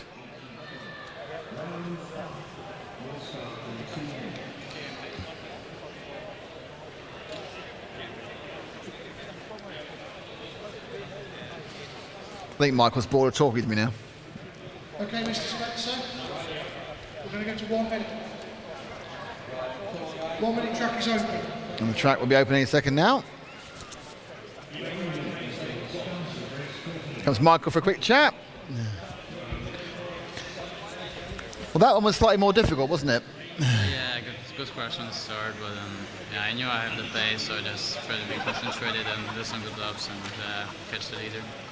You had a bit of a problem at the end, those back markers. It's very hard, isn't it, when you get so much faster than the back markers? Yeah, I don't know, I'm faster, so I'm expecting them to give me space, but it is what it is, and everyone has the same, so it's all right. So 5 out of 5. Where are you starting in the grid for number 6? 10th. Why are you always at the back? Yeah, I didn't get good positions all the time. I'm starting front and back on the grid, but we'll see. Maybe I can get lucky and win again. It's working well so far. Thanks, Michael. All right, back at the grid for Michael. That's be interesting. Okay, who's in this one? Cars. Right. Oh, no. We wound up too much, have we? So there is a confusion about the pits. Who's in this race? 10 seconds.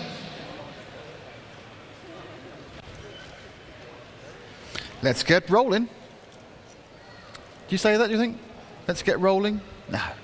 GT12 World Championships here at the MK. This is heat number 48 of 60 today. There's 40 more tomorrow. And off they go. Okay, sweeping round, and the white and blue car stays in the lead, and that is the car of Ben Vincent. Ben Vincent.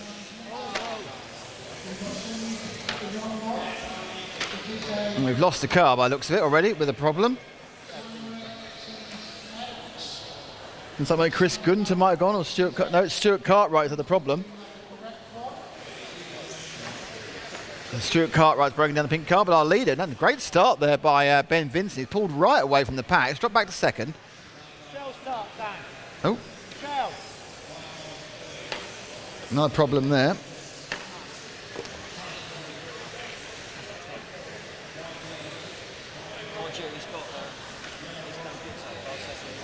So second, third and fourth are running together, and that is Mark Parnell, George Munns and Andrew Thompson. Parnell just eking a little bit ahead of the third and fourth guys. He's in the white car with the blue wing flashes. And you've got the white and the multicoloured car. Then you've got the car that's orange and red. And that's had a terrible lap, so dropped out of it really. So second, 1, 2 and 3 spaced out. A couple of cars down in this one already, down to just 8 machines going round. I think so Dan Robbins has started again.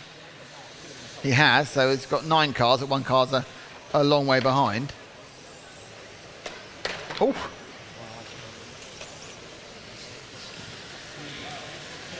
This is one of these races without superstars.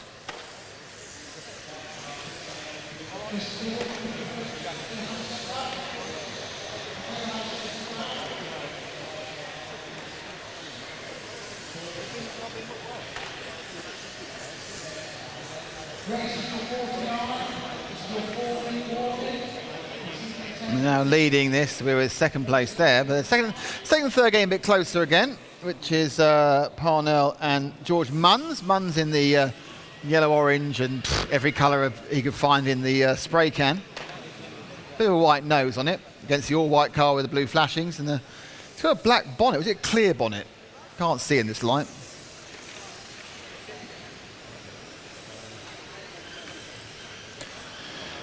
So our leader has disappeared off with a 4.6 second lead. Second and third are about 3/4 second apart.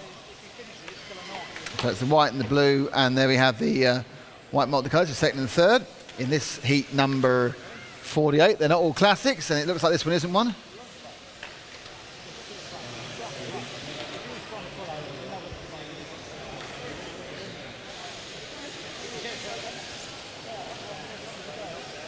So down the straight, second and third go, and it's quite an equidistant run, really. They're kind of exchanging laps of about 300 or 400 either way. Oh, that might be a bit more. Nope, he's got away with it. As Parnell clips, he's clipped 2 barriers, he's not got away with that. So a definite loss of momentum for Parnell there, has handed a 0.3 of a second advantage to George Munns. So Munns can sniff the back of Parnell as a car having a bit of a kind of drift around in front of them.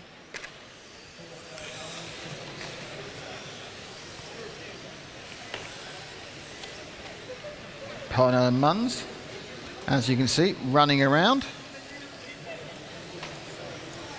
Now Munns got a bit of a drive there. Still Parnell able to stay ahead for this second and third place battle, just going ahead on the S in front of the driver's rostrum. And now it's going to come underneath us. Miles in the lead is Ben Vincent. This is the battle for second and third at the end of the straight around the hairpin. Munns doesn't seem to have quite as good a car in the curves, or perhaps that's just a ponderous pair of corners there, but he doesn't seem to be able to get in quite settled. This car's safe, it's not edgy.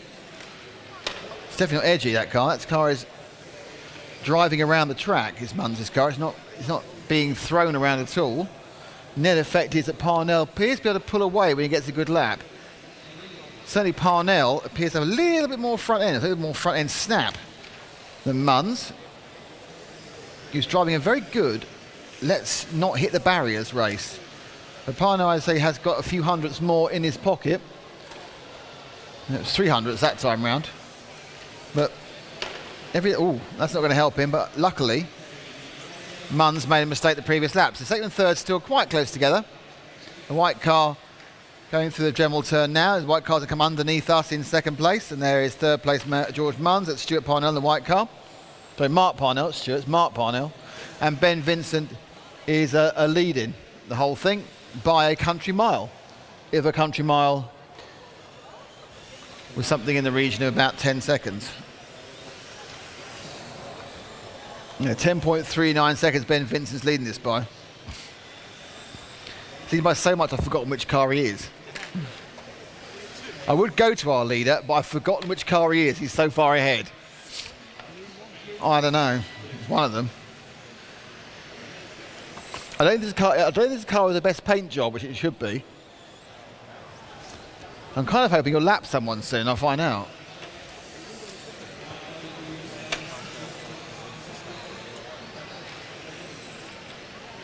Oh yeah, drop back another car. It's him. It's the white car with the blue tail. That's our leader.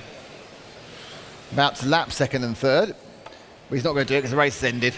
But that was a pretty impressive performance there from Ben Vincent. He wins. Mark Parnell will be second. George Munns will be third. Andrew Thompson's fourth. Chris Gunter's fifth. David Foster is sixth. So Ben Vincent, maximum points, minimum problems. Got that? Thank you. Oh. About now, my back hurts. My back was hurting day this morning. Oh. Fisherman's friend. I just want to rub your beard. It's nothing sexual, it's just I want to rub your beard. I keep forgetting on the PA. I just said nothing more than on the PA. Oh no. So GT12 World Championships here at the MK Centre. It's now coming up for race 49 of the 60 we're having today.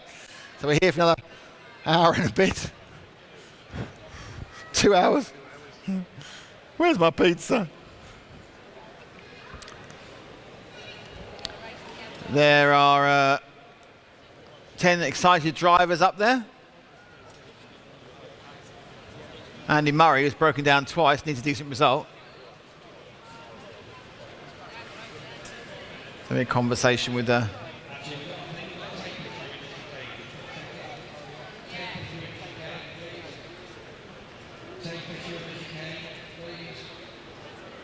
apparently there's a tape issue in the chicane.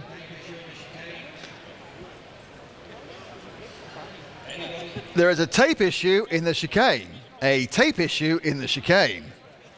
This is a public service announcement on behalf of the racers.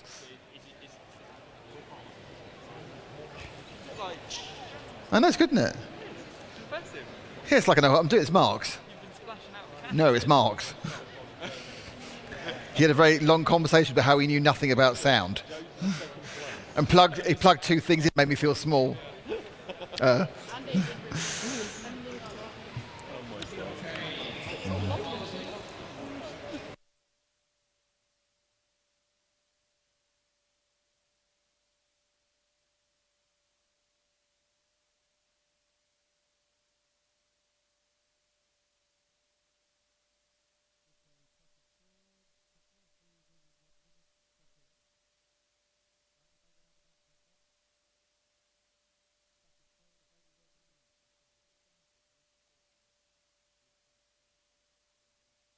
Anyway, that's my gossiping of people I know down below. Getting ready now for race number 49. Oh, Elliot.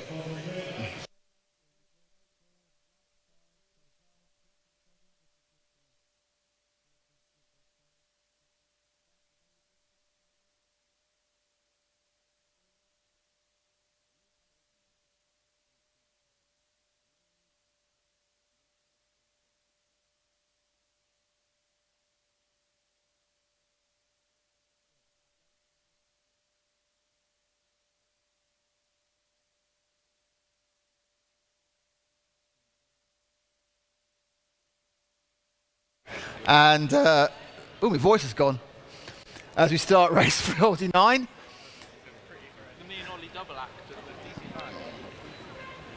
Who's in the lead? Who's on first? It's an orange car.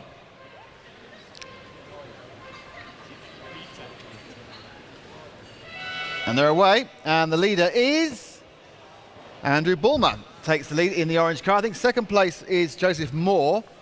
And then in third, let's have second and third. And then the orange car, which I think, I think it's Adrian Ripley, who got fenced but still got into second. So it's first to second. And, oh, no, that's not gone well. And Bulmer's back in the lead. And then Ripley. I'm not sure if Andy Murray's in third, actually. He may have got through that quickly. Yep, Murray's in third. Murray's in the lead. So Andy Murray leads now, and the white and the green car coming underneath us now. In second place is Joseph Moore. And third place is not, oh dear, this is good news for Murray. He's getting away in the white and green car. Second and third are quite close together. That's the checker flag roof and the pink tail, who are better known as Lewis Parker and Craig Binns. So Parker from Binns, and then behind him is Barry Lynch. And Lewis Parker, who won a heat earlier, now setting out in pursuit of Andy Murray, who's had 2 DNFs so far, which is going to give him a major problem in actually winning this championship. He's only dropped 2 scores. We've already had the 2 DNFs in the first 4 rounds. It's not an easy thing to do. So there's Murray. Let's drop back to second place, which is Parker, because third and fourth are catching up rapidly, which is Ripley in the all-pink car and Craig Binns. So Ripley now has found a nice turn of speed and is looking to try and catch up to the back, and has done almost instantaneously caught the back of Lewis Parker. This is your battle for second. The end of the straight. Yellow into orange. Oh, and Ripley just tinked him. And he's waited very, very, very sporty of Ripley, but I think they may have dropped down 2 positions. I'm not quite sure whether that car was Binns, was it? I think Binns, yeah, has nipped into second. Parker, Andy Murray a long way ahead, so that's fine, if you're an Andy Murray fan. So Binns goes into second, and we're looking at the battle for third between Parker and Ripley. Ripley in the pink car, Parker in the yellow and orange. And Ripley seems to have a real turn of speed. Oh, he just backed out of that because he got the inside, I think. Looking to do it fairly. Last time round didn't work well because they both lost out to Binns, who went past them. Just coming up to halfway, not there yet.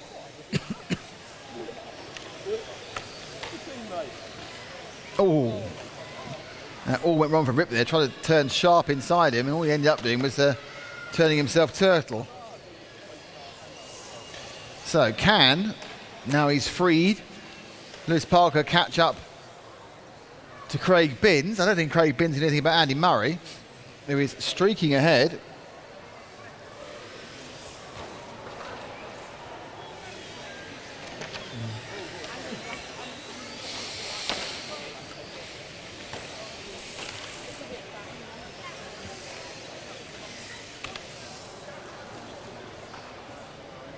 So Parker's about 2.5 seconds behind Binns. And there's a car missing a wheel there. And even I know that cars have 4 wheels on them. Oh, no. Take all the bits. I think it's unscrewed itself. The differential has de-differentialed itself, and the rear wheel has fallen off. So your leader is Andy Murray, and he is coming round in front of the rostrum now, and he's going underneath us now. That's Andy Murray. He's throwing it round his tyres with squealing, which is a very strange thing for foam tyres to do in race 49. There's 11 more races after that today. 60 today, 40 tomorrow. So second is Craig Binns, and third is Lewis Parker, and fourth is Aidan Ripley. Binns is 6 seconds back from the man we're with at the moment, which is Andy Murray. White and green car going underneath the rostrum now. He's leading. He's won 2 rounds earlier and broken down in 2 rounds. So this at least improves his average to 3 wins and 2 breakdowns. As Ripley has another snap oversteer moment and parks in the barrier. And you saw him being streaked past by Murray. I don't think Binns and Parker are getting any closer either. No, everyone's spread out quite nicely in this one with half a minute to go. This is good news for Andy Murray, as he'll get a win and a single point to add to his total.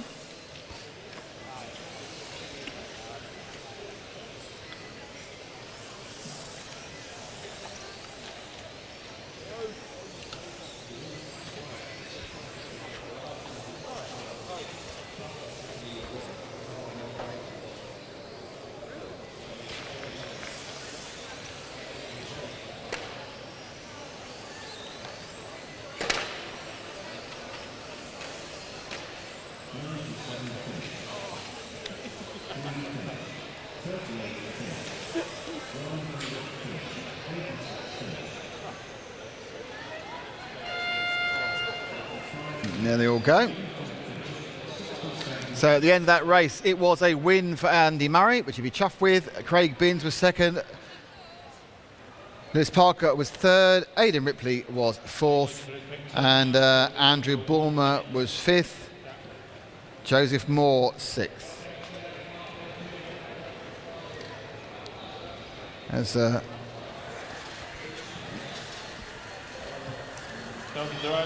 getting the impression that right. It's an early start, it's all right. It's the longest I've been away from my son since he was born.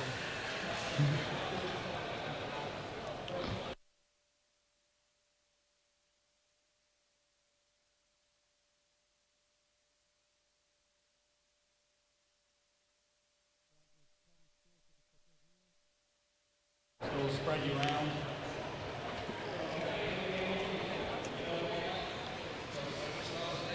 So race 50 coming up.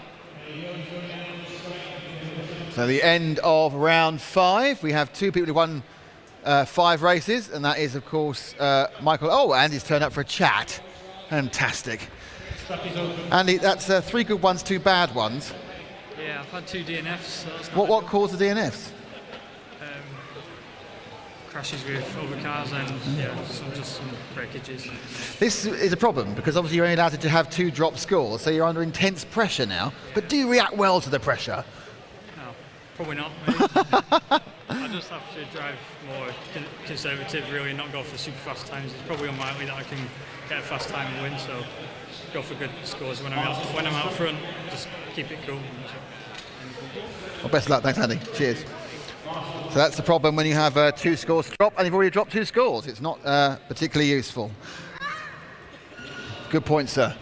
Okay, so we are now getting ready for race number 50. And it will definitely include Ollie Payne, who has 3 wins out of 4 so far. I can see Patrick Bandera up there with his Ayrton Senna tribute body. That's not his personal body, which I'm sure Ayrton Senna would not be feel as a tribute. It's his car body. So Ollie Payne, I think, starting 3rd. He's already 2nd, but your leader as they go off is Mark Jewett. And Payne's had a nightmare in the 2nd corner and he's dropped down to absolutely dead last. And he hit again, and again, and again. So Payne not gone well with our leader. And let's drop back to 2nd and 3rd because that's a little bit closer. It is Bandera in the yellow machine, and 2nd place is possibly Ashley Whiffen. Is it Ashley Whiffen? Yes, he is. So it's Whiffen in 2nd. He's in the white into bronze car. And behind him is Patrick Bandeira with the colours of Brazil, because he is from that Brazilian country, because where the nuts come from, and the samba, and very good footballers. So the yellow and the green, and the blue of Brazil.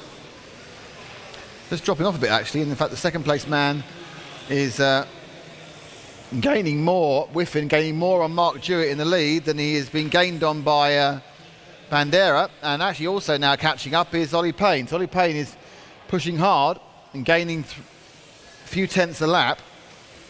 He's trying to make up from an absolutely disastrous first lap when he was hit about 4 times and hit about 4 times.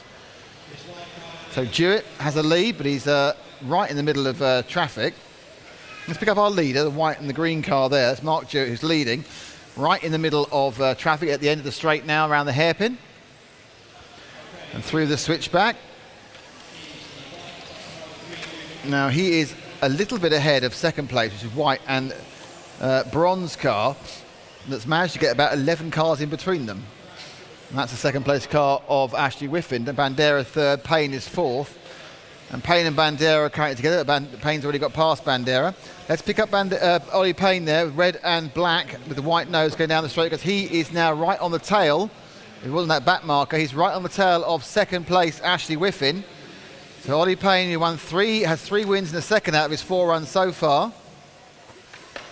Now putting the pace right down and attempting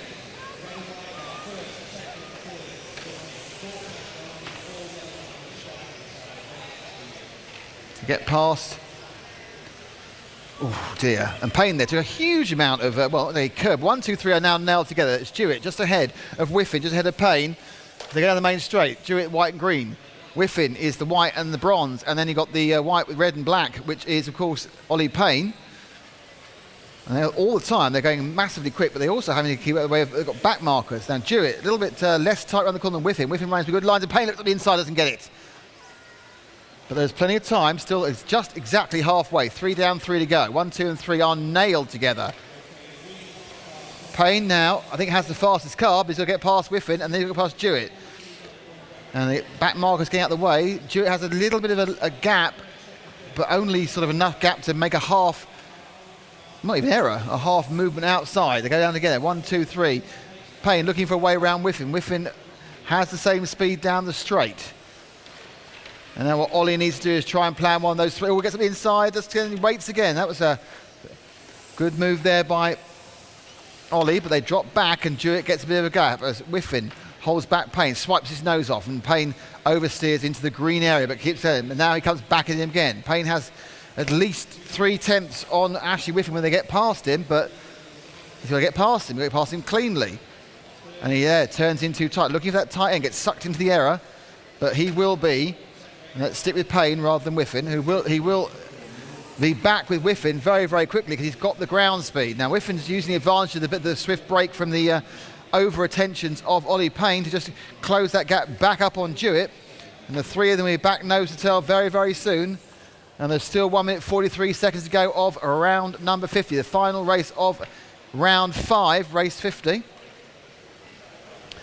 And Whiffen now, I'm sure they're all in the same frame because you've got Jewett, white and green, Whiffen, white and bronze, and white, red and black, which is Payne at the end of the straight. And now Whiffen now beginning to get very, very close on Jewett, but then as soon as he does that, Mark effectively slightly slows Whiffen up, which means suddenly he's thrown right into the clutch of Payne, who had to make avoiding action there to not whip the tail of Whiffen away and have to stop both of them. And I think really Ollie wants to try and get past before Whiffen gets past Jewett down the last minute. Mark Jewett, exceptionally experienced racer, been doing it for long. Oh, Payne's got the long side. He's going to make that one stick. It's a great move there by Ollie Payne. And he moves into second place behind Jewett. Can he get Jewett as well in the remaining 45 seconds? Jewett's been out there completely solid. The white and the green car coming into this now from the white and the red. They're going on the main straight. And there is 47 seconds to go. Payne looking left, looking right. Jewett just holding his line. Knows that if he does that, he can make. There's no long way around. You can't go around the long way because it's just too far in these cars. Jewett probably has to do 2 more laps. Payne has a little bit of speed up the inside and got him on the 1, 2, 3, and he gets him on a 2.5 corner turn. Great overtake there. Just had a tiny bit more speed than Jewett, or carried more speed, should I say. And Jewett had to give best. He went around the outside, the long way around the hairpin. Now it's a battle for second and third that's interesting. Can Ashley Whiffen really ruin Mark Jewett's day of the last 15 seconds? As Payne now looks to take his 4th win of the day. Now, Whiffen has a bit of an oversteer moment. That's probably taking him off it. It looks like we're going to finish 1, 2, 3 being Payne, Jewett and Whiffen. And Payne will be chuffed with that. He had a rotten first lap and I think had to claw up from 7th or 8th. And to get a win out of this and get that single point has worked really well. Barfoot comes in 5th. And they'll cross the line now, and Ollie Payne wins it. 2nd place is Mark Jewett, and 3rd is Ashley Whiffen. And some great racing by all there. So good stuff. Patrick Bandera in 4th for Brazil. Thank you.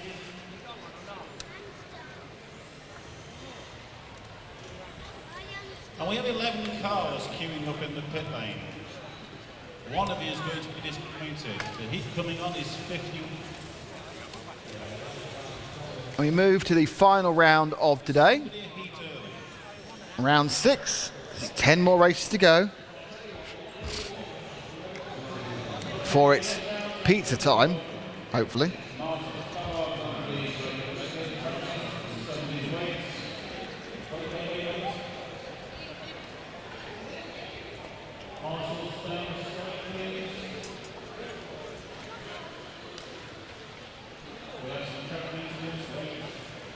There's track maintenance. Wait.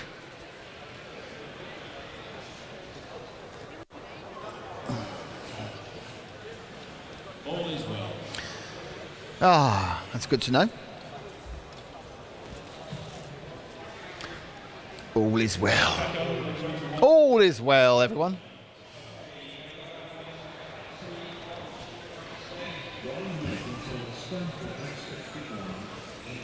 So not long to go now before the 6th round gets underway.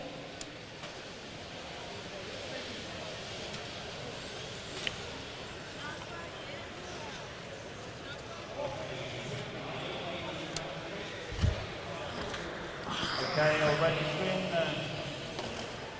for the marshals on the straight, please help us. So they're going to grid up heat number 51. Counting down to the end of round 6. So we've got 2 guys who've won 5 rounds. That's Michael Olowski and David Spashett, and 1 guy who's won 4 rounds, which is Ollie Payne. A number who've won 3 rounds. So who's going to win this round?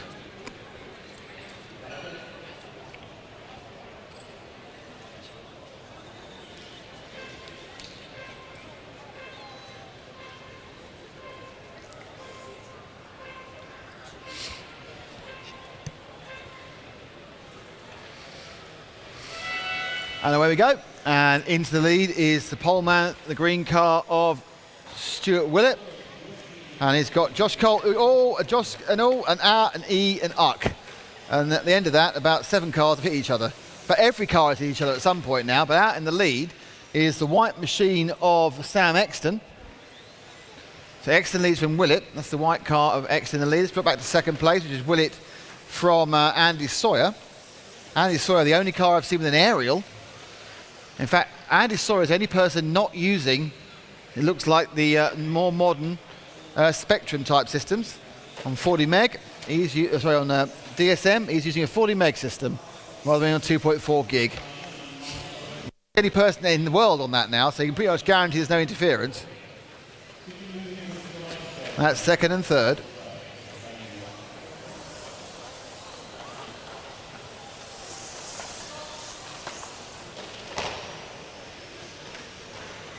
So 2nd and 3rd. Out in the lead has gone Sam Exton. So 2nd and 3rd. Oh, wow, he got away with that one. Massive slap by Stuart Wilcox. He's got Sawyer behind him. It's Wilcox in the green car, Sawyer in the orangey pick. And there's Josh Colt coming back to the field again. Colt there very nicely gets back into 3rd after being battered and bruised. And he gets, oh, he nearly got into 2nd. He just tried it. And the net effect is that Andy Sawyer's got 2nd. Wilcox is 3rd. And Colt's 3rd, and Wilcox made a horrible mistake. So it's now 2nd and 3rd is Sawyer from Colt. Josh Colt in the white and the purple roof. And then the orange gradiating to white is Andy Sawyer. just remind you, a long way ahead is Sam Exton. And this is a battle for second place. And we are 2 minutes down, 4 minutes to go of this Heat 51.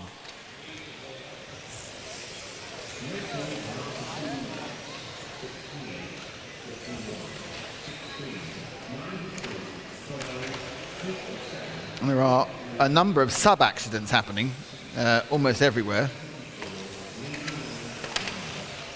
Colt and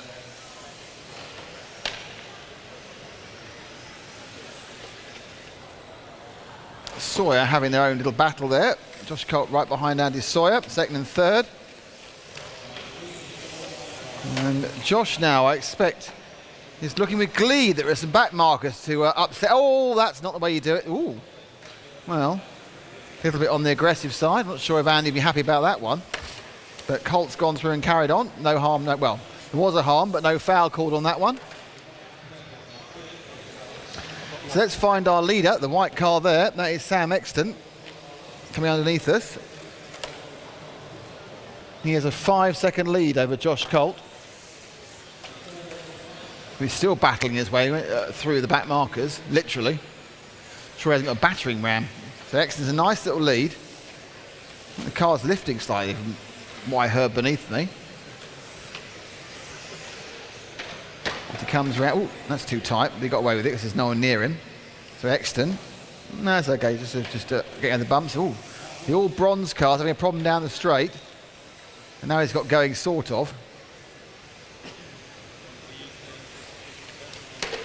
Now my guess is the Josh Colt, Andy Sawyer second and third battle may reignite in a minute. I'm not sure Andy Sawyer's going to be very polite when he gets to Josh Colt, because there was a bit of a biffage as Josh went past Andy. Oh, nasty body tuck on that car, and Colt gets slightly lammed. Let's get back to second and third. That's Colt with the white and the mauve machine there. He has just had Andy Sawyer in third, and they have had a robust time, not only with each other, but also with the back markers, who have been pinging off at various angles at various times. And right now, as you can see, Colt's having a bit of a struggle with that white and yellow car, with the checker flag roof. Still leading Sam Exton, we saw a while ago. Andy Sawyer is also being held up by that car, which moved away and then crashed back into him. And we're down to the last minute and a half of this one. Race 51.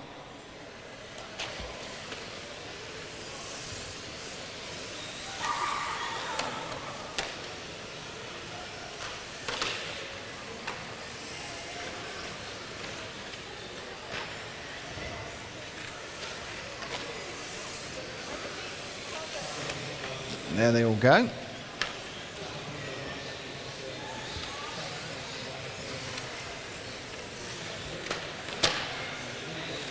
So Colt is still reasonably ahead of Andy Sawyer, who gets another tick in the back marker. Back marker's really not clearing away well this time. But Sam Exton is leading, and he completes another lap with about 40 seconds to go. That white car that's currently going round the infield. Let's pick up our leader for the end. I think that Colt's okay now. This is Exton who's leading. White machine, bit of rattle can white, can't go wrong with that. Single colour body shell, leading, crossing the line there, coming through the infield, going to go through the S in front of the driver's stand. That's that there, then goes round this reverse, which is the Dremel corner, here on TV Tower, through the switchback and down the main straight again. Josh Colt very happily in second, as cars literally throw themselves out. Oh, wheels fall. That had to happen because so far that car's about 11 accidents and finally the wheel fell off it.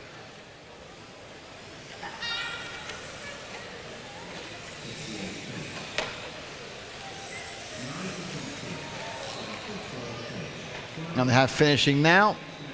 The result is Sam Exton wins that one. Josh Colt second, Andy Sawyer third, Stuart Willett fourth, Tom Newton was fifth, Nigel Bowen was sixth, Martin Southall was seventh, and Benjamin Kirkham was 8th. And Dave Foster was 9th. And Craig Fisher was 10th. Let's do all 10, shall we?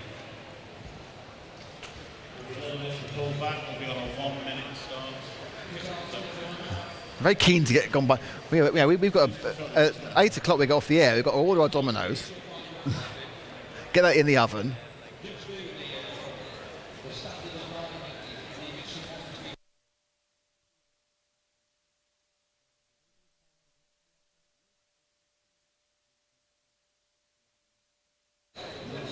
That's good to know.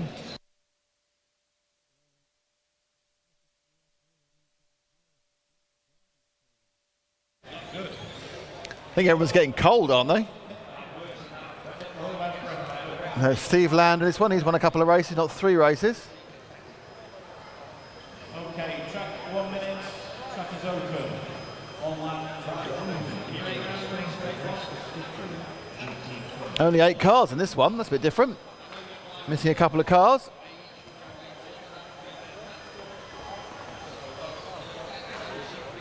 So, as the damage of the day takes its toll, we're down to just 8 cars, which is never good.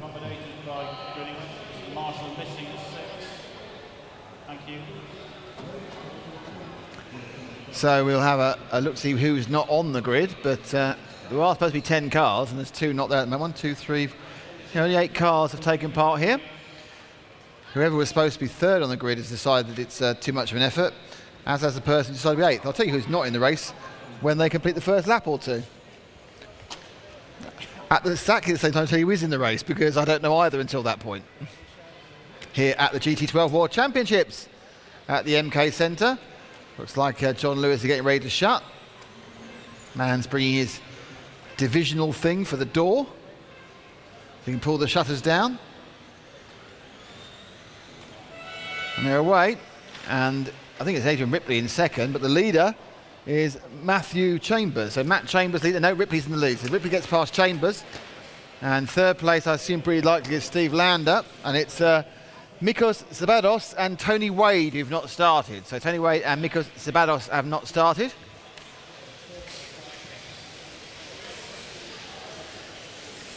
Oh, Lander massively wipes out there. And again. So that didn't go very well. Let's pick up the, I don't know, they're all spread out, aren't they? Pick up 3rd place. The white and the blue machine. Being chased down by Steve Lander. The white and the blue machine belongs to Matthew Chambers. He's got Steve Lander on him, and it looks like Steve Lander get past him quite quickly. As Chambers goes a bit wide, and yet, oh, that's not what Steve wanted, and then seeking through his teammate. So Lander must be ahead of it, must be the Owens race again. Oh no, it's Richard Isherwood. Is it? Oh, I don't know. There's too many cars that look the same. It's too difficult. So it's Ripley from Dibble. From Lander. So let's pick up our leader, who's the pink car. That's Aidan Ripley, sorry. He is going particularly well, and he's got a nice bit of pace. He's holding off Lee Dibble. Doing some very good touch. So Aidan Ripley's certainly got this thing going very nicely at the moment.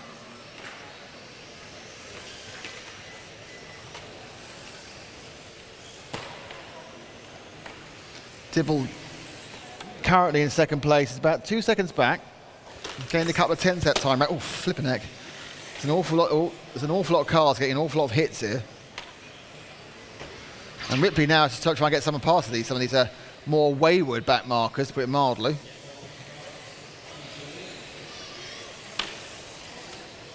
Obviously they're a bit more polite when they're not trying to bash 9/10 of heck out of each other. So Ripley doing a good job. He's pulling away, and then you've got Dibble, who's in 2nd. He's had a couple of seconds already and a win, so I think he's up there, but he's not quite up there as he'd like to be. A lot of seconds, and you need a lot of firsts to win this.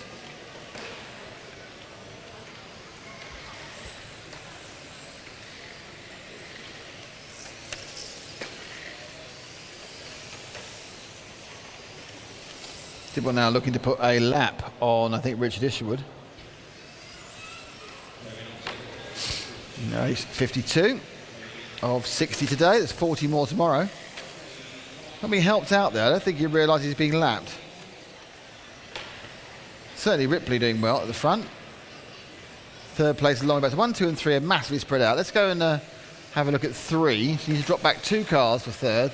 2nd of those green and white cars. It's going to go around the, no, that one, 2nd one, underneath us now. And that is Steve Lander, who's won a couple of rounds already, but he's not winning this one. He's not really moving in the right direction either.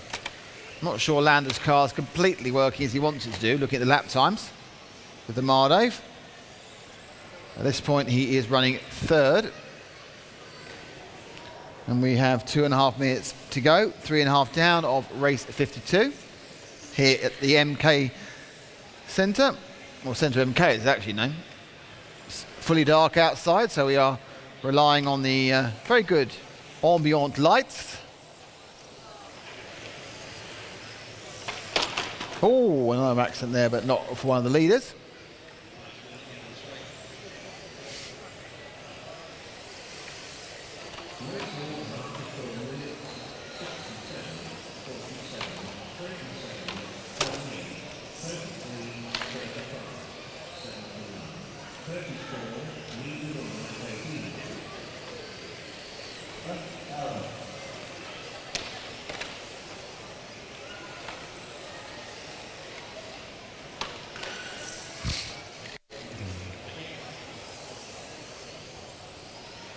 So Ripley's still leading, and he's leading by a long way.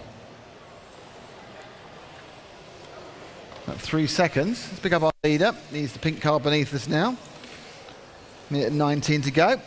Got the lead on about the third corner, and he's held it very nicely ever since, Aidan.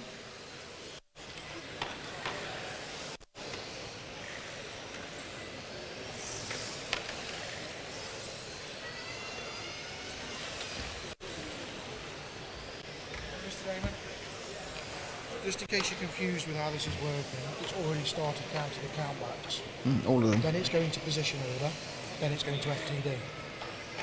So it's already counting drop scores already, which is what's confusing some people because it's not quite representative to some people that got their scores. This is mine. Does it mean, yeah, that's yours. Present for you.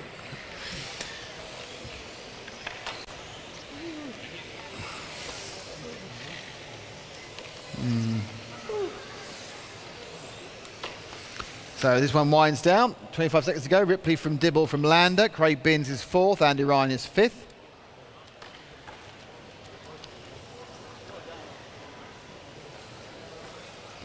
And this is coming to the end of race number 52.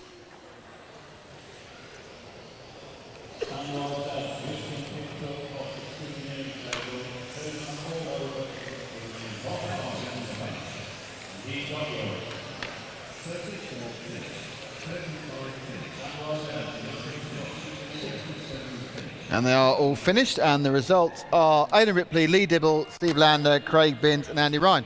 Okay, so we are with the results of after 5 rounds. We're into the 6th round, but after 5 rounds it was Ollie Payne who was leading. Ben Vincent was 2nd, David Spashett was 3rd, Michael Olowski was 4th, but that counts drop scores. So Ollie Payne with 4 wins in the 2nd, Ben Vincent with 3 wins in the 2nd and the 10th, but has a very fast time. But there are 2 people with 5 wins, which is Dave Spashett and Michael Olowski, who don't need drops. Adam Catchball, 3 wins in 2 seconds. Mark Stiles, 3 wins in 2 seconds. Andy Murray, 3 wins and 2 DNFs. Steve Lander with 3 wins. Mark Mobas 2. So it's all very close to the drop scores, and we won't really know how it's going to shape out until much later in this weekend.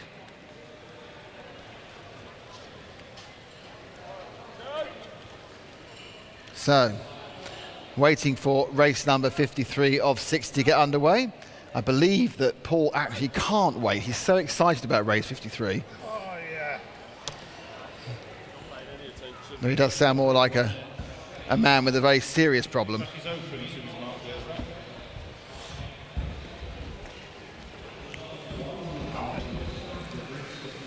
And I'm doing the Val Dunican way of commentating now. On Grandma's rocking chair, I'm wearing a cardigan and everything. I was about to make a major mistake then and move the screen. So looking for the 10 cars in this one. I might have to sit a little bit further back. This is quite good. I won't be able to see half the track because of John now. Oh, this is great. Oh, yeah. Do that, forward, back. Yeah. Oh, yeah. Oh, someone's fallen over the track and has knocked off the marker pace for 7. That's changed slightly now. So, anybody well known in this one? Yeah, Mark Stiles, one of our leaders in this one, in round 6. Starsy starting on pole. Mark, you should win this one, you're on pole. So Mark Stars on pole, gonna win. That's the rules. Them's the rules, boys.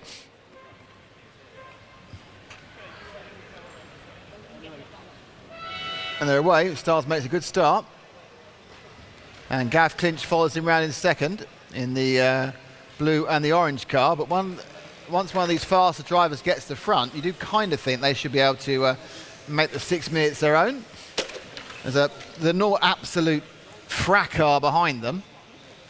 So in second place, it's Gav Clinch. In third place, is Ben Vincent. Ben Vincent doing very well at the moment. He's got 3 wins as Vincent. And is currently, because of his FTD, ranked second overall. So he's going to need to get himself moving forward. Let's go to the third place car, John, the yellow with the blue tail. This is the car that has been going particularly well, and it needs to, if he's going to keep up his, he's got two off scores already, and he doesn't want to drop off the leader.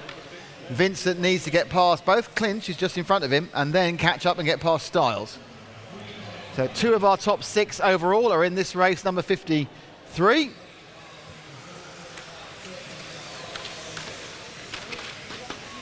And Clinch and Vincent have a massive accident and have another massive accident.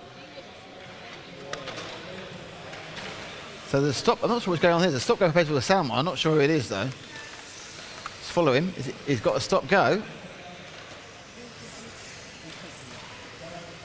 And the net effect is he's now about 3.5 hours behind Stars, but Stars has a body tuck, but he's got away with it. So off camera, after all this fanaffing about, has actually handed Styles a major benefit. He had a body tuck there, which would normally cost him trouble. Everyone else had so many problems behind him. And so there is Vincent in third, trying to catch a Clinch again. After coming together, they had a couple of laps ago. They're at the bottom of the straight now. It's Clinch in the yellow and orange car, and Vincent in the white into yellow into blue machine, who are just going through the Dremel corner and going to come underneath the TV tower now and onto the main straight.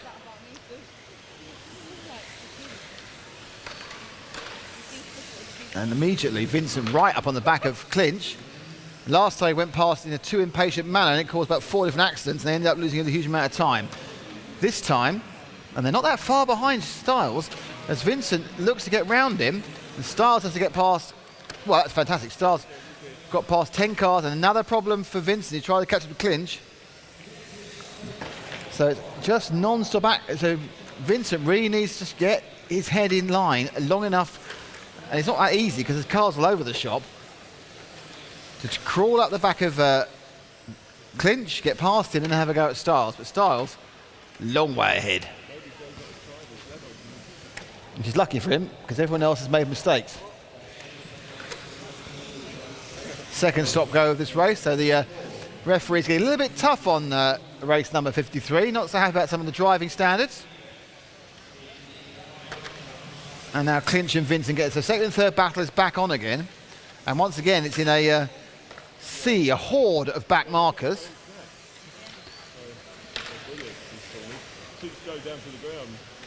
And all this time, Vincent just gets right up the inside. Really nice move there. And got up the inside. And now he has to make up, I'll tell you how far, 5 seconds on Stars. That's going to be a very tall order for him indeed, especially when there are cars not really aiding his swift progress. So he looks like not a chance of maximum points here. Oddly. With 2 minutes 22 to go. Let's pick up our leader, John. He's just coming now through the start of the infield, white and the orange at the back. And there he goes, underneath us any second now. Under us now. It's Mark Styles, heading for his 4th win out of 6. The other 2 were second places.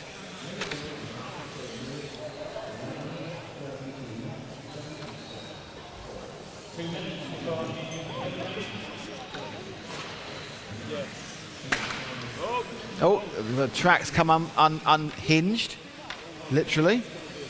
Not sure you can mend that. It needs sticking. Oh, sticking's worked. He managed to mend the track. It was pinging out into the circuit.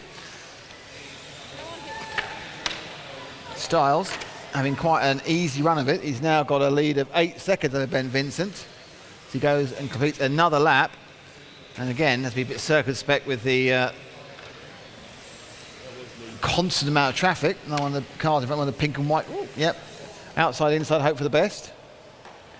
Gav Clinch in third, Barry Lynch in fourth, Alan Cipollina in fifth. And we're coming down to 1 minute and 5 seconds of race 53 to go. Styles running with some pace now. Best lap time of 13.09.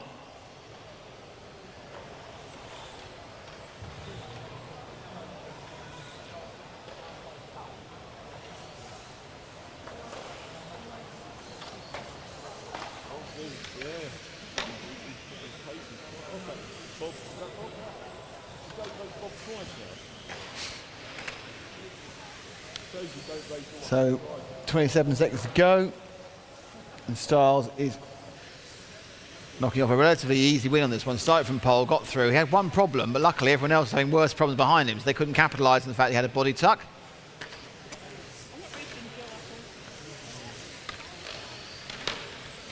And there's a lot of traffic still, but Styles actually is about to lap third place Gavin Clinch, so that's not too bad for him. As we go now, no seconds, it's the last lap. Styles has won this one because he's made the lap that no one else is going to make. And he comes through with his fourth win. So Mark Styles wins out of the white-red car. Second place is Ben Vincent after 3 wins. Third is Gav Clinch. Fourth is Barry Lynch. And then Alan Cipollina is in fifth. And that is the result of race number 53. Which means the next race number 54. I'm good at that.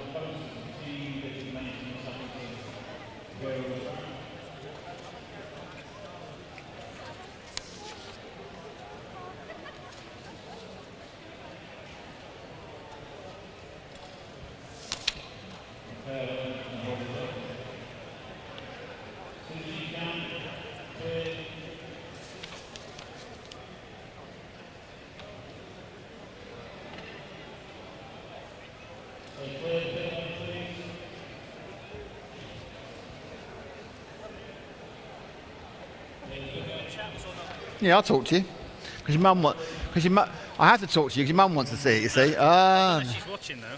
Well, it's archived. She can watch later. Watch it back, yeah, she can come back and watch you being interviewed by me.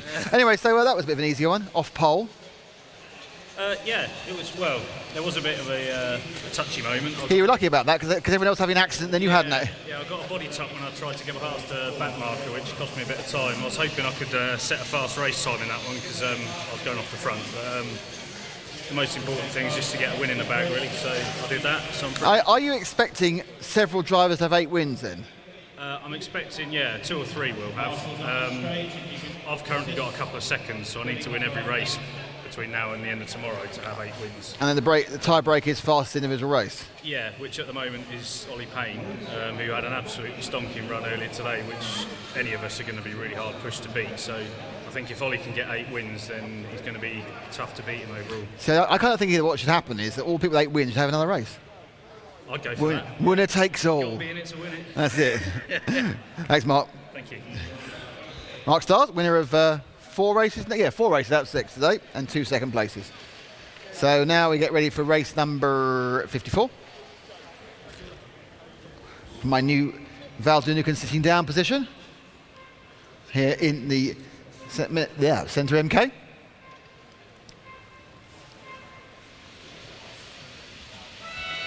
And they're away. And off the lead has gone George Brewer.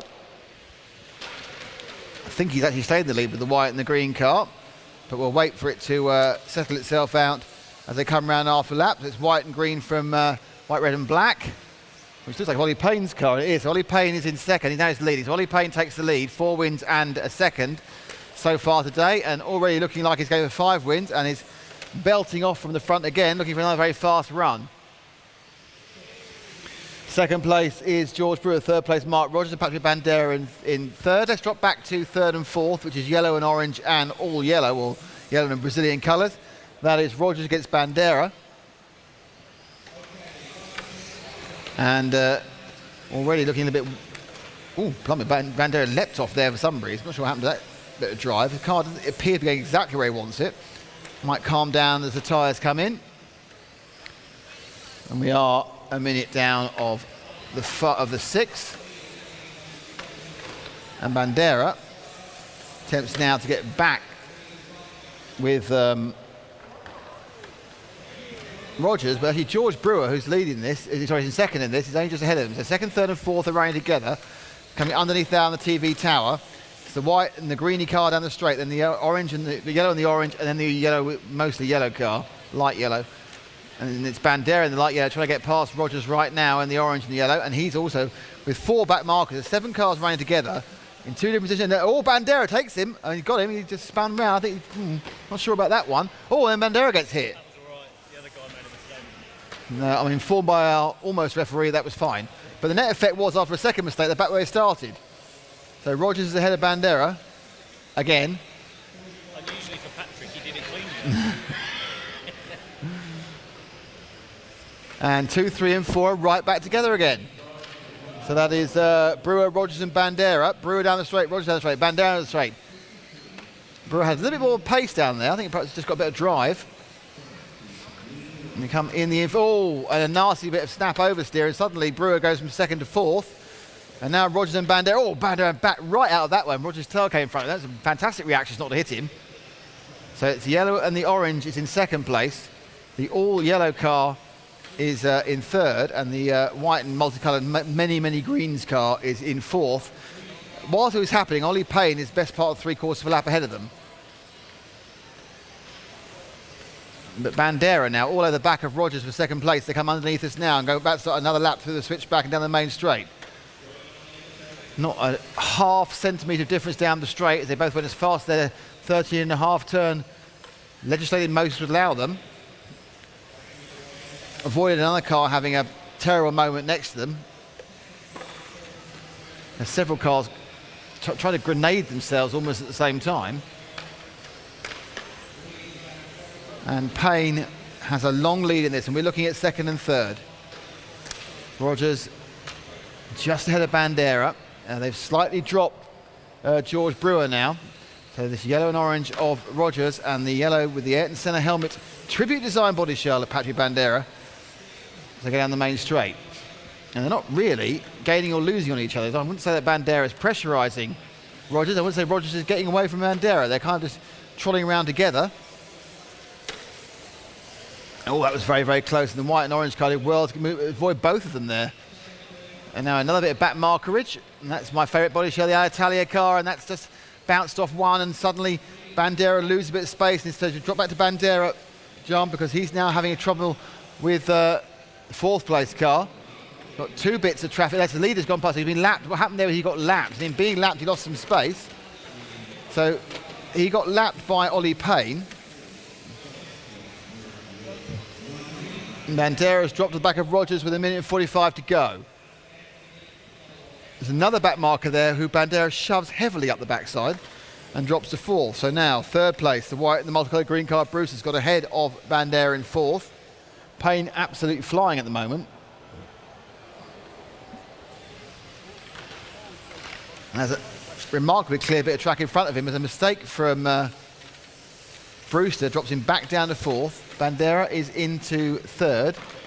2nd place is Rogers. Then first is Payne. The only thing is that Payne's a lap and a bit ahead of the entire field now. And with 1:05 to go, I'm not sure Bandera can bridge that gap to Rogers. So let's join our leader, about to go on the main straight. That's Ollie Payne, white, orange and black. Been an absolutely cracking run by him. I'm not sure how it's overall in speed, because the overall time will be affected by how much back marker he's been getting past and how much he's lost. But he's managed to go a lap and a half faster than some pretty decent drivers.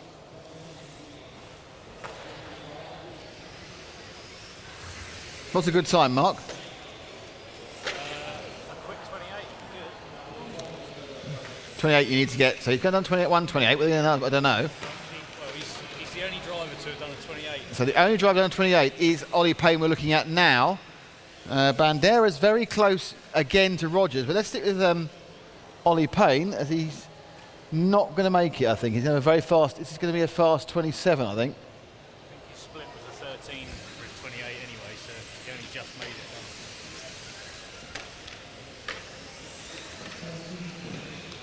And then they go through 27-361. So 27-361 for Ollie, wins that one. Mark Rogers is second, Patrick Bandera is third, George Brewer is fourth, Steve Curtis Rich is fifth. So that's 5 wins out of 6 for Ollie Payne, and he has the fastest time. Laying down a marker, and he's 3 wins tomorrow, and he may well win the whole thing. But who knows? Many a slip, as they say, twixt. So Payne will probably keep the overnight lead. Track looks quite quick still, so there's a chance if someone gets a really good start from pole or from the front, they could well get a decent time.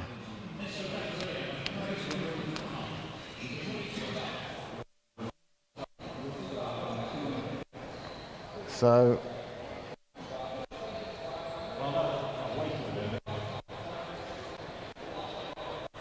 the last race currently, the last race starts at 8. I thought the last race finished at 8.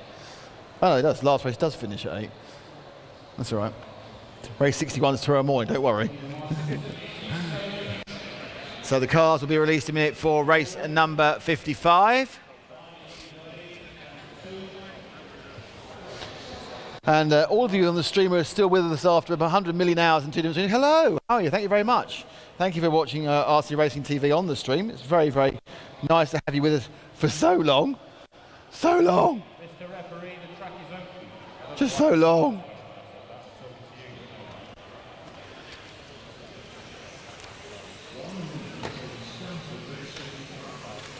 And we already have a problem, the car has crashed into the carpet. So, looking down for the key drivers in this one. Can't see too many of them, but there might be some slightly out of my view. Andy Murray in this one. Andy has 3 wins, but 2 DNFs. He needs to keep winning. Louis Parker, attention Louis Parker. Louis, grab that jacket, Marshall. 4.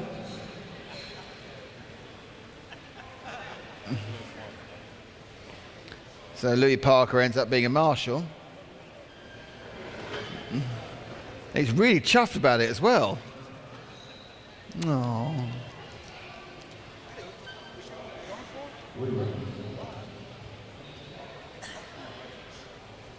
And he's got out of it. There we go. That was a short march you see, wasn't it? Yeah. Here we go.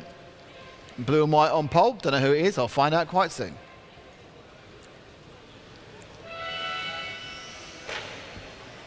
And away they go. And it was, in fact, James Price in the blue and white, but he's not leading. That looks a little bit like David Hall, who's nipped into the lead. So David Hall leads. And Price drops to third as the yellow machine of Stuart Cartwright goes into second. Murray in fourth. Drop back to second, third and fourth. So it's now in second, it's Cartwright from Murray. So Murray has 3 wins, but he also has 2 DNFs. Started quite a long way back on that one. And now he's looking to get past Cartwright quickly, and he's half left the door open there, Cartwright, but Murray couldn't really capitalise. He's running fast on the outside, nips at the inside, looks at it, but in fact he's dropped back, and Craig Morson has come through into second, and then dropped to third, and then dropped it again. So it's Murray from Morson, but in second place it's still Stuart Cartwright. They go down the straight, and Cartwright makes a mistake. And Murray stays in second place. So Murray in the white and green second, Morson with the white into orange into purple tail. He's in third, and Murray now sets about trying to catch up David Hall. Hall in the white and blue car, just ahead of Murray, you can probably see, and we're a minute and 15 of 4:45 of 6 minutes down, 4:45 to go. That last run down, Murray had about 3/10 on David Hall that time round. He had about 3/10 on David Hall, so he's going to catch him quite quickly. But catching is one thing, as I say, and passing quite another. Through the TV tower turn and down the main straight. Murray looking hard at the back side of David Hall. Very, very tight. Murray's got an excellent front end on that car, but David Hall, as we've seen today, can drive his lines, and that can drive the other drivers to distraction. And he can just, if he can, the point about it is, if you drive the perfect line every lap, getting past fairly is very difficult. We haven't got the power, but that's a great pass there because he just nosed in, had the inside line, Hall backed away, knowing that he was going to cause an accident and get called for it. So just a bit of extra drive and a bit of extra cornering, and Murray takes the lead. Let's stay with David Hall as Murray pulls away, because I think that Craig Morson may begin to come back up onto Hall. Hall, the white car, Morson with the mauve tail. As it drops the white car as you focus.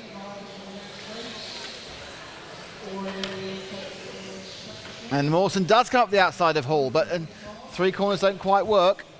And he's got past James Price as the back marker is there. So Morson there making the most. Murray's not pulling away too fast from these guys. And Hall was up on two wheels there. So the grip is coming up. A grip roll again. Great drive from Morson at the main straight. And he gets Hall.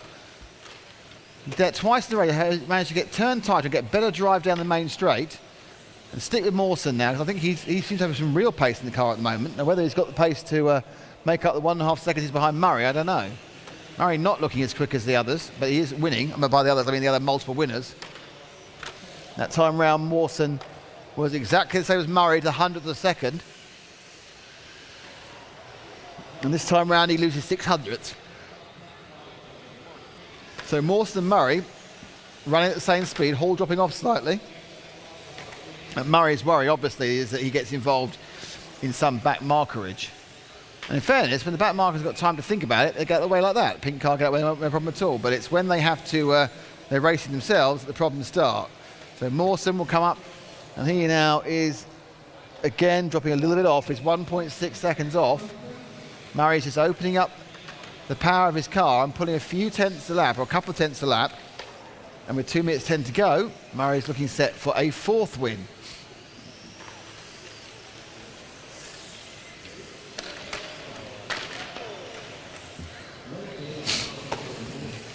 And Morson, though in that last lap, I think he's got a bit closer again. Yep, a few hundredths, 1.5. And now lying upside down and slightly unwell. That's Mark Jewett, I think, in this race, had a disaster there. So Morson, that time round, loses gains a 10th. Sorry, gained a 10th, so he's 1.38 seconds behind Morson. Car in the way, that's James Price. He got so close, we always got an aerodynamic slipstream off him. I don't know if these cars actually work with slipstreams, but I don't think he would have got the extra speed, but he certainly got very, very close indeed. Move one car forward to Murray, who's green and white. And that's our leader, as you can see, not a massive way overhead. Gained a couple of tenths, it's a couple of hundreds here, a couple of hundreds there. As Murray is very carefully going past the all-orange machine of Mark Deacon. I think there's two all-orange machines, it might not be Mark Deacon.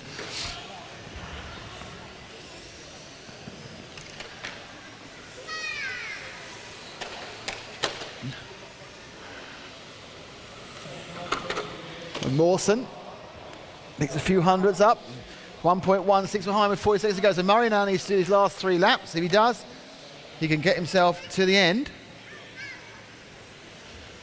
And in the lead. Now Morson's put in a very, very good run here.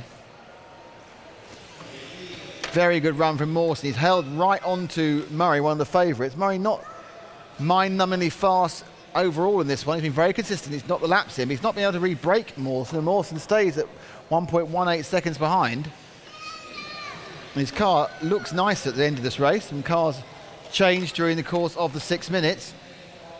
As Murray begins his last lap. And Morson loses a couple of hundredths. So Murray now will come this one through. The green and white car on the main straight now. Andy Murray picks up his 4th win of the day out of 6, but the 2 DNFs are a big problem for him. Murray wins at 1. Craig Morson is 2nd. David Hall's 3rd. Mark Deacon comes in 4th. And Martin Harris is 5th. Mark Jewett is 6th. Then it's Cartwright, Sedgwick, Price and Hart, who was doing well but had a problem towards the end after a good opening salvo.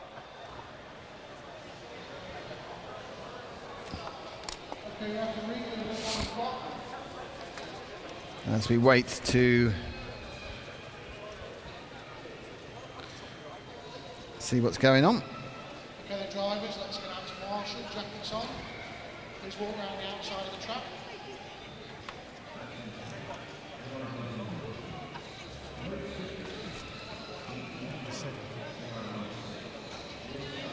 So with the end of race 55, my guess is we're going to see race 56. What do you think? Yeah. It's got that feeling about it, hasn't it, really?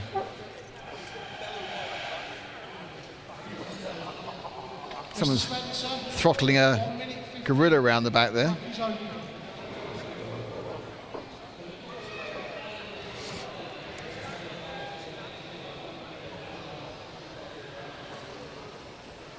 And off the cars go.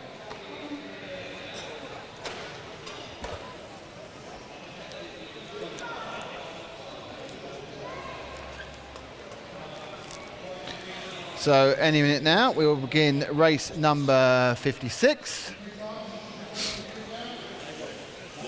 Adam Catchpole on this one. You've certainly got some good scores, Adam. Adam currently running 5th overall, with 3 wins in 2 seconds. All 10 cars taking part in this one. We had a couple missing from an earlier heat.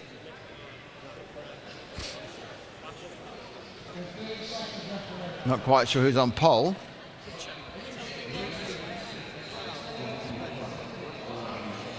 So a few seconds to go before heat number 56? Not 66. Oh, Andy's turned up too late. Go be faster. Yeah. Andy, you won that one. Well done. Same again. I was had a real push on from my teammate, catching me at the end, but I was just again trying to not make any mistakes. And, yeah. Have you got a bit more pace in the car? Because if you're going to win this, you need to get one blister fast run in. Yeah, I mean, I've just tested a different tyre combo, so that's different than Michael's using. And for me, it gained all the time, so that's something we could try to gain him time, which is good. Andy, thanks a lot. As the race gets underway, swing that camera around, Jan. And there's an accident we didn't see. They've all crashed. The whole world's broken. But the leader is that white car, from the white and the green car, from another car. But who is that car, you ask? Who is that car? Well, the leading car is the machine of Daniel Robbins, and Leo in second, Kieran Manders is third, and Adam Catchball is fourth. No, I think Adam might... Oh, look at that. They spin round. And it's still Daniel Robbins leading this one.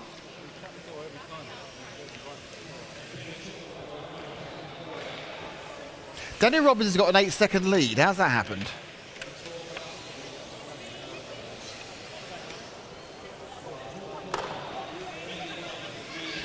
So Daniel Robbins from the pole has picked up a massive lead. And we're down with the second, third and fourth battle. And bouncing out of second into third was Leo, and Kieran Manders goes through into second with the green car. And there goes Adam Catchball. And the third base battle is what we're looking at here. Catchball battling hard with Lee Owen. So Owen and Catchball battling left, right and centre.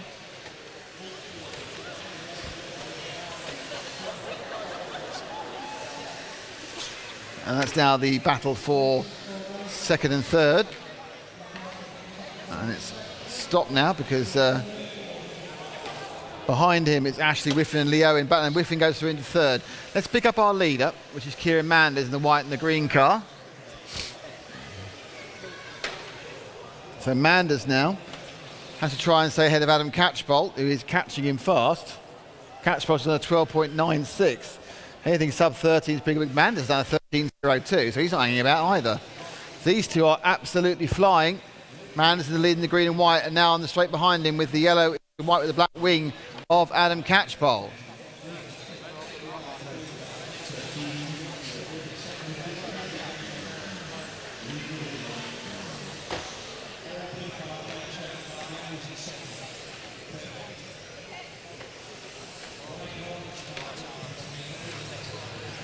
So Manders and Catchball. Manders is very, oof dear, getting past the white and orange back marker there, but he's going really, really well, Manders. Just on a 13.3, Catchball a 13.1.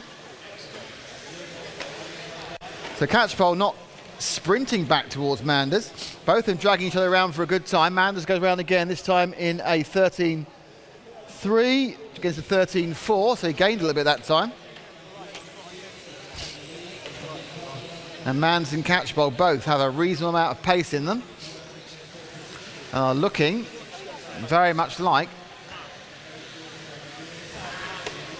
They mean business. So Manders in the lead in the green and white car. Occasionally you'll see a flash of Adam Catchball in the back of the screen if you're watching on RC Racing TV, on YouTube, or on the pages, or anywhere you want to watch it, really.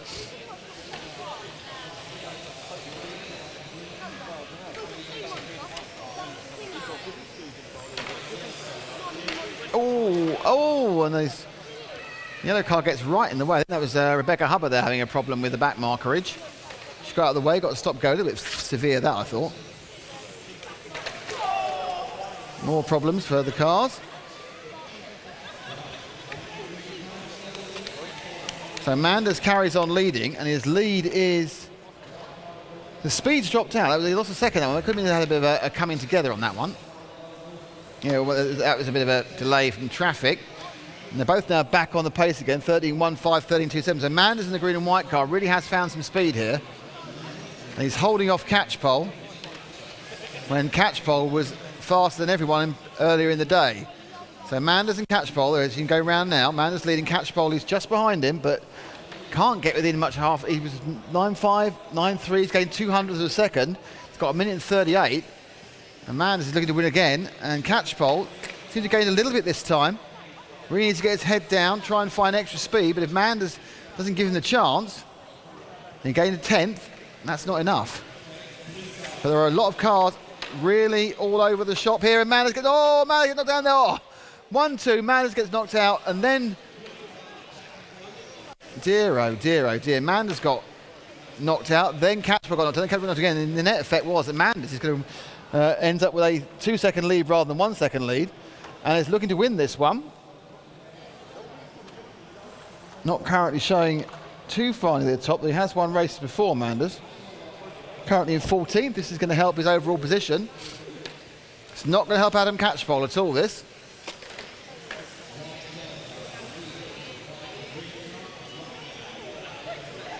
And Manders now 40 seconds to go for what is going to be a very, very good win, taking out Adam Catchball and doing it on pace. As Manders comes round, he'll go underneath us now in the green and the white machine and down onto the main straight at 25 seconds to go. He's got a reducing lead over Catchball, but it's not really important. He's got over 1.5 seconds with just a few seconds to go. As long as he avoids hitting anything in this lap or the next lap, Manders will pick up the win in the green and white car. Goes over across the line for the last time now. 1 more to go. Manders comes round the infield through the S in front of the driver rostrum. Back to left and underneath us now. And then turns around and Manders takes the win. Now, so Manders wins. Catchball second, Whiffen third, Owen fourth. Danny Mountford is fifth. Mark Christopher was sixth. Rebecca Hubbard was 7th, Mark Passingham was 8th, and then the other 2 drivers were there as well. Okay, referee, we're on the clock. As we are still meeting our requirements to be on time and diligent.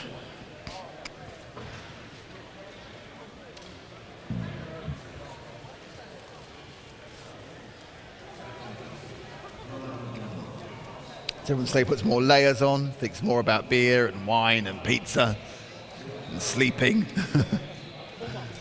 and snoring. Thick walls? Thick enough. So,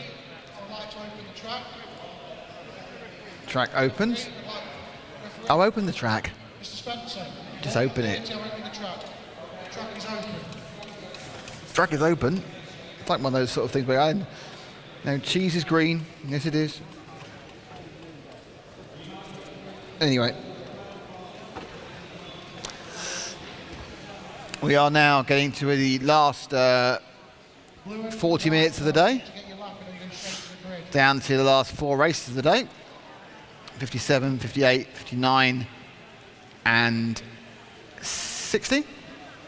Marshals on the straight, please form the grid. Marshals on the straight, please form the grid.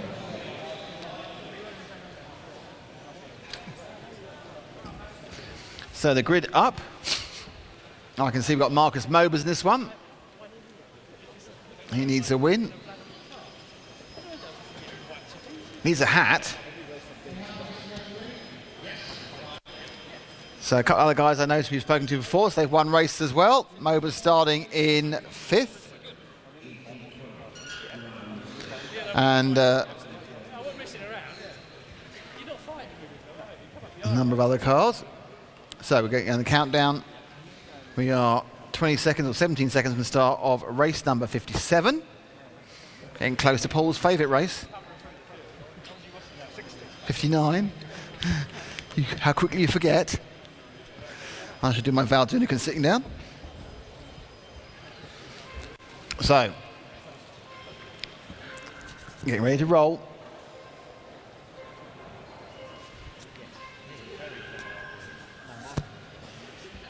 We're away. It's like wobble. Oh, straight lost his lead straight away. And the poleman's had a nightmare. I think he's about 83rd. So we'll have to wait for them to come round. But the leader is, I think, Ben Elliott. So Ben Elliott comes round in the lead in the blue car. In second place, it's the yellow with a bit of orange of Lewis Parker. Jonathan Simblett is third. No, Mark Barford's third. Jonathan Simblett, and then Marcus Mobas in 5th. And Marcus Mobas is already in 4th. So 1, 2, 3, 4. Let's pick up the third place, the white and the red car. That's Mark Barford, who also appears to be running an aerial. So we have 2 people here who are running 1990s technology in the radio. Mark Barford, and he has the multicoloured car of Marcus and Mobas all over the back of him. Barford red and white. Red, white, red. And Mobas yellow and orange. Not been given anything for granted. He gets nicely up the inside there, does Mobas, and Barford lets him go. And now he has to settle after Lewis Parker. Parker won a heat earlier today with the yellow, white and orange car with a checker flag roof, and they're quite similar in the two of them. It's just more orange and more yellow would be the description of Mobas' car. It's right up the backside of Lewis Parker. And Parker's car did a bit Parker's car was looking a bit uncomfortable on the rear end, and as he pushed it and tried a bit of a flamboyant, then he said, no, thank you very much, I'm not doing it. So let's move forward to Mobas, because he's now starting to eat heavily into Elliott's lead. Elliott led last time round by 1.6 seconds. That reduces to 1.1. So Mobas is going to quite quickly trail up onto the tail of the all-blue car of Ben Elliott, which is just about to go down the straight now.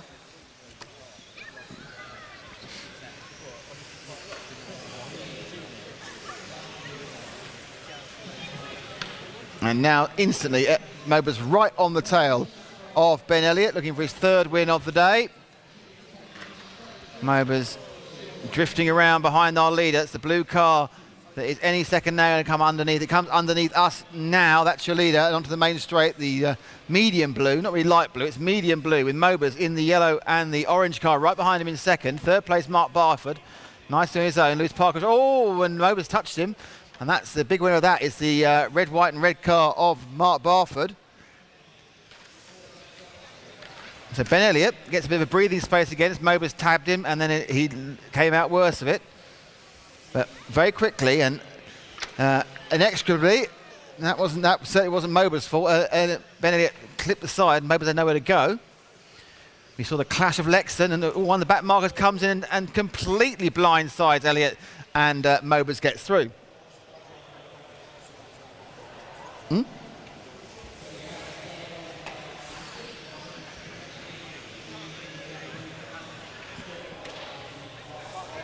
So Mobas now leading quite happily. It's dropped back to 2nd and 3rd, light blue and the white, red and red. The light blue car and the white, red Mobas. So it's Barford now who's trying to catch up Ben Elliott.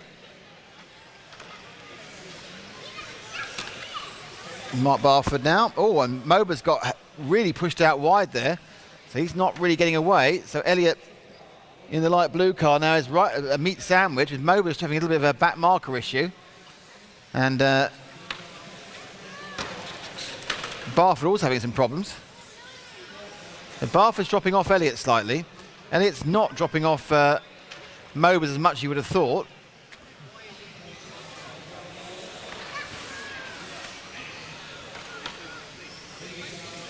So 1, 2 and 3 are kind of equidistant. I'm quite impressed here by Elliott. He lost, now that's a minor mistake there. It's going to cost him about half a second. He was catching, well he wasn't catching, so he wasn't losing to Mobas, and now he kind of speared off. And we have a minute and 45 to go. Mobas leading. Elliott in second, now second, third, getting very, very close. Barford all over the back of Elliott. Now, Elliott, I think, actually is quicker, Ben Elliott, in the blue car. But Barford in the red, white, and red machine, he has a bit more street smarts, as they'd say in America. More guile, whereas Elliott's pushing, and the car's not always agreeing with what he wants to do. Over a lap, Elliott's faster. Over 5 laps, it's about the same. Nice driving by Barford again, very precise. And Elliott, who has a bit more flamboyance, or perhaps a car that's just not as stable at the back end, is finding it very difficult to gap Barford. He is now dropping off the tail of... Barford had a bit of bad luck there in one of the slightly lost back markers, happening to Satnav. And that's replayed to Elliott's hands with 56 seconds to go.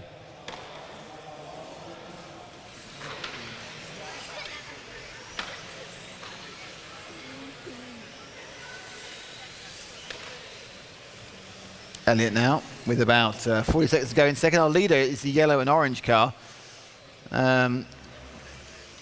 who's about to go to start-finish now. TV is looking at second and third battle between the blue machine hitting the road now and the red, white and red machine. That's Barford, Mark Barford. You've got Ben Elliott and you've got Marcus Mobas leading, so 1, 2 and 3 like that. Leader a long way away. They made a minor mistake there with 20 seconds to go. So it's this lap and one more. Barford closing back up on Ben Elliott. And he's going to have to just find something special. More likely, he needs Elliott to make a mistake, but Elliott doesn't have any traffic in front of him. But Barford there, much faster in that second part of the S in front of the rostrum. But we are now all over, and he just needs to go around the corner there, turn right, and it is okay. And Ben Elliott gets there. Elliott gets second. Mobas wins. Elliott second. Barford third. Thompson fourth, and Turner in fifth. Nice and tight towards the end there.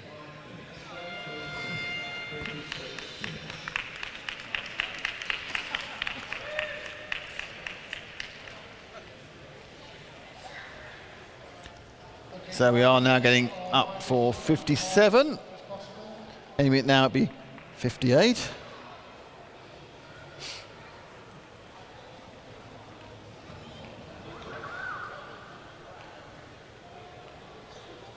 I'm quite surprised that the timing has even stayed as accurate as that.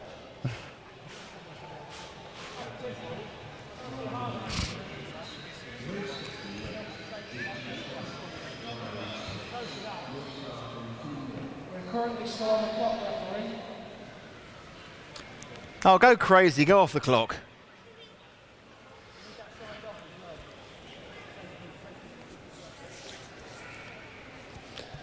So all of you watching RC Racing TV, I can now tell you that our next broadcast will be on the last weekend of April for the 112th European Championships. And you'll see Paul and his beard, that may have gone by then, and Matt and myself will be in Holland for the 112th European Championships, I think from Limburg, I think it's called Limburg Arena. And that is on the last weekend, actually the weekend that goes across March and April. I think the 30th, the 1st and 2nd, or I think the 31st, the 1st and 2nd, I believe it was. Whatever the Saturday and Sunday are at that end. And that'll be our next live. Marcus is here. Rather at Marcus's turn up, because Marcus is involved in the European Championship. I was talking about our next event. Yeah. In Limburg, is that right? Right, Racing Arena Limburg, yeah. That's like 10 minutes from my house. Yeah, this is 10 minutes from my house. Is it? See, it works well for both of us. You're lucky. Yeah, good win again? Yeah, it was okay. A little bit nerve wrecking, but it was okay. You're having, back markers are challenging, aren't they? Yeah, but you know, I mean, nobody does it on purpose. I mean, I started as well as a kid, so it's normal. What a relaxed Marcus. Won't be the same guy in Limburg, I can tell you. Much more stress. Thanks, Marcus. I keep forgetting I shouldn't actually be talking into this microphone. I've got one already. I'm double microphoning. So used to having a microphone like this for interviews, it's like a nightmare. No, it's a habit. Give me the microphone. It's got a bit dark now, John Lewis turned the lights off, isn't it? The John Lewis floodlights are off. Marshall 6 looks very cold. He's freezing. And a little love tap right at the start. I think it's Aidan Ripley who's got out in the lead there. I'm sure he's the all-pink machine. just beginning to recognise some of the body shells now. Doesn't help. And it's actually Rich Hicklin apparently in the all pink car. That's all got all done. So Rich Hicklin has picked up an all pink body shell. Chris Wilkinson second, Andrew Bulmer third, Matt Gammons is fourth. So Hicklin, nicely up the inside, almost there from Chris Wilkinson. Is that Chris Wilkinson? They wouldn't change their bodies this race. So Wilkinson second in the white into bronze. Hicklin in the all pinks leading.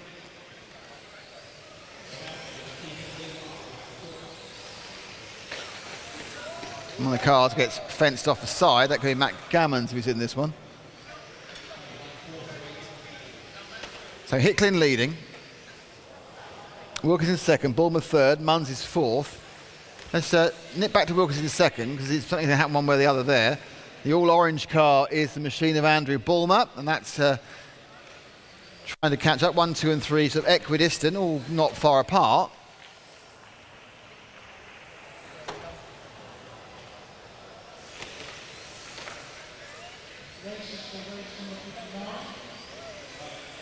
As everyone turns round. 1, 2, 3, 4. Certainly slightly Richard Hicklin getting away a little bit. Second, third and fourth, with fourth place being George Munns. They're really sticking as equidistant could be. None of them is pushing particularly. Wilkinson in second in the white and the bronze car. And in third in the all orange machine, who just took a little bit, is Andrew Bulmer. Just lost a little bit there, and now third and fourth are much closer. Back to third and fourth. Because George Munns and Andrew Bulmer are trying to occupy the same piece of space. Now the interesting thing is here that they aren't doing massive lapping yet. So I think the overall speed, the fastest isn't the fastest and the slowest isn't the slowest. So you've got a race that's much more evenly run, which means people aren't having to lap every 2 seconds. We are 2 minutes down, less than 4 minutes to go. And second, third and fourth right together. Wilkinson, Bulmer and Munns. They come up the sorry, I should apologise. I got excited there, but that was a back marker pulling out of the way. Another back marker got fenced off, and then that took Wilkinson out of the run and into the second gun. Bulmer, Wilkinson in third. So the orange car of Bulmer in second. Bulmer in the white and the bronze is in third, and Munns has dropped off. The second and third very, very close. And in fairness, Rich Hicklin not getting away. So Bulmer now looking to try and close the gap between Rich Hicklin in the all orange machine. He's trying to catch up the pink machine of Hicklin. He's dropping Wilkinson, and now he's got through. Looks like Bulmer might have the pace to get up to Hicklin. Both in the very aggressive low McLaren bodies.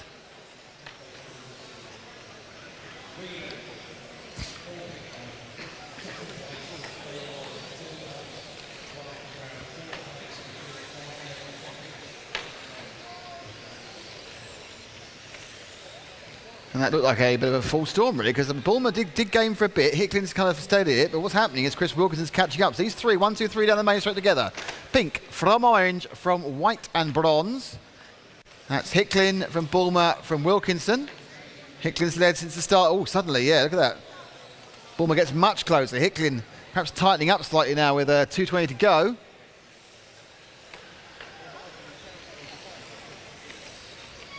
Identical body shells.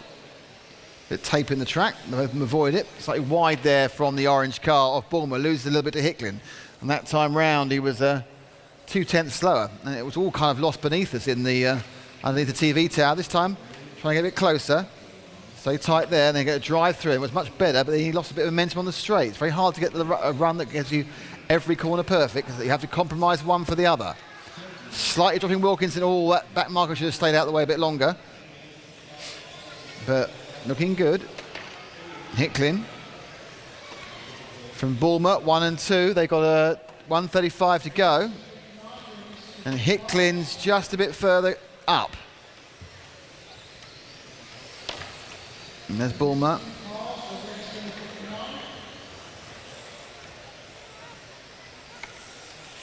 They turn round in this on race 50. Oh! And suddenly a kind of a mistake from nowhere from Bulmer. That's thrown him right in front of Munns. So Bulmer and Munns are right together. Wilkinson, second, third and fourth right together. Bulmer made a mistake from nowhere there. Couldn't see why that caused that one. And Munns now has a chance to pick up a second in this race. It's looking good for Hicklin for a 1.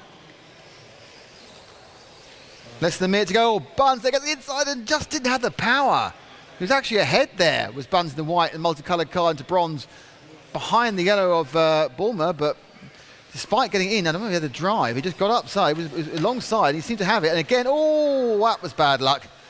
And just clipped the back end, and so Munns now drops to 4th, possibly even 5th actually. It is 5th behind Gammons, and now we have 2nd and 3rd, and it's Wilkinson attempting to get Bulmer. Still in the lead is Hicklin, so Rich Hicklin.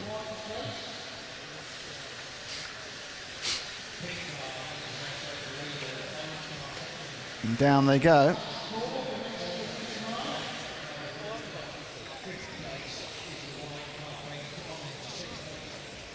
And so with it easing back down now, it's going to be a win for Rich Hicklin. In 2nd place will be Andrew Bulmer. In 3rd, Chris Wilkinson, and a 4th for Matt Gammon. So a good race all around there. Rich Hicklin led from flag to flag. Let's have a look at one of our action-packed replays. Oh, this is where, yes, that was very unlucky, that. Came in, and that was Munns.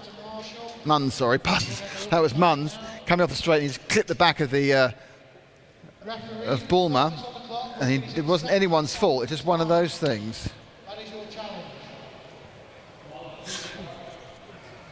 And we're getting ready for race 59.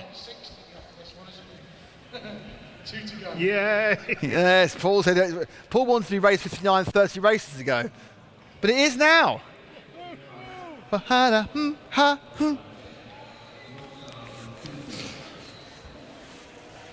So 2 races to go today. Just the 2. And all of you on the stream, thank you for staying with us.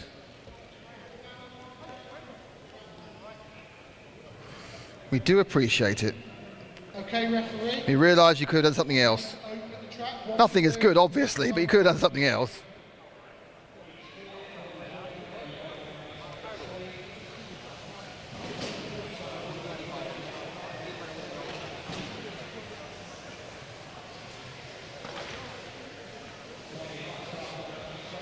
Marshals on the straight, please get ready to put the cars into position. They'll be lining up now.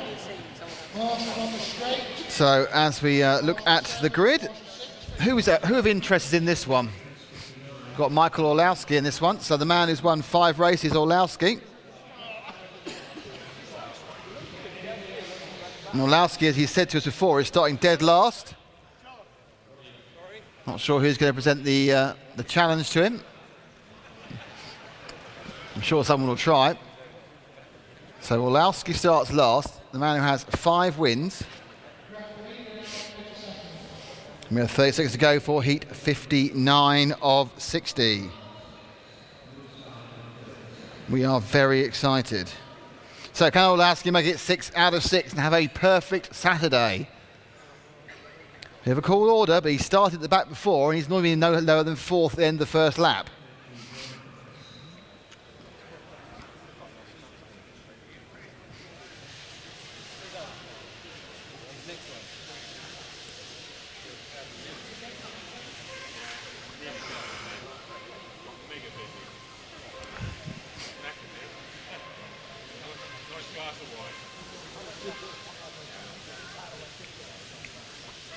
And they're away and into the lead. They got it in order this time. It's bad news for Olowski. Everyone's made a decent start, but Olowski still made about 5 spaces. But the lead has gone to Greg Williams. And Olowski's already in 5th at the end of the first lap, full lap. So the order as they go round, as Olowski makes 4th. It's Williams, Parnell and Morton, 1, 2 and 3, I think. And then Olowski's in 4th. See if we can pick up our 4th place man, the white with the black and red top. Because that's Michael Olowski, 5 wins so far.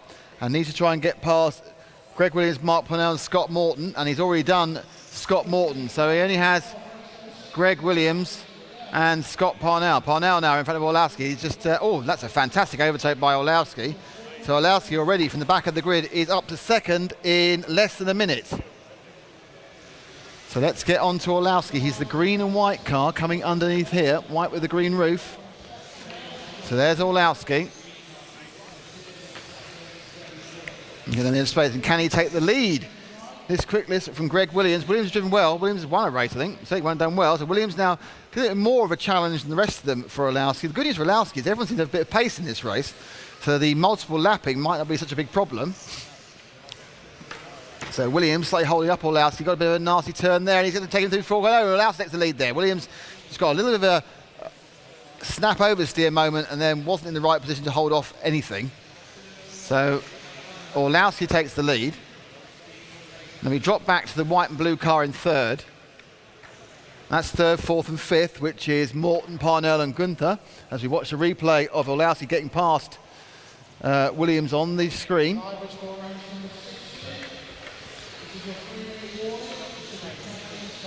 And Olowski is very much now looking to make it 6 out of 6. So the battle for 3rd currently on your screen, the one we're watching here live. It's the white and blue car, the all-white car, and the white and orange car who are about to go underneath our commentary stand now, but only one of them has because the other two had an accident. So that disappeared as fast as it was going to happen. And 2 more cars have an accident. So this race was looking very good, and now with 2.5 minutes down, it's kind of gone a bit processional already. We're with the 3rd place man, which is Scott Morton. He's on a pretty solo mission. I do believe actually that Mark Parnell is beginning to catch him up again. I hope that's right. Drop back to Mark Parnell, the white car behind him. And that's Parnell underneath us. Parnell now with the white with the blue flashing going down the straight. We'll need to be looking quite heavily at Scott Morton, who's ahead of him. But the gap actually is only gone about 0.3 of a second that time.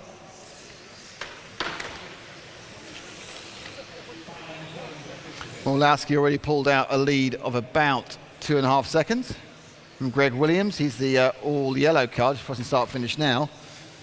And he's about 3 seconds ahead of Scott Morton. And the car we're looking at, which is Parnell, who actually is gaining slowly on Morton in 3rd. In fact, Parnell's going quite quickly on Morton in 3rd now. So Parnell white with a black bonnet, trying to catch up the white into blue machine of Morton. That's a bad lap for me. Didn't think he gained anything that time round. Nope, lost a 10th because he hit 2 things.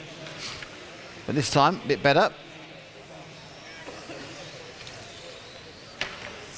He's going to have to get more precise because those little ticks and flicks at the end are costing him time, and he drops away again. 0.3 that time, so Parnell dropping away. 2 minutes to go. I think we're flogging a dead horse here.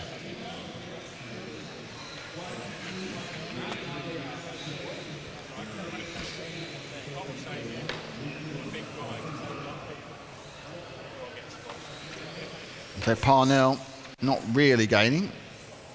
He is about 300 back. So let's find our leader. Let's have a look at Olowski. I've lost myself there. Here he is. He's coming now white into blue and green.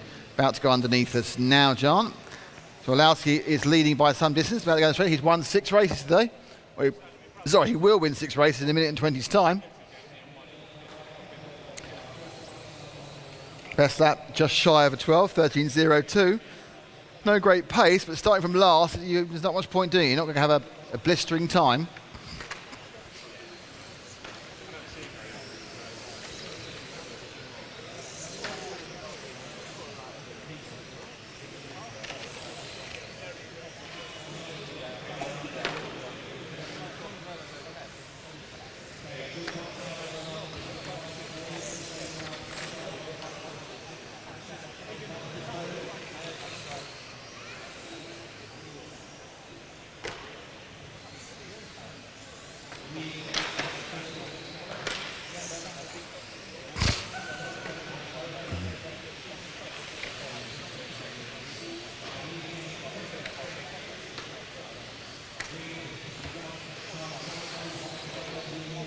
Oh dear, a bit of edginess there.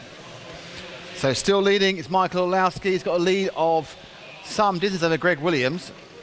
And now Parnell and Morton got together there in the battle for 3rd. With only a few seconds to go, and Olowski will take him home. Has once again got a win. Olowski wins that one. And quite a good time, actually, 27.360 flats. That was a very quick time. Good solid run by Olowski. Williams was second. Okay then guys, it's down to you guys to make sure that we So Olowski now moves up to second overall with that time. quick turnaround. We'll finish exactly on timetable. So let's get this pit lane cleared. Let's get out to Marshall.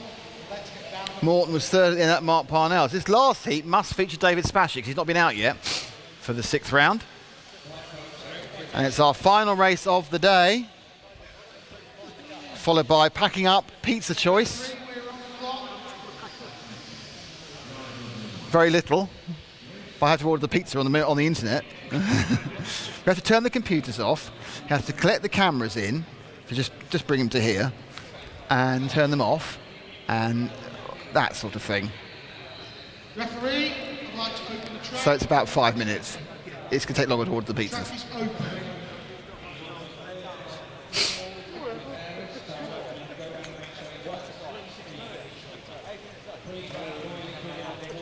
Marshall's on the straight. Assist to get the cars in their grid positions. I don't know. He's pretending he doesn't know. I was worried it was 8, but I think it's 9.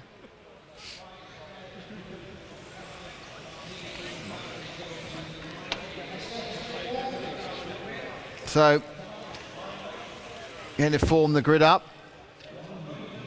Looks like Spashett starting in second.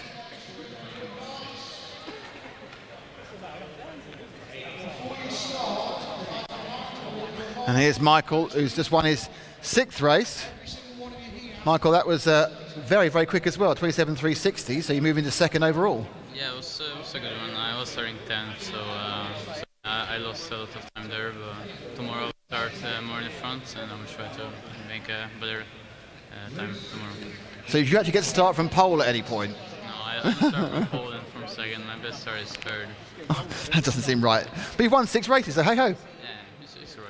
Well done, enjoy your evening.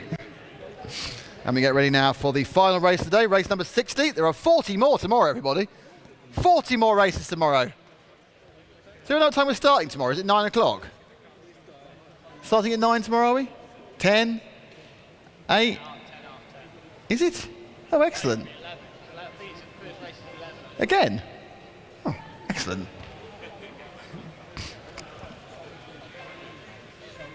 It's looking good.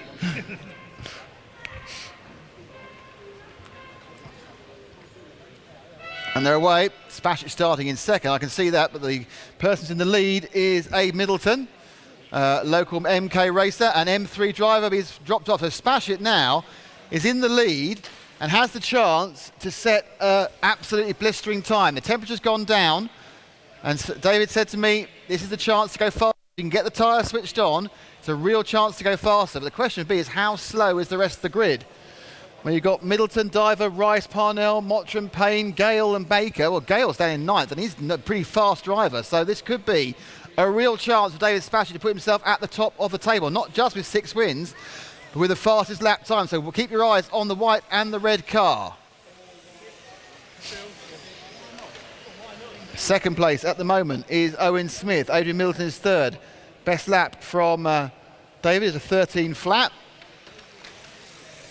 That time round was a 13.03, so he's already doing the consistent thing that David Spashett does. Let's drop back to third, so 2 cars back, and it's the white and green car there. And he's battling with a couple of others. It's Abe Middleton in third, Stuart Parnell and Neil Diver. Middleton in the white and the green, local lad. Well, not local lad, local man. And then the multicoloured car is the machine of Stuart Parnell and Neil Diver in the white into blue. Diver gets up the inside there. Almost 4-corner pass there of Parnell. And now we'll set about Middleton in third. So white and blue, Adrian Middleton is in the white and the green, which is coming on his now. Middleton's cars look quite horrible, and more importantly, it's now dropped down to 5th. And into third has continued to be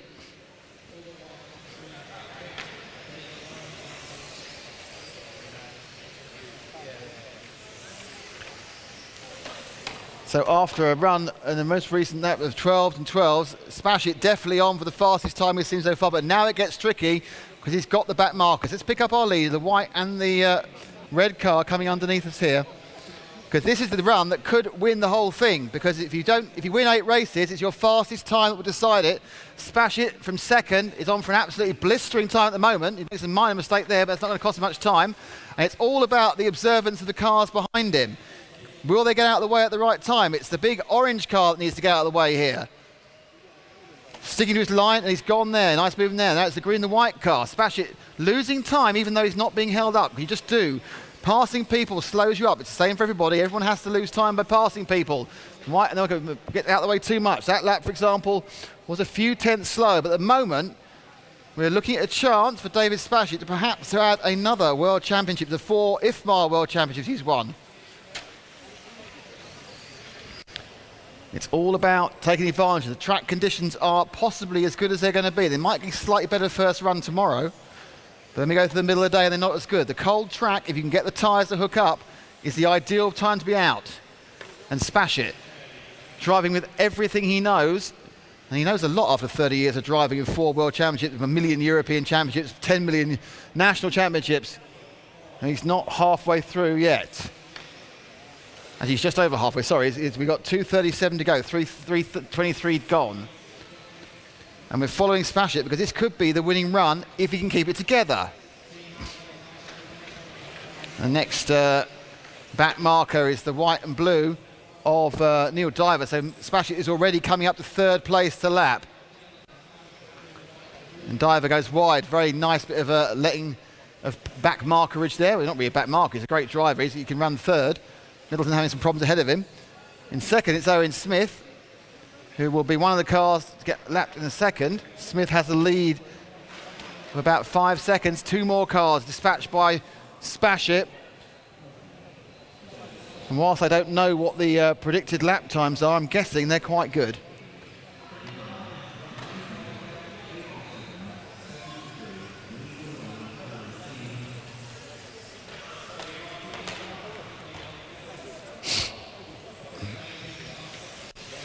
So can Spashett find that special time?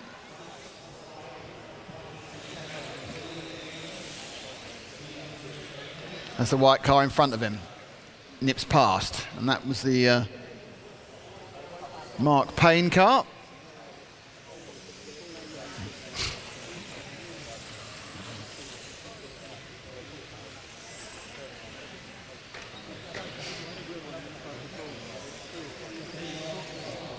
Still lapping around the low 13s. He's done some 12s in there as well. Would be enough to beat his teammate, Ollie Payne. And we're now down to 59 seconds to go. What will happen? Gets past the first one. He's got on the Marder to get away. The back markers have been incredibly good in this one. Spashett just tips the end, doesn't lose too much time. That lap round was a 13.12. Now, if he doesn't do it this time, he's not going to have much better chance of getting 28 laps than now. The car sits planted. It just looks beautiful on the track. It's not oversteering, it's not understeering, it's just steering. And coming 26 seconds to go.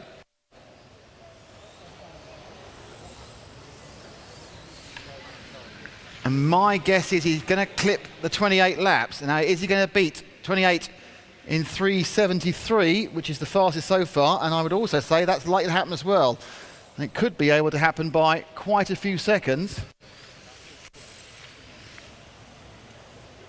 And Spashett is going to take the position. He's going to be on pole position. He's going to take the overall fastest time and move the top of the timesheet to 6 wins today. And Dave Spashett comes through in a 28.368. So that's 5 seconds fast we've seen all day. An absolutely perfect run in perfect conditions. And is absolutely advantaged David Spashett at the end of today. So that's the end of today's activities. I could walk there, yes. So I shall go and have a quick thing, but I need to find out something first. What time do we start tomorrow? Suddenly, it's not about a minute into that, just went, energy just went, I lost the ability to talk. What time are we starting tomorrow? Tomorrow, I think the first race is at 10 o'clock, but I'll check the race control. Right, okay, I need to check race control. We'll find out what time the first race is, so we need to take it back. Hello, everybody. Let's go and check the race control. They will know. This is the track, everyone. Look, skippy dip, track. Whee! And I'm going to go and ask the man who'd know, which is Gareth Bevans, because I can do that. Mr. Bevans, what time are we starting actual racing tomorrow? 10 o'clock. 10 o'clock. 10 o'clock, everyone. So we're back on air at 10 o'clock, then, everyone. And those of you who are waiting around, the racing starts at 10 o'clock tomorrow for an exciting time. So thank you very much, everyone who's watched the stream today. Like my hat. Should have the logo at the right place, shouldn't I? There's my hat. And we're back tomorrow. Thanks to Dremel, thanks to the BRCA, thanks to everyone here at the marvellous Centre MK, and we will see you tomorrow at 10. Needs to wave.